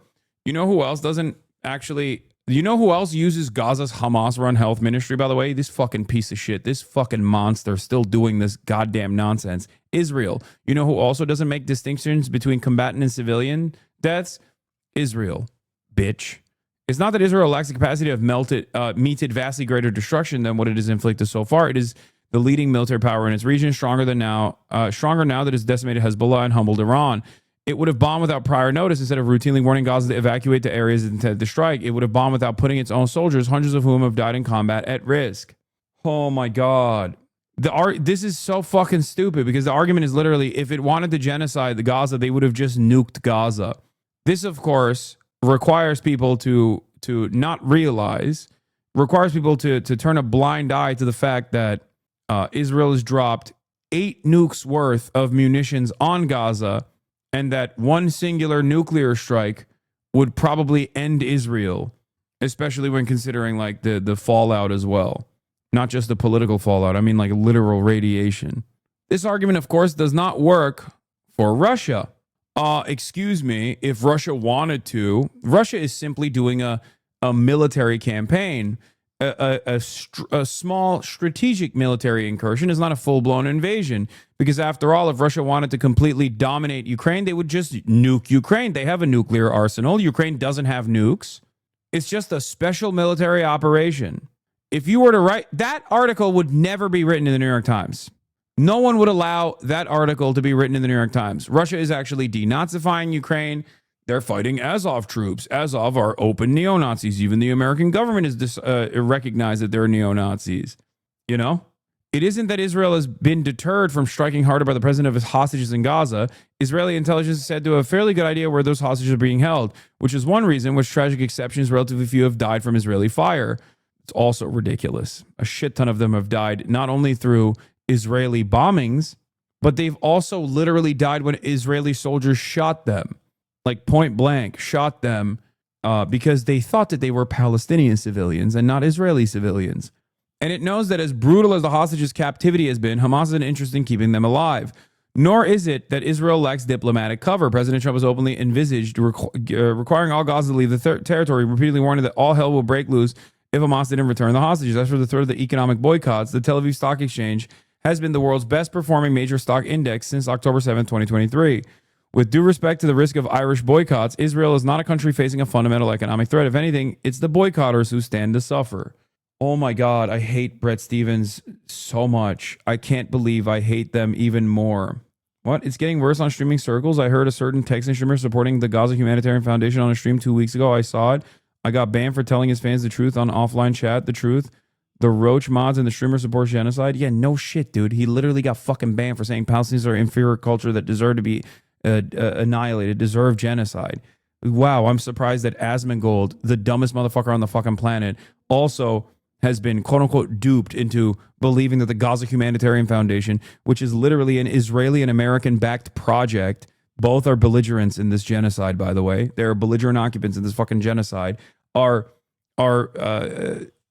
supporting this further ethnic cleansing operation by utilizing perfidy, by using the crumb of aid delivery to this desperate 600,000 Palestinians who haven't had fucking food in the last day, by the way. 600,000 Palestinians have now had food in the last day. They are so desperate for food. People are dying. Children are dying from famine right now as we speak, every single fucking day. And that starving population is being drip fed at least the promise of aid. And when they go there, walk 14 kilometers to get there, to the aid distribution areas that are handled by American mercenaries, backed up by the Israeli tanks and the Israeli military, they get shot at.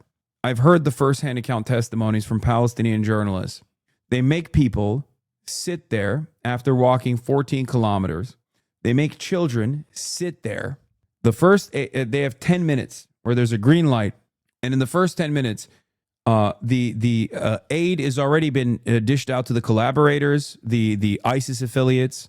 All of the necessary aid like flour and things of that nature have already been distributed to the people that are collaborators with the Israeli state, the ISIS affiliate group Popular Forces, okay? And the remaining crumbs of aid, which is also still incredibly limited, is offered to the hundreds of thousands of Palestinians that are desperate for it in a matter of 10 minutes. The green light ends after 10 minutes. A yellow light turns on. The yellow light indicates that you have 5 minutes to disperse. If you do not disperse in the 5 minutes after the yellow light has come on, they shoot you. They open up machine gun fire into the crowd of children, into the crowd of civilians. That's how aid distribution happens at the point of Gaza Humanitarian Foundation aid drops. All the while, there are thousands of trucks with aid waiting on the other side of the Gaza boundary. Israel does not allow those trucks to enter the Gaza Strip. Israel does not allow the previous existing and successful mechanism of aid distribution. Israel does not allow third parties to actually deliver this aid. Another Hebrew-only Ynet piece, this time by a veteran Israeli reporter, Ron Ben Yeshai, is more candid and direct than anything printed in English. It lays out how the Israeli government is starving Gaza and killing those desperate enough to seek food. There are hungry children in Gaza. We need to admit it and immediately change the distribution of aid. This and a few distribution centers were rushed by waves of human tsunami that got out of control, which is why the humanitarian fund failed and why IDF soldiers are forced to shoot at the crowd. The cabinet is responsible for the moral conscious failure and Israel's catastrophic image in the world. This is what happens when people who don't understand security make the decisions. These claims are an insult to the intelligence. Okay? Spokespeople for the Coordinator of Operations of the Territories, COJAT, and the IDF are constantly trying to prove, using numbers and statistics, that there's no reason for there to be hunger in Gaza. Sometimes they imply that the pictures which find their way into the international media are of starving children from Yemen and not from Gaza. These claims are an insult to intelligence, mainly because testimonies from doctors and even from IDF soldiers who spoke to Israeli journalists indicate that Palestinian children are dying of hunger in Gaza and that they are firing live ammunition at Palestinians who come to food distribution centers in self-defense. Self-defense, by the way. How is it self-defense? The soldiers who feel they are being put in danger, even if they are sitting inside a tank, shoot at the crowd, and so there are deaths. How many more testimonies do you need to hear? You hear it from Palestinians when it immediately happens. They film these atrocities that are taking place. You don't believe them. You hear it from IDF soldiers who openly admit that they're shooting into these crowds. You don't believe them. You hear it from American soldiers who quit after they see the atrocities unfold, and you still don't believe it. What more do you need to hear? At a certain point, you have to realize that if you're still listening to someone like Bret Stephens at this point, then you are a genocide denier. You are a Nazi yourself, okay? You are a neo-Nazi piece of shit. It's that simple. You can cry about that designation all day, every day, but that is who you are. In short, the first question the anti-Israel genocide chorus needs to answer is, why isn't the death count higher? It is higher, but it doesn't matter. Even if it was 60,000, that is an insane thing to state. Oh, it's only 60,000? It's only 17,000 children and babies? Really? Like, think about that. This motherfucker is saying, oh, come on, guys, it's only 60,000. Why isn't it even higher? First of all, it is higher, but it doesn't matter, because if you have an appetite for 60,000 deaths, if you have permission for 60,000 deaths, that means even if it's 600,000, you don't give a fuck. And if 60,000 is such a low number of deaths for you, 17,000 children is such a low number of death for you, then why the fuck should anybody care about October 7? What a ridiculous thing to say. Remember, the very same people that lied about 40 decapitated babies on October 7 have openly entertained thousands, tens of thousands of decapitated children, bombed children, murdered babies.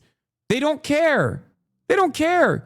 The lie of 40 decapitated babies on October 7 was covered far more than 17,000 plus children that have been ruthlessly fucking slaughtered.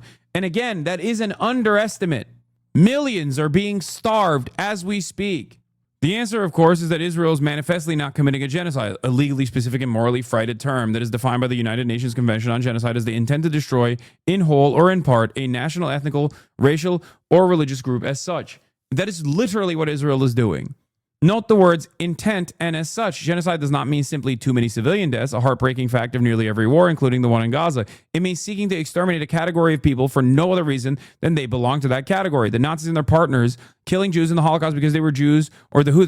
Okay, this yet again from a fucking learned person like Bret Stephens, who has a cushy job writing opinion editorial piece for the New York Times.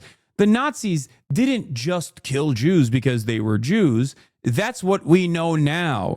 At the time of the arrests of all Jews, they had obviously spent a good deal of time dehumanizing Jews and offering justifications as to why they must be arrested and apprehended and sent to concentration camps. The idea that the Nazis simply were like, yep, it's time to kill all the fucking Jews now. And then everyone else in society was like, yep, that's right. That's right. It's totally fine. We love being evil. Like the idea that Nazis were running around being like, we love being evil. We're actually bad people. We know that Jews didn't do anything wrong, but we want to kill all of them is fucking idiotic.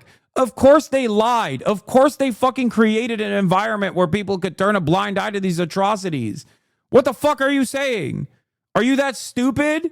Why is there even a need for genocide scholars and for Holocaust scholars in particular if you're just gonna fucking revise and make shit up on your own like this?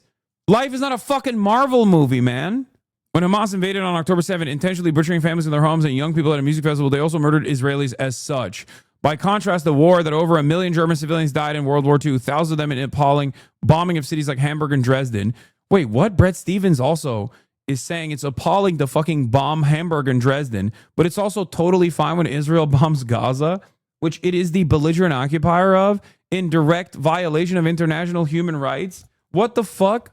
And made them victims of a war, but not of genocide. The aim of the Allies was to defeat the Nazis for leading Germany into the war, not to wipe out the Germans for simply being German. No, dog. That's the argument you make when American allied forces bomb Tel Aviv, because Israel is the Nazi equivalent in this conversation. Israel is the one doing a fucking genocide. It wasn't Hamas or the Palestinian resistance forces that did a genocide on October 7th. What the fuck? In response, Israel's inveterate critics note the scale of destruction in Gaza. They also point a handful of remarks by a few Israeli politicians undermining the statements made by Benjamin Netanyahu, Yoav Galan, who was the defense minister at the time, and virtually every single Israeli security cabinet and war cabinet member is fucking insane. Oh, guys, it wasn't a Holocaust. Only Hitler and a handful of other Germans said mean things about the Jews. Calm down. They had no intent to destroy the Jews. Ridiculous. Ridiculous. But furious comments in the wake of Hamas' October 7 atrocities hardly amount to a Wannsee conference, and I'm aware of no evidence of an Israeli plan to deliberately target and kill Gaza civilians. Yeah, you're aware of an Israeli plan to deliberately target and kill Gaza civilians. It's every fucking Israeli politician with the exception of like a handful. What the fuck do you mean you're not aware? The Israeli Knesset just voted to permanently annex the West Bank. The Israeli Knesset yesterday had an entire meeting about the complete relocation, the complete ethnic cleansing of all Palestinians in the Gaza Strip, with plans to rebuild the Gaza Strip as a part of Israeli territory. That happened yesterday. The fuck do you mean? As for the destruction in Gaza, it is indeed immense. There are important questions to be asked about the tactics Israel has used, most recently when it comes to chaotic food distribution system. It is attempted to set up as a way of depriving Hamas of the control of the food supply. Even then, he's trying to fucking use the pro-Israeli position. Oh, it's just a way to try and set up Hamas. Even though every single third party Israel allowed humanitarian organization that has previously operated in the fucking Strip has openly stated that the Gaza Humanitarian Foundation is simply using aid, limited amount of aid, to a starving population that it has starved itself as a mechanism to kill more Palestinians. It has nothing to do with Hamas, dipshit. No one thinks it has anything to do with Hamas. You're just simply fucking lying. This is Nuremberg-style Israeli defense. You should be tried under international courts for this level of atrocity denial, this level of genocide denial requires some kind of criminal trial. Okay? You should be in prison for this. Hardly any military in history has gone to war without at least some of its soldiers committing war crimes. That includes Israel in this war. In America, and nearly all of our wars, including World War II, when some of our greatest generation bombed schools accidentally or murdered POWs in cold blood. But bungled humanitarian schemes or trigger-happy soldiers or strikes that hit the wrong target or politicians reaching. Dude, it's not. After the 30th hospital bombing, you have to realize that it's deliberate. It's not a fucking accident. Israel doesn't even say it's an accident. They just literally say Hamas. That's it. This is why it's actually really unique to be an Israel defender in the West, in the United States of America, because you have to hope that your target audience that's reading this is oblivious to, one, the facts on the ground, and two, Israel's own admissions. Because the only way that you can still defend pure evil like this at this stage, 21 months into an genocide, into an ethnic cleansing campaign, a genocide, is if you just openly say, nah, dude, we have to do it. These guys are all fucking parasitic, monstrous, barbaric villains that need to be excised. Okay? And that is what Israel says. Israel gets away with saying shit like that, and Israeli politicians get away with saying shit like that because they know they're not going to get punished for it by the public. The public agrees with them. Now, yes, there are naysayers. There are people who have definitely taken a stronger stance 20 fucking months in. But this kind of idiotic way of defending Israel requires people that read the New York Times to not know anything. I need to see the fucking comments on this. Why hasn't Israel killed more Palestinians? Because its strategy is to destroy the entire Gaza Strip, rendering it uninhabitable and forcing Palestinians to leave or die. Their strategy is the annihilation of the Palestinian people. Let's look at the reader picks. What do you call it when people are first intentionally starved, then shot while trying to get food?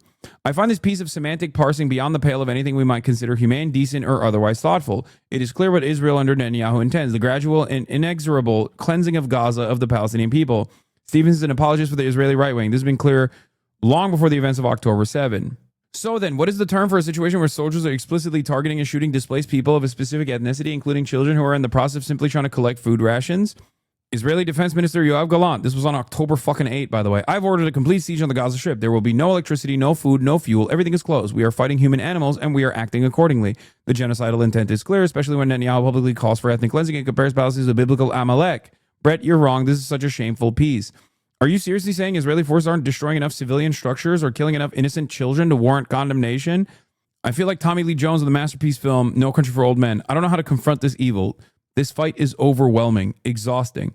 And the lies by Brett Stevens in the New York Times confirm that I'm truly living in a world I don't truly understand anymore.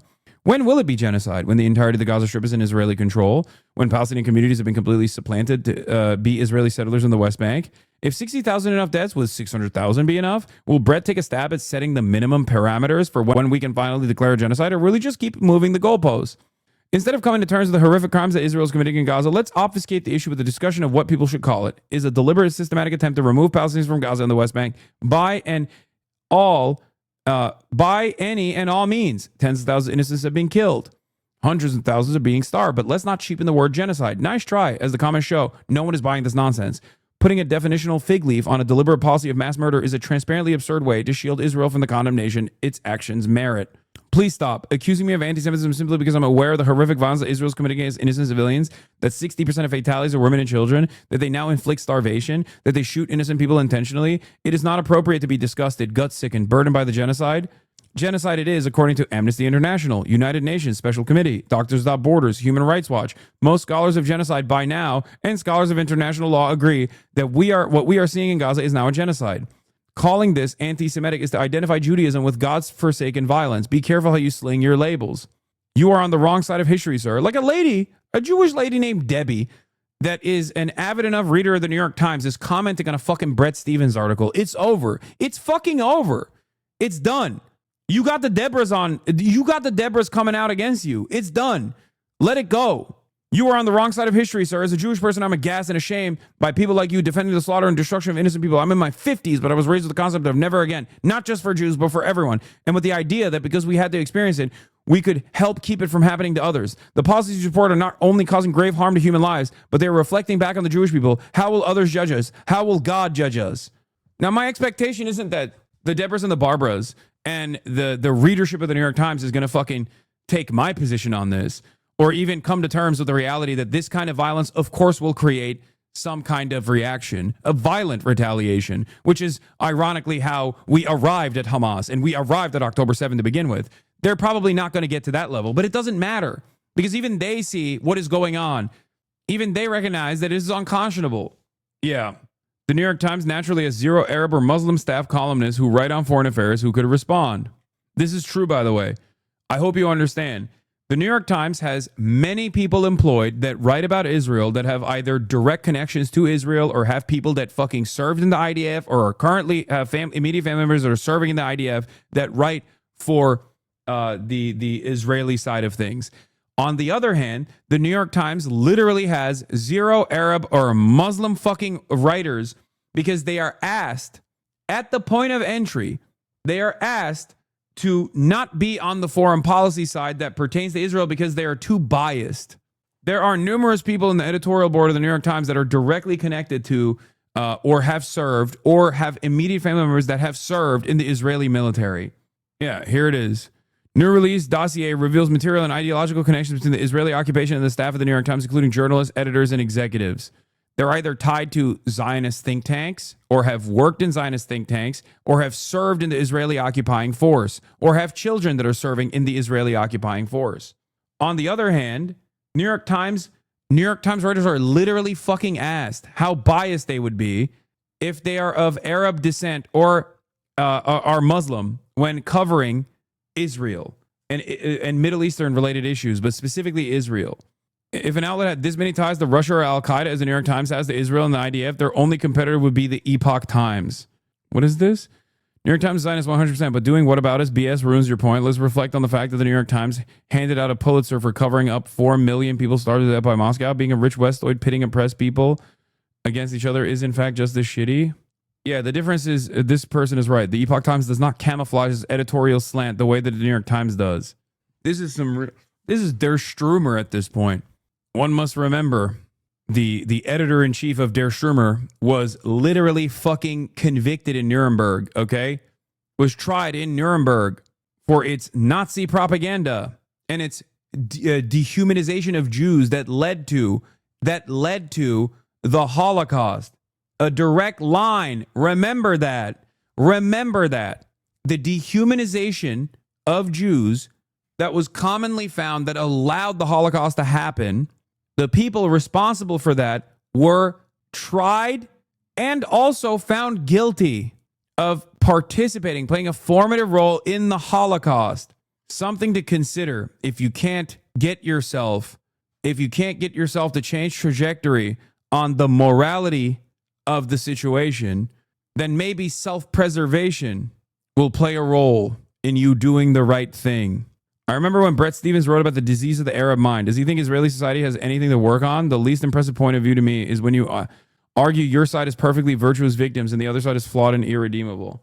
Friendly reminder that Bret Stephens once did write an article about how Ashkenazi Jews are genetically superior and smarter to others. This is from the Columbia Journalism Review.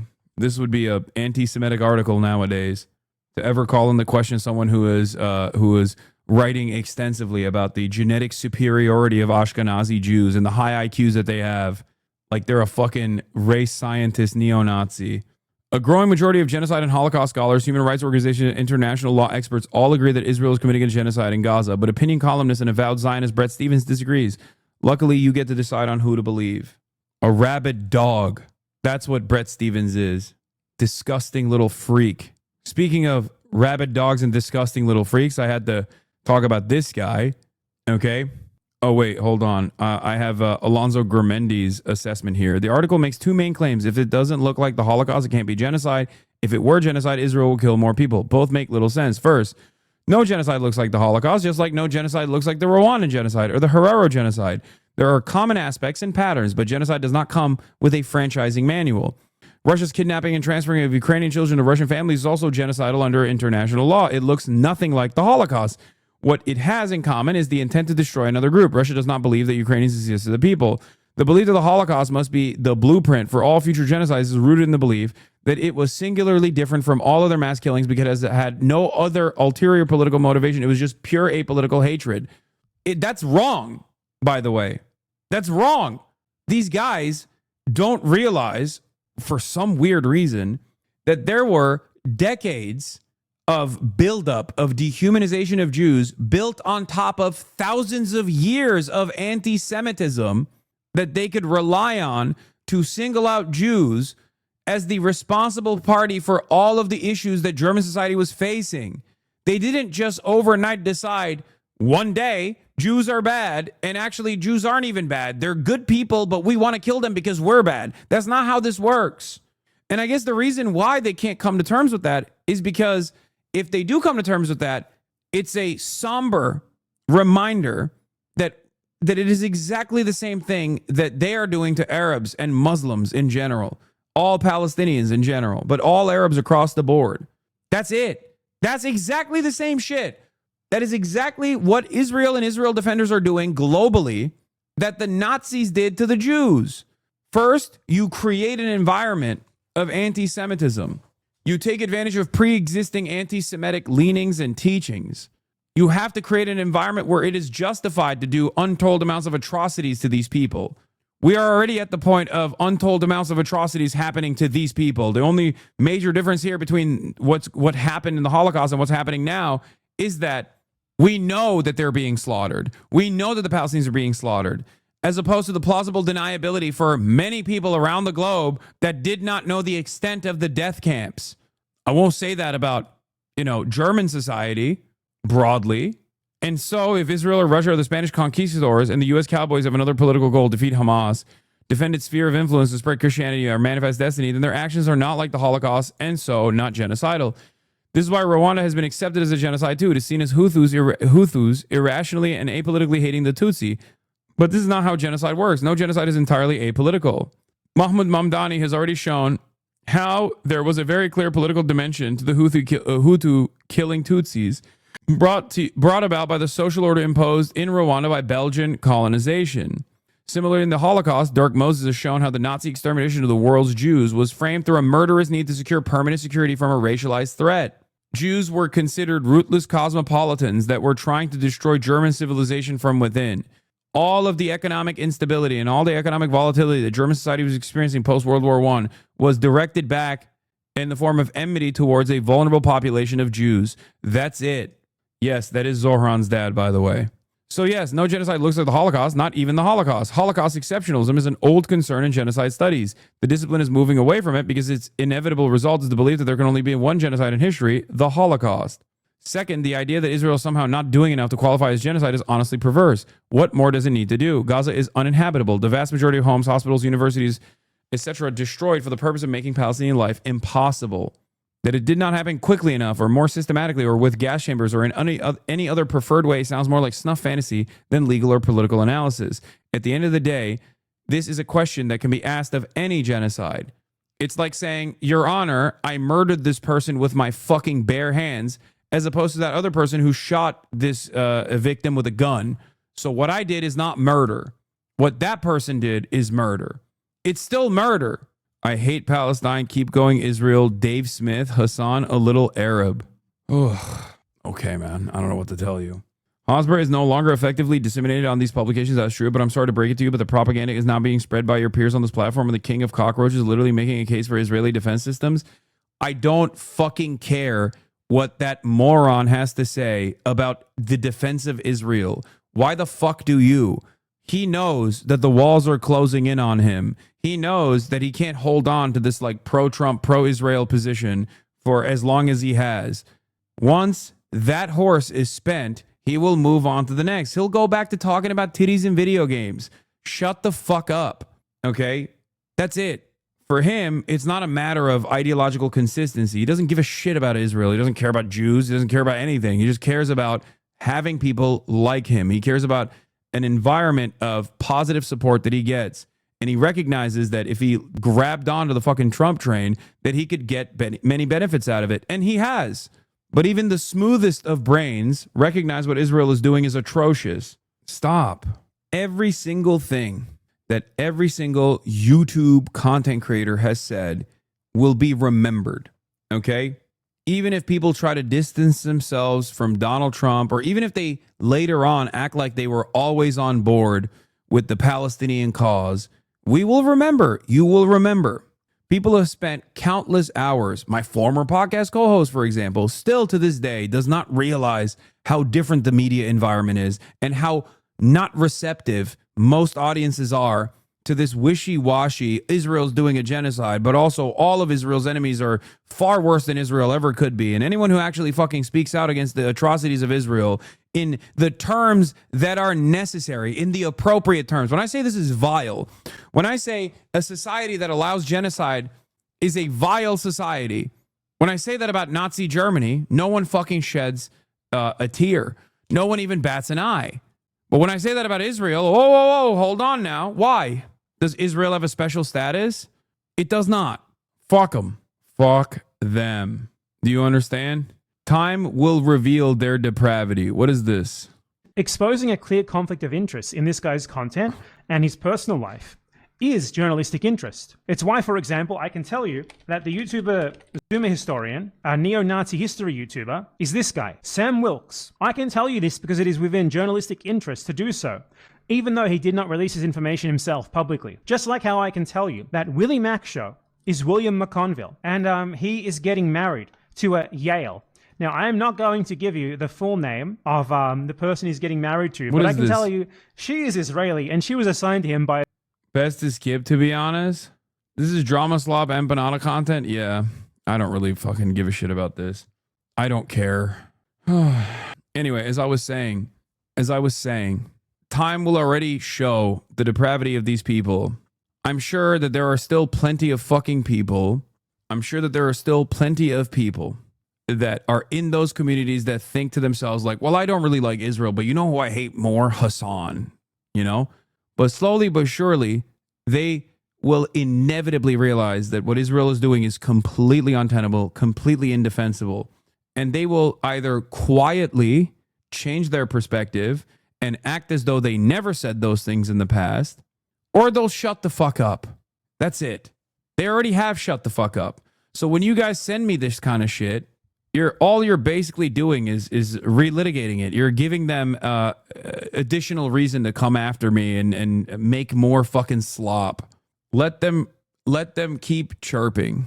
Let them show their own depravity in broad daylight. Who gives a fuck? History will vindicate us. It already has. I don't even care about that vindication, though. What I care about is putting an end to this bloodshed. Okay?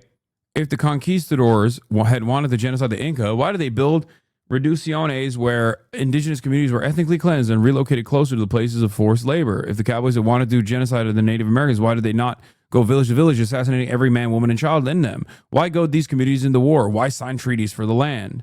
If the Hutu had wanted to genocide the Tutsi, why did they not organize better to kill them en masse? Why use radio to encourage people to kill others with machetes instead of gathering masses of Tutsis and killing them centrally?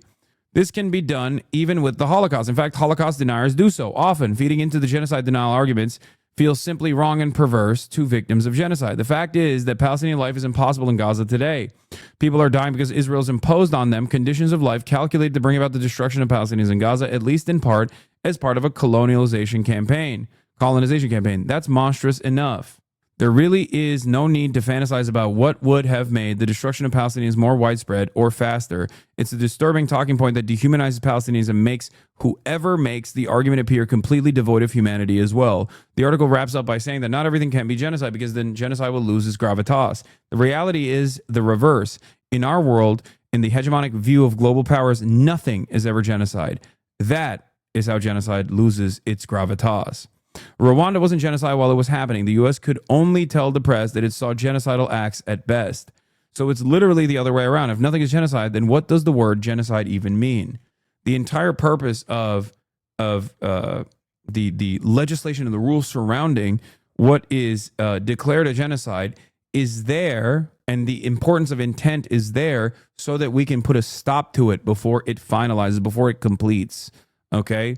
Oh. And in Gaza, more than 108 agencies warn of mass starvation. Inside one of Gaza's barely functioning hospitals, where doctors say they're fighting to save the lives of malnourished children, even in the darkness as power supplies fail. The arm is being measured of a painfully thin baby called Ode. We've been told he is an orphan. Nobody knows what happened to his parents, just that he was discovered in a shelter. Doctors said he might die because of severe lack of nutrition, and it would be a miracle if he survived. You can see the bones in his back and his heart beating. Now they've given him supplements and milk. This child has cerebral palsy. Now his mother says her son's problems are compounded by the shortage of food and medicine. And it's not only the children fighting for survival. Everyone is suffering from lack of nutrition, even the doctors. We are tired and we are struggling to work. It's hard to keep going through the day. We only have a small amount of medicine and supplements left for the children. This baby is just acute severe malnutrition. Other doctors in Gaza have posted images of children they're treating. They say baby Sela was born healthy 11 months ago and now weighs 3.5 kilograms. Low calorie intake. The mother is malnourished. She's unable to give breastfeeding. And also the artificial milk wasn't available for the baby to be given. And this is a case of severe acute malnutrition. The World Health Organization has said a large proportion of the population in Gaza is starving, with human rights groups demanding a resolution to the war of words over who should bear responsibility for the breakdown in aid. This is what history will remember, that while food and medicine sat in trucks miles away in warehouses, the world chose politics over people and human beings, and that children were starving while leaders debated whether they were starving or not in the first place.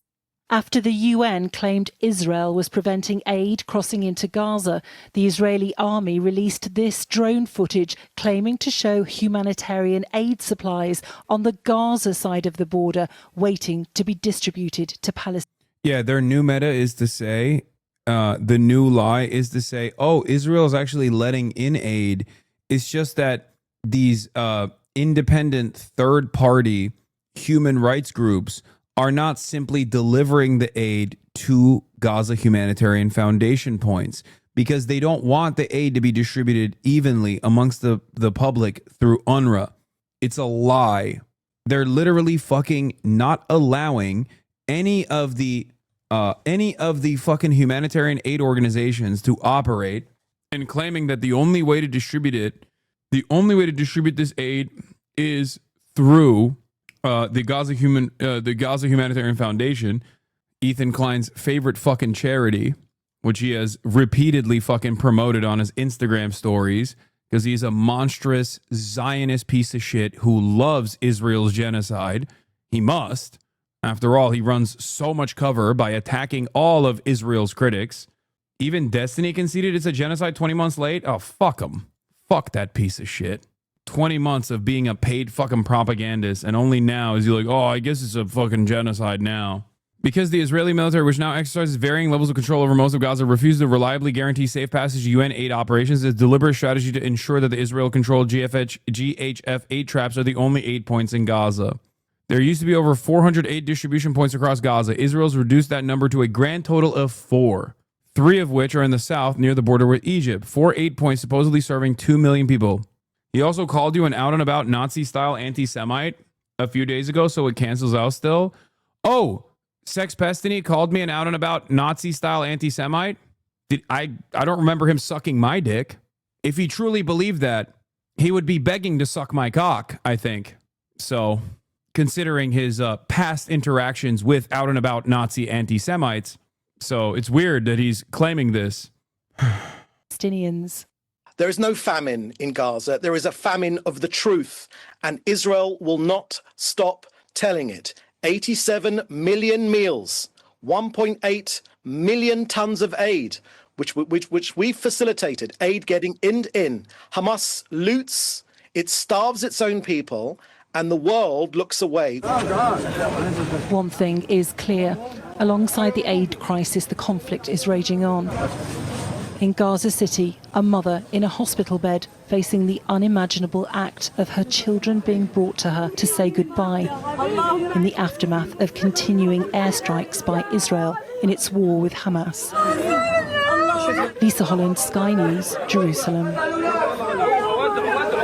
Let's speak now to the Israeli government spokesman, David Mentzer. Good evening. And when your allies say the suffering of civilians in Gaza has reached horrific new depths, and when aid agencies say mass starvation is spreading across Gaza, do you find it difficult to come on here to defend that? Mark, let's start with the facts, not the fiction. In Gaza today, there's no famine caused by Israel. There is a man-made shortage, but it's been engineered by Hamas. That's the point. That's the end of the sentence, which you don't include. This suffering exists because Hamas made it so. Here are the facts. Here are the facts. Aid is flowing through the Gaza Humanitarian Foundation. Millions of meals are being delivered directly to civilians, and also coordinated shipments, food, medicine, raw materials, flour for bakeries and kitchens. Since May, over 4,400 aid trucks have entered Gaza, carrying flour and baby food, 2,500 tons of baby food, high-calorie nutrition for children. They've gotten worse at this. Like they get more flustered. They're more visibly angry. They're not used to any sort of pushback. So the more this continues, the worse they get at propagandizing, and the worse they get at propagandizing while simultaneously declaring all enemies of Israel to be rabid anti-Semites, the more they spread anti-Semitism. It's so monstrous. This video is just him being mad and yelling at the Sky News guy. This should not be a moment where you go, oh man, there's too much fucking pressure. I should stop speaking out against this. This should embolden you further. Children and vital medical supplies. Just yesterday alone, Mark, 2 million meals were handed out. In just weeks, now that's 1.4 million packages. So why then are more than 100 aid agencies? Israel is facilitating this aid every single day. The problem is not Israel. The problem is Hamas. Hamas loots the trucks. It blocks its distribution. It weaponizes hunger and deliberately endangers its own people. And right now, there are over 700 aid trucks sitting inside Gaza waiting for the UN to collect them. 700 aid trucks are right now waiting for the incompetent UN to come and collect them. Right. Now, can I get a question in now? If you I'm glad that I addressed this outright lie ahead of time. As I told you, the new meta is to simply say, oh, it's that aid is there, but the human rights groups that normally would distribute the aid are not distributing the aid because the only way to distribute the aid is the 3 choke points that we've created as an aid trap. If you want to distribute aid to the Palestinian population, you have to deliver it through the American mercenaries that have been ruthlessly slaughtering the Palestinian civilian population every single day at the 4 aid distribution drop zones that they've created, 3 of which are in southern Gaza and 1 is in the fucking middle. 1 is in central Gaza, which isn't even open frequently. Which is not even open all the time. When they do open those aid distribution drops, they open them to kill people. They open them for 10 minutes at a time, and then they immediately start dumping munitions on these people.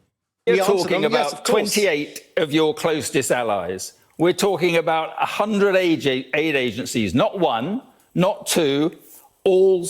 You are speaking Arabic, not exactly unbiased. Hamas is the issue. What are you saying? Pretty sure the Holocaust happened to the Jews, not by the Jews. First of all, I was speaking Turkish, not Arabic, you fucking moron. Secondly, the original Holocaust did happen to the Jews. The current modern Holocaust that's taking place is being done by Israel. Saying the same thing. Now, what do you mean, American mercenaries? The Gaza Humanitarian Foundation is a joint operation with the Mossad and the CIA. it uses almost entirely American military veterans, mercenaries that were initially tasked with security operations at points of entry that are now working like private mercenaries, PMCs, private military contractors. I like how you say by Israel and not Jews. Yes, because there are plenty of Jews who are not on board with what Israel is doing, and I'm not going to let that fucking go, no matter how hard Israel tries to make it seem like all Jews are on board with this. Okay? It's not out of fear that I'm worried that someone is going to declare me anti-Semitic. Many of my critics have already done that. Okay? Many of my critics have done that already. I will never concede to the Israeli framing on this issue. I will never concede to the Zionist framing on this issue that Israel is for the Jews, by the Jews, and doing everything for Judaism. That's it. It's not because of some fucking fear that I'm going to be called an anti-Semite. Trust me. People do that every single day. They call me an anti-Semitic, Muslim fundamentalist, Islamist terrorist all day, every day, up and down. Those in actual positions of power do so. It's not the reason. I say this because it's not the truth. The UN are telling us there is no security for those trucks. Israel is not guaranteeing that desperate Palestinians will not be killed. That is what they are saying. Now, your military is occupying Gaza. It is your obligation to get food and medical supplies to the population. That is your obligation under international law. Otherwise, you are using hunger as a weapon of war. Yeah, okay, Mark. So the truth matters here. This is where it is. There is no famine in Gaza. There is a famine of the truth, and Israel will not stop telling it. 87 million meals, 1.8 million tons of aid, which we facilitated, aid Right. getting in. Hamas loots, it starves its own people, and the world looks away. We open new routes to Right. deliver food and medicine. Hamas blocks them and fires from them, and then cries to an all too willing Sky News, all too willing, to the cameras when civilians are hurt. Right.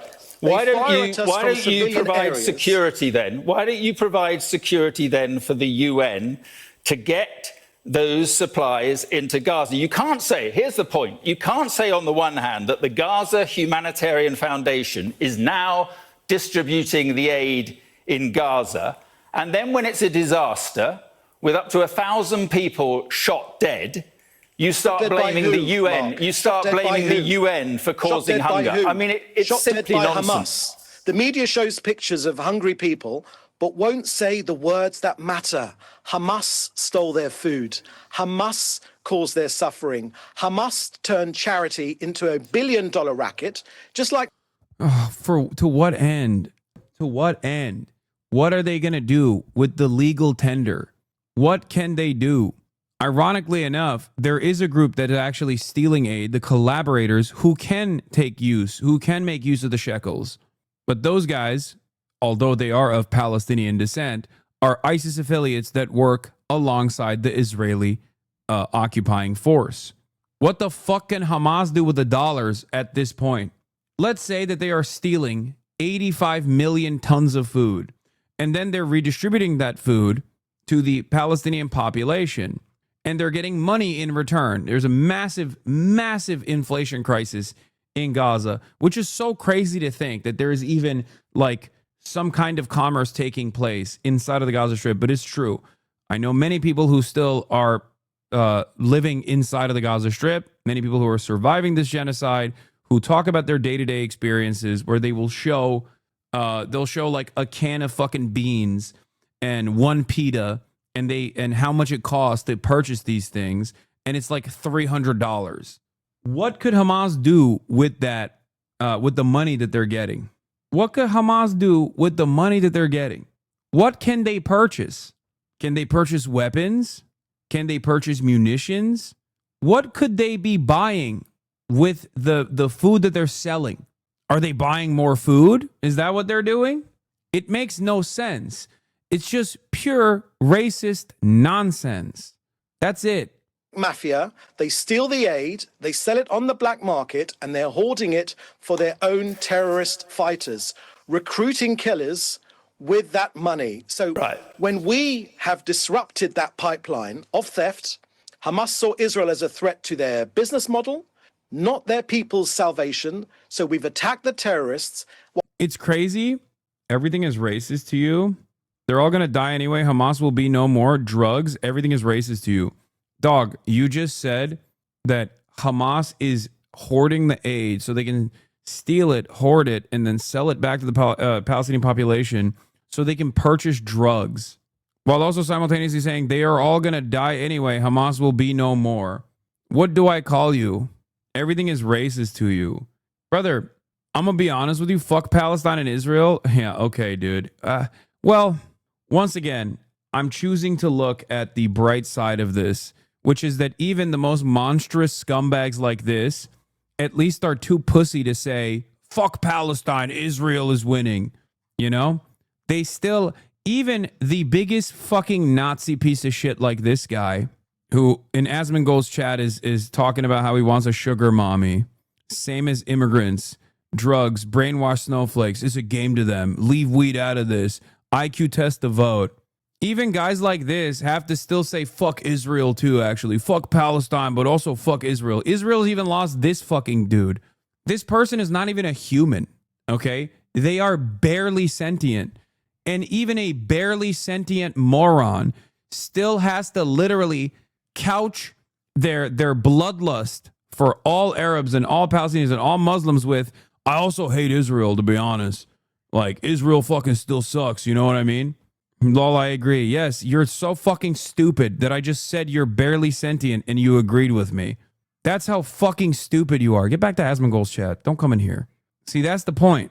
A year ago, that guy would not have to say fuck Israel, okay? That's my point. The attitude and the discourse surrounding this has changed so dramatically that even the dumbest, most racist guy who fantasizes about the ethnic cleansing of all Palestinians still has to be like, but I hate Israel too, dog. Like, I promise. While Hamas put civilians in harm's way. Right, but who is being shot dead? Who is being shot dead? Who is being shot dead when people go to get the food? Points the finger at Israel. Oh God, Hassan, they may be a monster, but you are dipping into the dehumanizing sphere. Yes. Yes, I will dehumanize someone who is a fucking Nazi, because it is not I who have dehumanized them. They've done that to themselves. When you're a Nazi, you're no longer a fucking human. That's why so many people are terrified of being branded as such. I didn't do that. He did that to himself by wishing death upon all Palestinians. Don't fucking tone police how I deal with Nazis. Get the fuck out of here. As we watch images of children being starved to death, and motherfuckers come in here to say, no, that's actually good. And you're over here being like, you're being awfully rude. You're being dehumanizing to a person who has literally let go of their humanity voluntarily. Shut the fuck up. God, some of you liberals are such fucking morons, dude. This is why you get manipulated by fucking straightforward fascists all the goddamn time. They just like tug at your heartstrings. They literally advocate to cleanse you. And then you still turn around and say, but we have to listen to the diversity of opinion here. Why are you being so ruthless to the fucking Nazi in the process of being a fucking fascist? Who gives a fuck what that person thinks? That person has already volunteered his humanity away. He is openly saying, I'm not human. I'm a fucking monster. And you're over here being like, oh, why don't you be more sympathetic? While he's in the process of fucking advocating for death and destruction. God, some of you are so fucking stupid, dude. Where is the civility? I don't have any interest in civility with anyone who looks at the images of starving babies, starving children, and says, this is actually good. This is actually justifiable. There's no room for civility with a person like that. That is not a person anymore.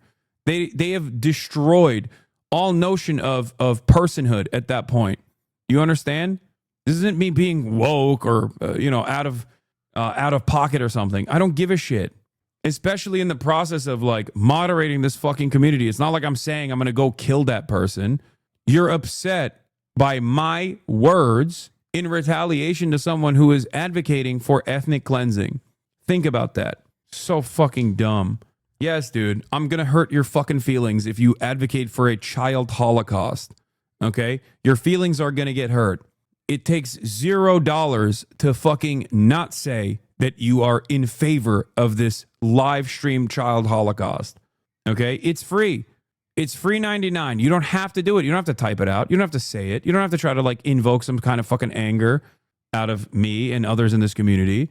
But if you do that, you're volunteering your feelings away. Well, not like you are open to any other thinking other than your own. You are offended easy as a child, bro. Once again, what is the diversity of opinion here? That some children deserve to be starved? Some people deserve to be ethnically cleansed? Is that your diversity of opinion? Go ahead. Don't use vague generalities. Address the exact argument. Because what I'm saying is we are watching children be starved right now.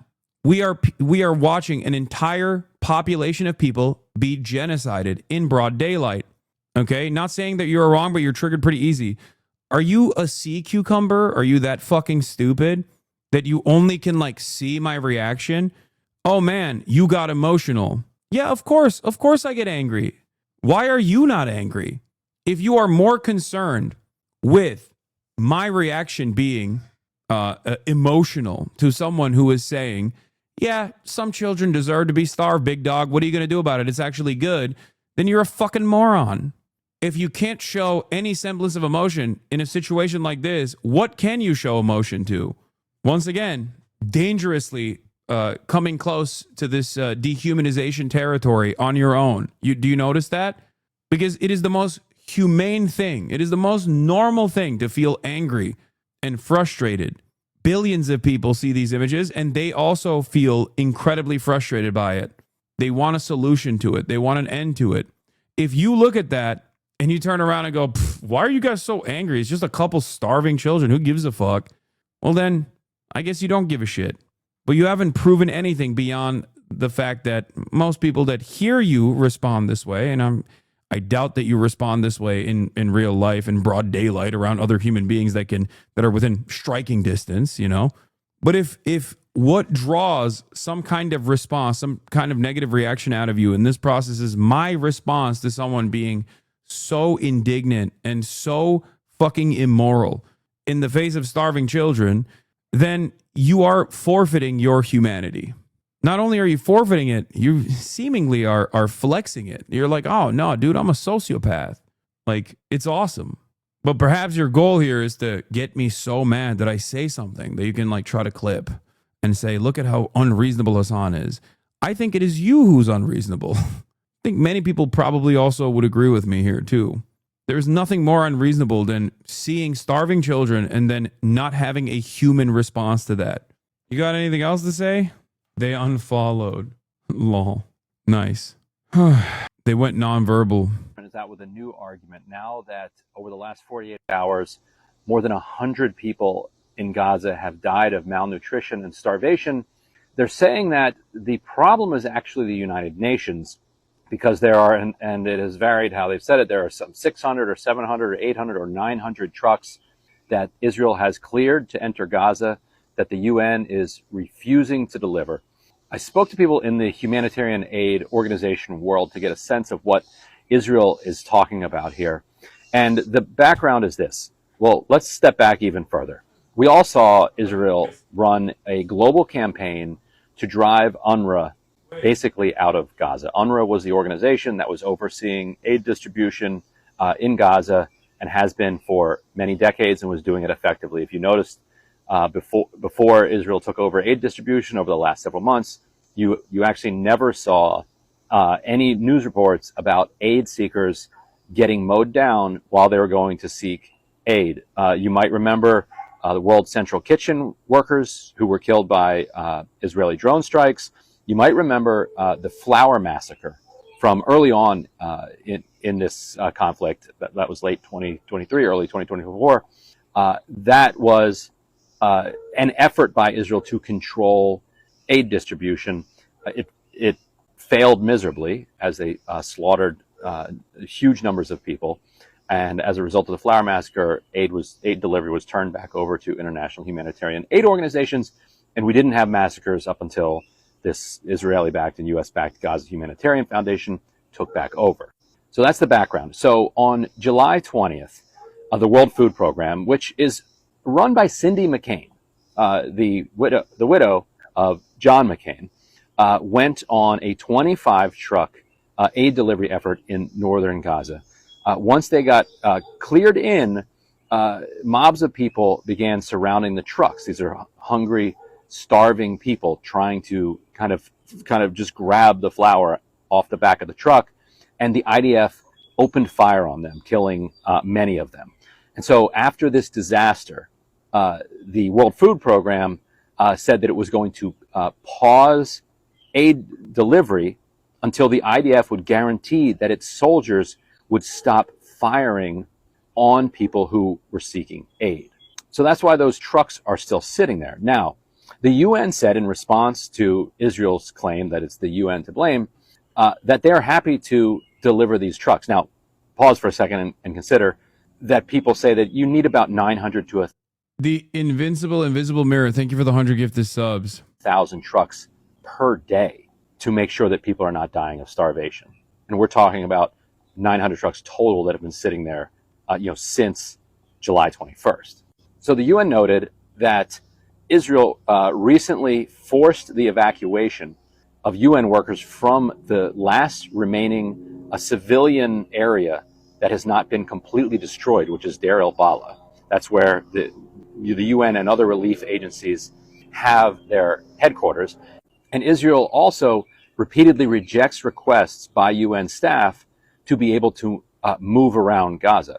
In order to be able to deliver aid, UN staff have to be able to move. They are currently either stuck in their headquarters or stuck in safe houses that they've moved to after their headquarters has been forcibly evacuated by Israeli military incursions. The short version is this: Israel controls aid distribution, and people are starving to death in droves. Here's a update from the Kilmar Abrego Garcia situation. The Trump admin initially wanted to pretend that Mr. Abrego Garcia was an MS-13 leader. Now, fourth federal judge has found that the evidence doesn't show that he's even a member of the gang, and that's after the Trump admin spent months looking for new evidence.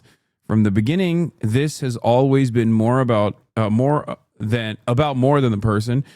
It's been about due process, fundamental right. Our government must be the one that follows the laws, and in Mr. Abrego Garcia's case, they did not. That is why this case matters. More updates from Israel, by the way. Was wondering when someone would try to take Netanyahu out. Did not expect it to be an elderly woman with an illness hoping to go out with a blast. Anti-Netanyahu protesters suspected of planning to assassinate the prime minister. An anti-government activist has been suspected of planning to assassinate Prime Minister Benjamin Netanyahu, the police announced on Wednesday. The activist, a Tel Aviv resident in her 70s, recently fell ill and told her friends and other activists she intended to take Netanyahu with her, sources familiar with the investigation said. Turns out they're not losing the Debras and the Barbaras here in the West. They're also losing some of the Debras and the Barbaras in Israel, too. One more update that I wanted to give you on the Israeli Knesset that just voted to annex the West Bank.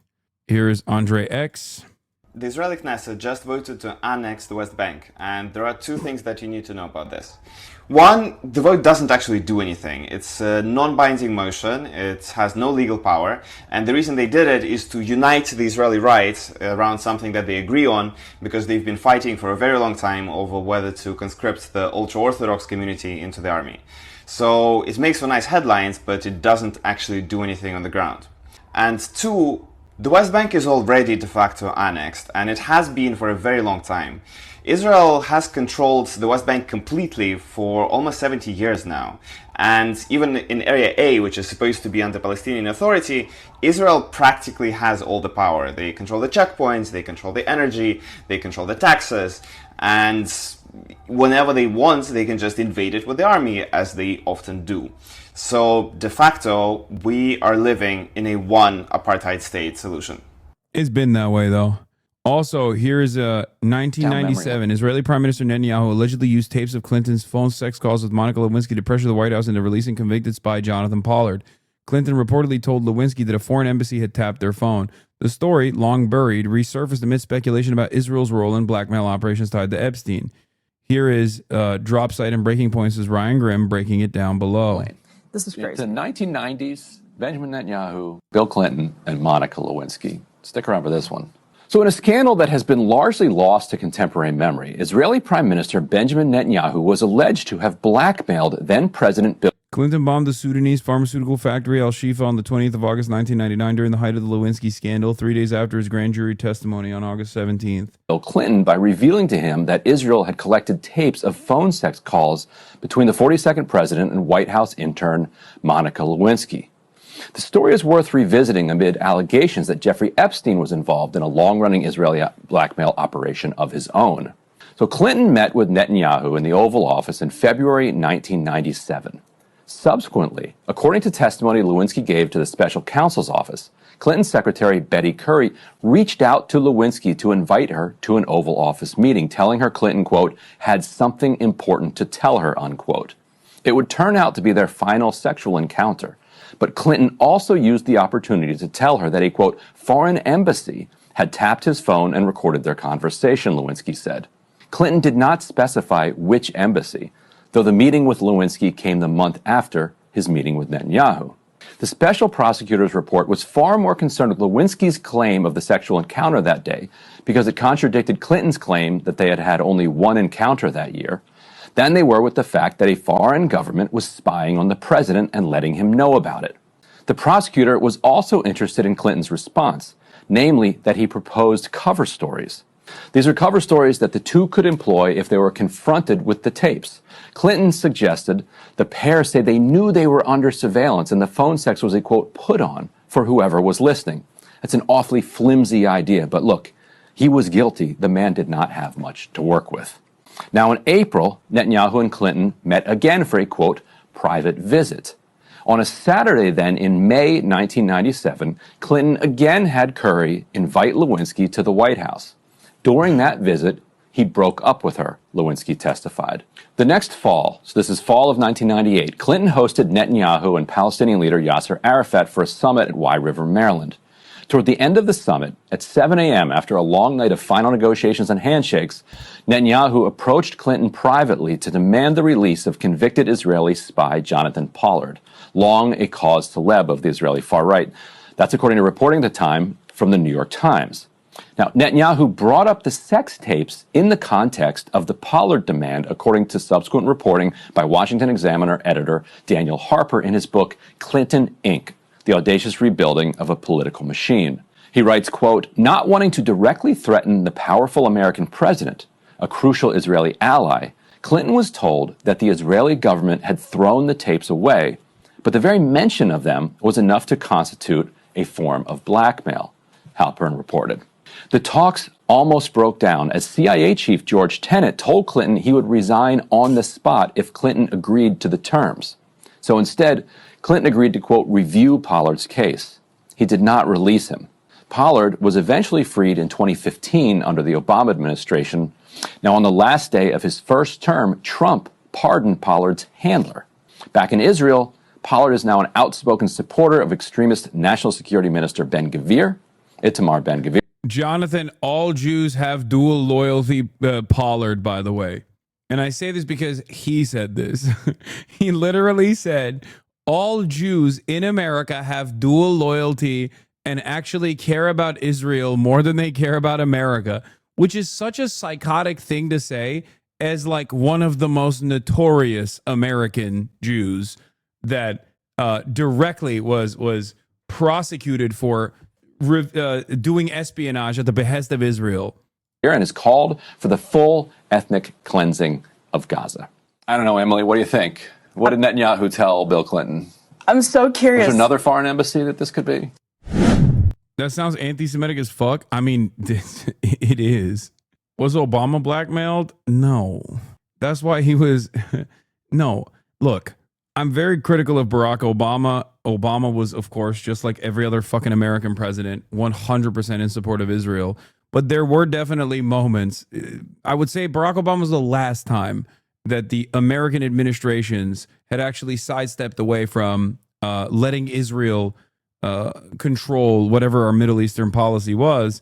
Famously, the JCPOA comes to mind, which is precisely the reason why Ben Rhodes, who is Jewish, by the way, and also Tommy Vitor, Dan Pfeiffer, and many of the other Obama-era advisors were branded as vicious anti-Semites for playing a role in the Iran denuclearization agreements. That was something that Benjamin Netanyahu did not like. So I suspect if they actually had any sort of blackmail on Barack Obama, they would have deployed it. Okay. So and that is like marginal for the record. That was marginal. Oh, Obama didn't fuck around with different women as much. That's his only good quality. Can you explain why Israel is anti-Iranian denuclearization? Israel is anti-Iran. That's it. That's it. They're anti-Iranian sovereignty. They're anti-Iran becoming a nation state. They're anti-Iran normalizing relations with America.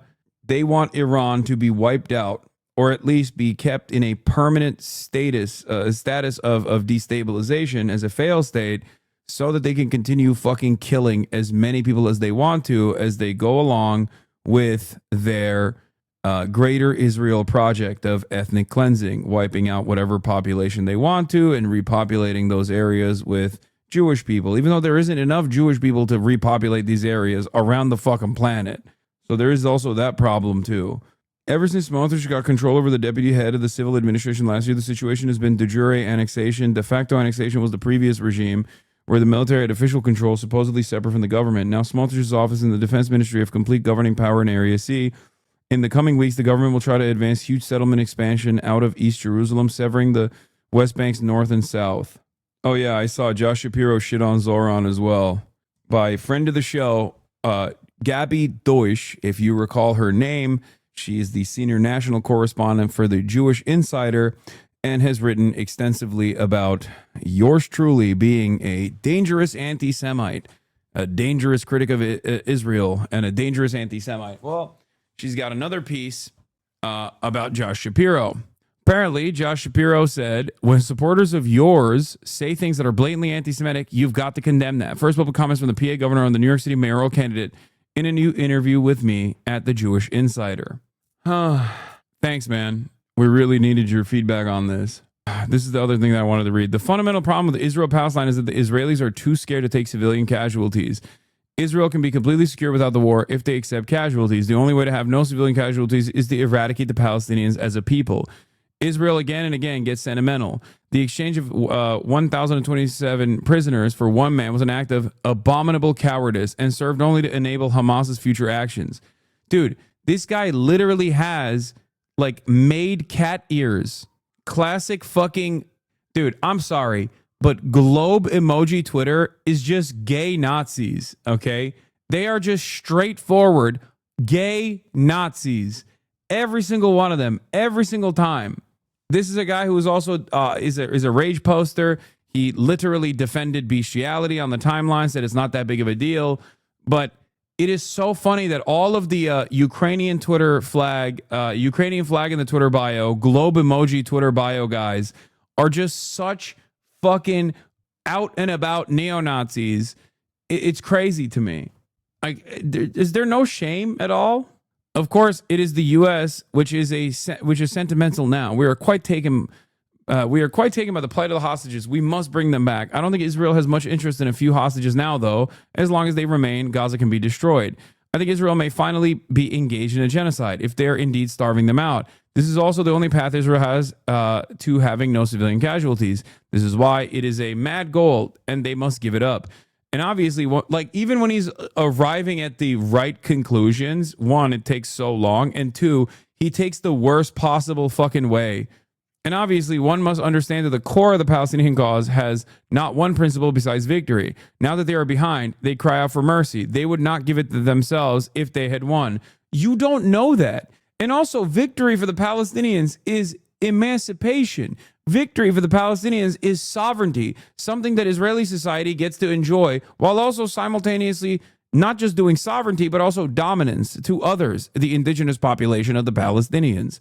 Holy fuck. Still, if Nazism could be beat out of a people, perhaps Palestinian irredentism,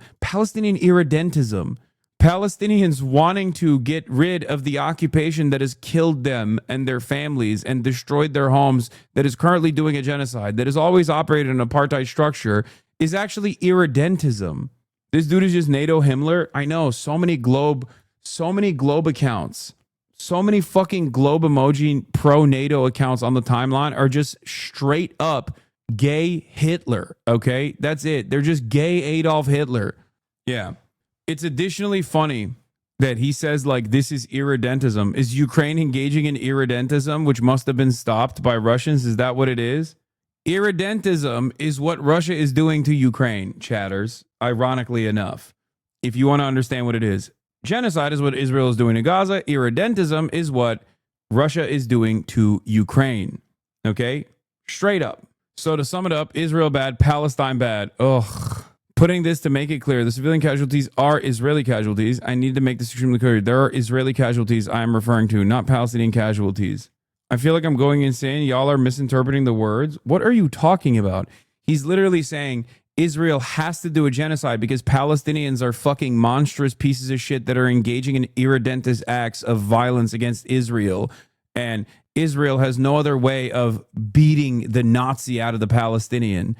What is hard to contend? What is hard to understand about his words here? He is literally saying Palestinians are Nazis. They have like Nazi elements and they want to take over Israeli society as a whole. And they would be far more ruthless to Israel if they had the opportunity to do so. And they're only simply begging for mercy now because Israel is ruthlessly pummeling them. This is no different than what Benjamin Netanyahu says. What the fuck? What do you think is the justification in Israel for their genocide? Since October 7th, they keep saying, oh, if we don't genocide them, they're going to genocide us. None of this makes sense, especially when you learn the facts on the ground. This is also ironically how the Nazis justified the Holocaust. There might be a hypothetical future genocide, and therefore we must preemptively do a genocide. He's basically just saying, ugh, fine, I guess the genocide, but it's not that bad. Plus, they asked for it, so it's good, actually, also. This is word for word what the fucking white Afrikaner people justified it too. Crazy how bad education is. Yeah. There are like 5 globe emoji Twitter accounts that take up 90% of these conversations. These people need to be ignored already. I know. I just wanted to show you how fucking stupid this argument was and how depraved this person was. There's only one of those like fucking pro-NATO Andes that has like become normal and is like pro-Palestinian. What is his name? Nicolaj or whatever. Even then, he has like stupid takes every now and then. But every single globe emoji account, every single one of these fucking crazy globe emoji accounts is like cackling, baying for blood. They're all just fucking gay Hitler, straight up. It's crazy. Yeah. Also, here's some good news. Donald Trump has officially lost the January 6th QAnon shaman. Jake Angeli Chansley says, oh yeah, and fuck Israel and fuck Donald Trump. Few things is blood boiling seeing a person who could not point to a Palestine on a map 2 years ago try to shine a new divine light on the secrets of this conflict and of Israeli-Palestinian society. You don't need your own unified field theory. It doesn't mean you were fucking wrong. No, I know. Except you're describing like most of the people, I would say, that have become quote unquote experts in defending Israel, like the Brianna Wu, the Destiny, like all of these people that quite literally, by their own admission, knew nothing before October 7 and just kind of took a stance that was pro-Israel and went along with it. And at no point did they go, okay, maybe I've gone too far. And they just kept doubling down and tripling down and quadrupling down while simultaneously hoping that people would become just as ruthless and just as cruel as they are, that the situation, the tide would shift and people would forget about this, or that people would just like allow it to continue, that this movement would not grow. It's crazy. The shaman speaks and the people follow. Have just noticed Kaya's haircut. Bet that feels good. She didn't get a haircut. FBI Director Kash Patel has privately told other government officials that Trump's name appeared in the files. This is what's so insane to me about this iteration of the Trump admin. They only hired like one guy who was actually aware that Trump is a bad person, and his dumbass JD. You need a bunch of Bill Bars if you're gonna do this, not idiots like Cash and Dan who believed Trump. This is a big part of why they're even more interventionists now. Back during Trump 1.0, he was often held back by career military officers who knew he was a dumbass and tried to babysit him. Now everyone around him goes along with whatever he wants. Bill Barr isn't even some bureaucratic god like James Baker. He just had enough oxygen to his brain and therefore knew Trump was a bad person. That should be the bare minimum for an important role in any Trump admin. This whole thing is a repulsive farce, but Cash and Dan fretting about their blown credibility is really funny. That used to mean you blew up decades of Senate tenure or something. For these guys, it means they're ashamed to even ask their audiences to buy Navy SEAL CBD. That is the best part about it, is that the enshittification of the American government has completely taken place. It's like it's finalized. And therefore, now these guys are worried about like not being able to hold space in their fucking like Navy SEAL podcasts. And he's right. JD Vance is the only person who knows Donald Trump is bad. And that's why he's like noticeably absent from this Epstein conversation. Have you noticed that JD Vance is nowhere to be found? Weirdly enough, he hasn't said shit. He's at Disneyland. He's at Nantucket. Yeah, it's because he's basically waiting for this to fucking die down, for this to quiet down. He always will take like a Trumpian style, like Tucker Carlson adjacent, like non-interventionist position every now and then. No, they haven't shelved him. It's because he has ambitions of higher office. What is the highest office you can have? It's the presidency. That is precisely the reason why JD Vance is just like quietly waiting whichever way the wind blows. There could potentially come a day where JD Vance, backed by Peter Thiel and the Curtis Yarvins of the world, fucking ends up putting the knife in Trump's back. Holy shit, is this new? What is this? Relationship with Donald Trump? No, this isn't new. What do you mean by personal relationships? Have you socialized with him? Yes, sir. Yes? Yes, sir. Have you ever socialized with Donald Trump in the presence of female? Yeah, this is old. The famous one, the famous clip from this is not JD Vance, sorry, Jeffrey Epstein, in quotes, "I hate pedophiles." Yeah, this is the deposition footage. Yeah, this is old. We've seen it. I've seen all of this stuff. He actually, I think they talk about his egg-shaped penis too in this. Males under the age of 18. Though I'd like to answer that question, at least today, I'm going to have to assert my 5th, 6th, and 14th Amendment rights, sir. Have you ever had a personal relationship with? I want to remind everyone here that Steve Bannon literally became close with Jeffrey Epstein and was trying to do a PR thing for Jeffrey Epstein, and has 15 hours of deposition footage on Jeffrey Epstein that he's never revealed, that was initially done, that was initially shot for the purposes of like using it to educate him on how to fucking do messaging around the new pedophilia stuff that came out, or an old rehashing of his pedophilia that never ended. Bannon was doing trial prep for him, and Bannon was doing media prep for him. And then when people were like, Steve Bannon, that's really weird that you have 15 hours of footage for Jeffrey Epstein, he said, oh, it's because I'm going to do a documentary on him. He's a bad guy. And he never released the footage, nor a documentary that he says he was going to release. Anyway, that's all I got for today. I'm fucking tired. Quickest way to put the brakes on my commentary is to just like open up the Gaza stuff.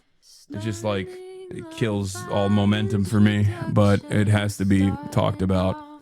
Love you guys. Free Palestine. See you tomorrow. Sorry for the half day, 7 hours only. And I'll see you tomorrow, hopefully with some more fun news. Okay? Peace. Bye-bye. Sunny Los Angeles, California, says Hasan. The starlight to the starlight to the topic just begun. There he is again. Hasan is streaming. Hasan is streaming. There he is again. Hasan is streaming. Hasan is streaming. Reviewing the P.O. box. Uncle Uger's face. Sat in Discord at your prop. Great names take on break. Tiny Bernie Sanders, LGBTQ Air Force. The whole left at your fingertips, Ane at your door. H3 crowded debate, the Young Turks online show. 3 full fucking years of this, plenty more to go. 90-day talks of champagne bourgeoisie. A Trump rally live reaction, a mass riot at DC.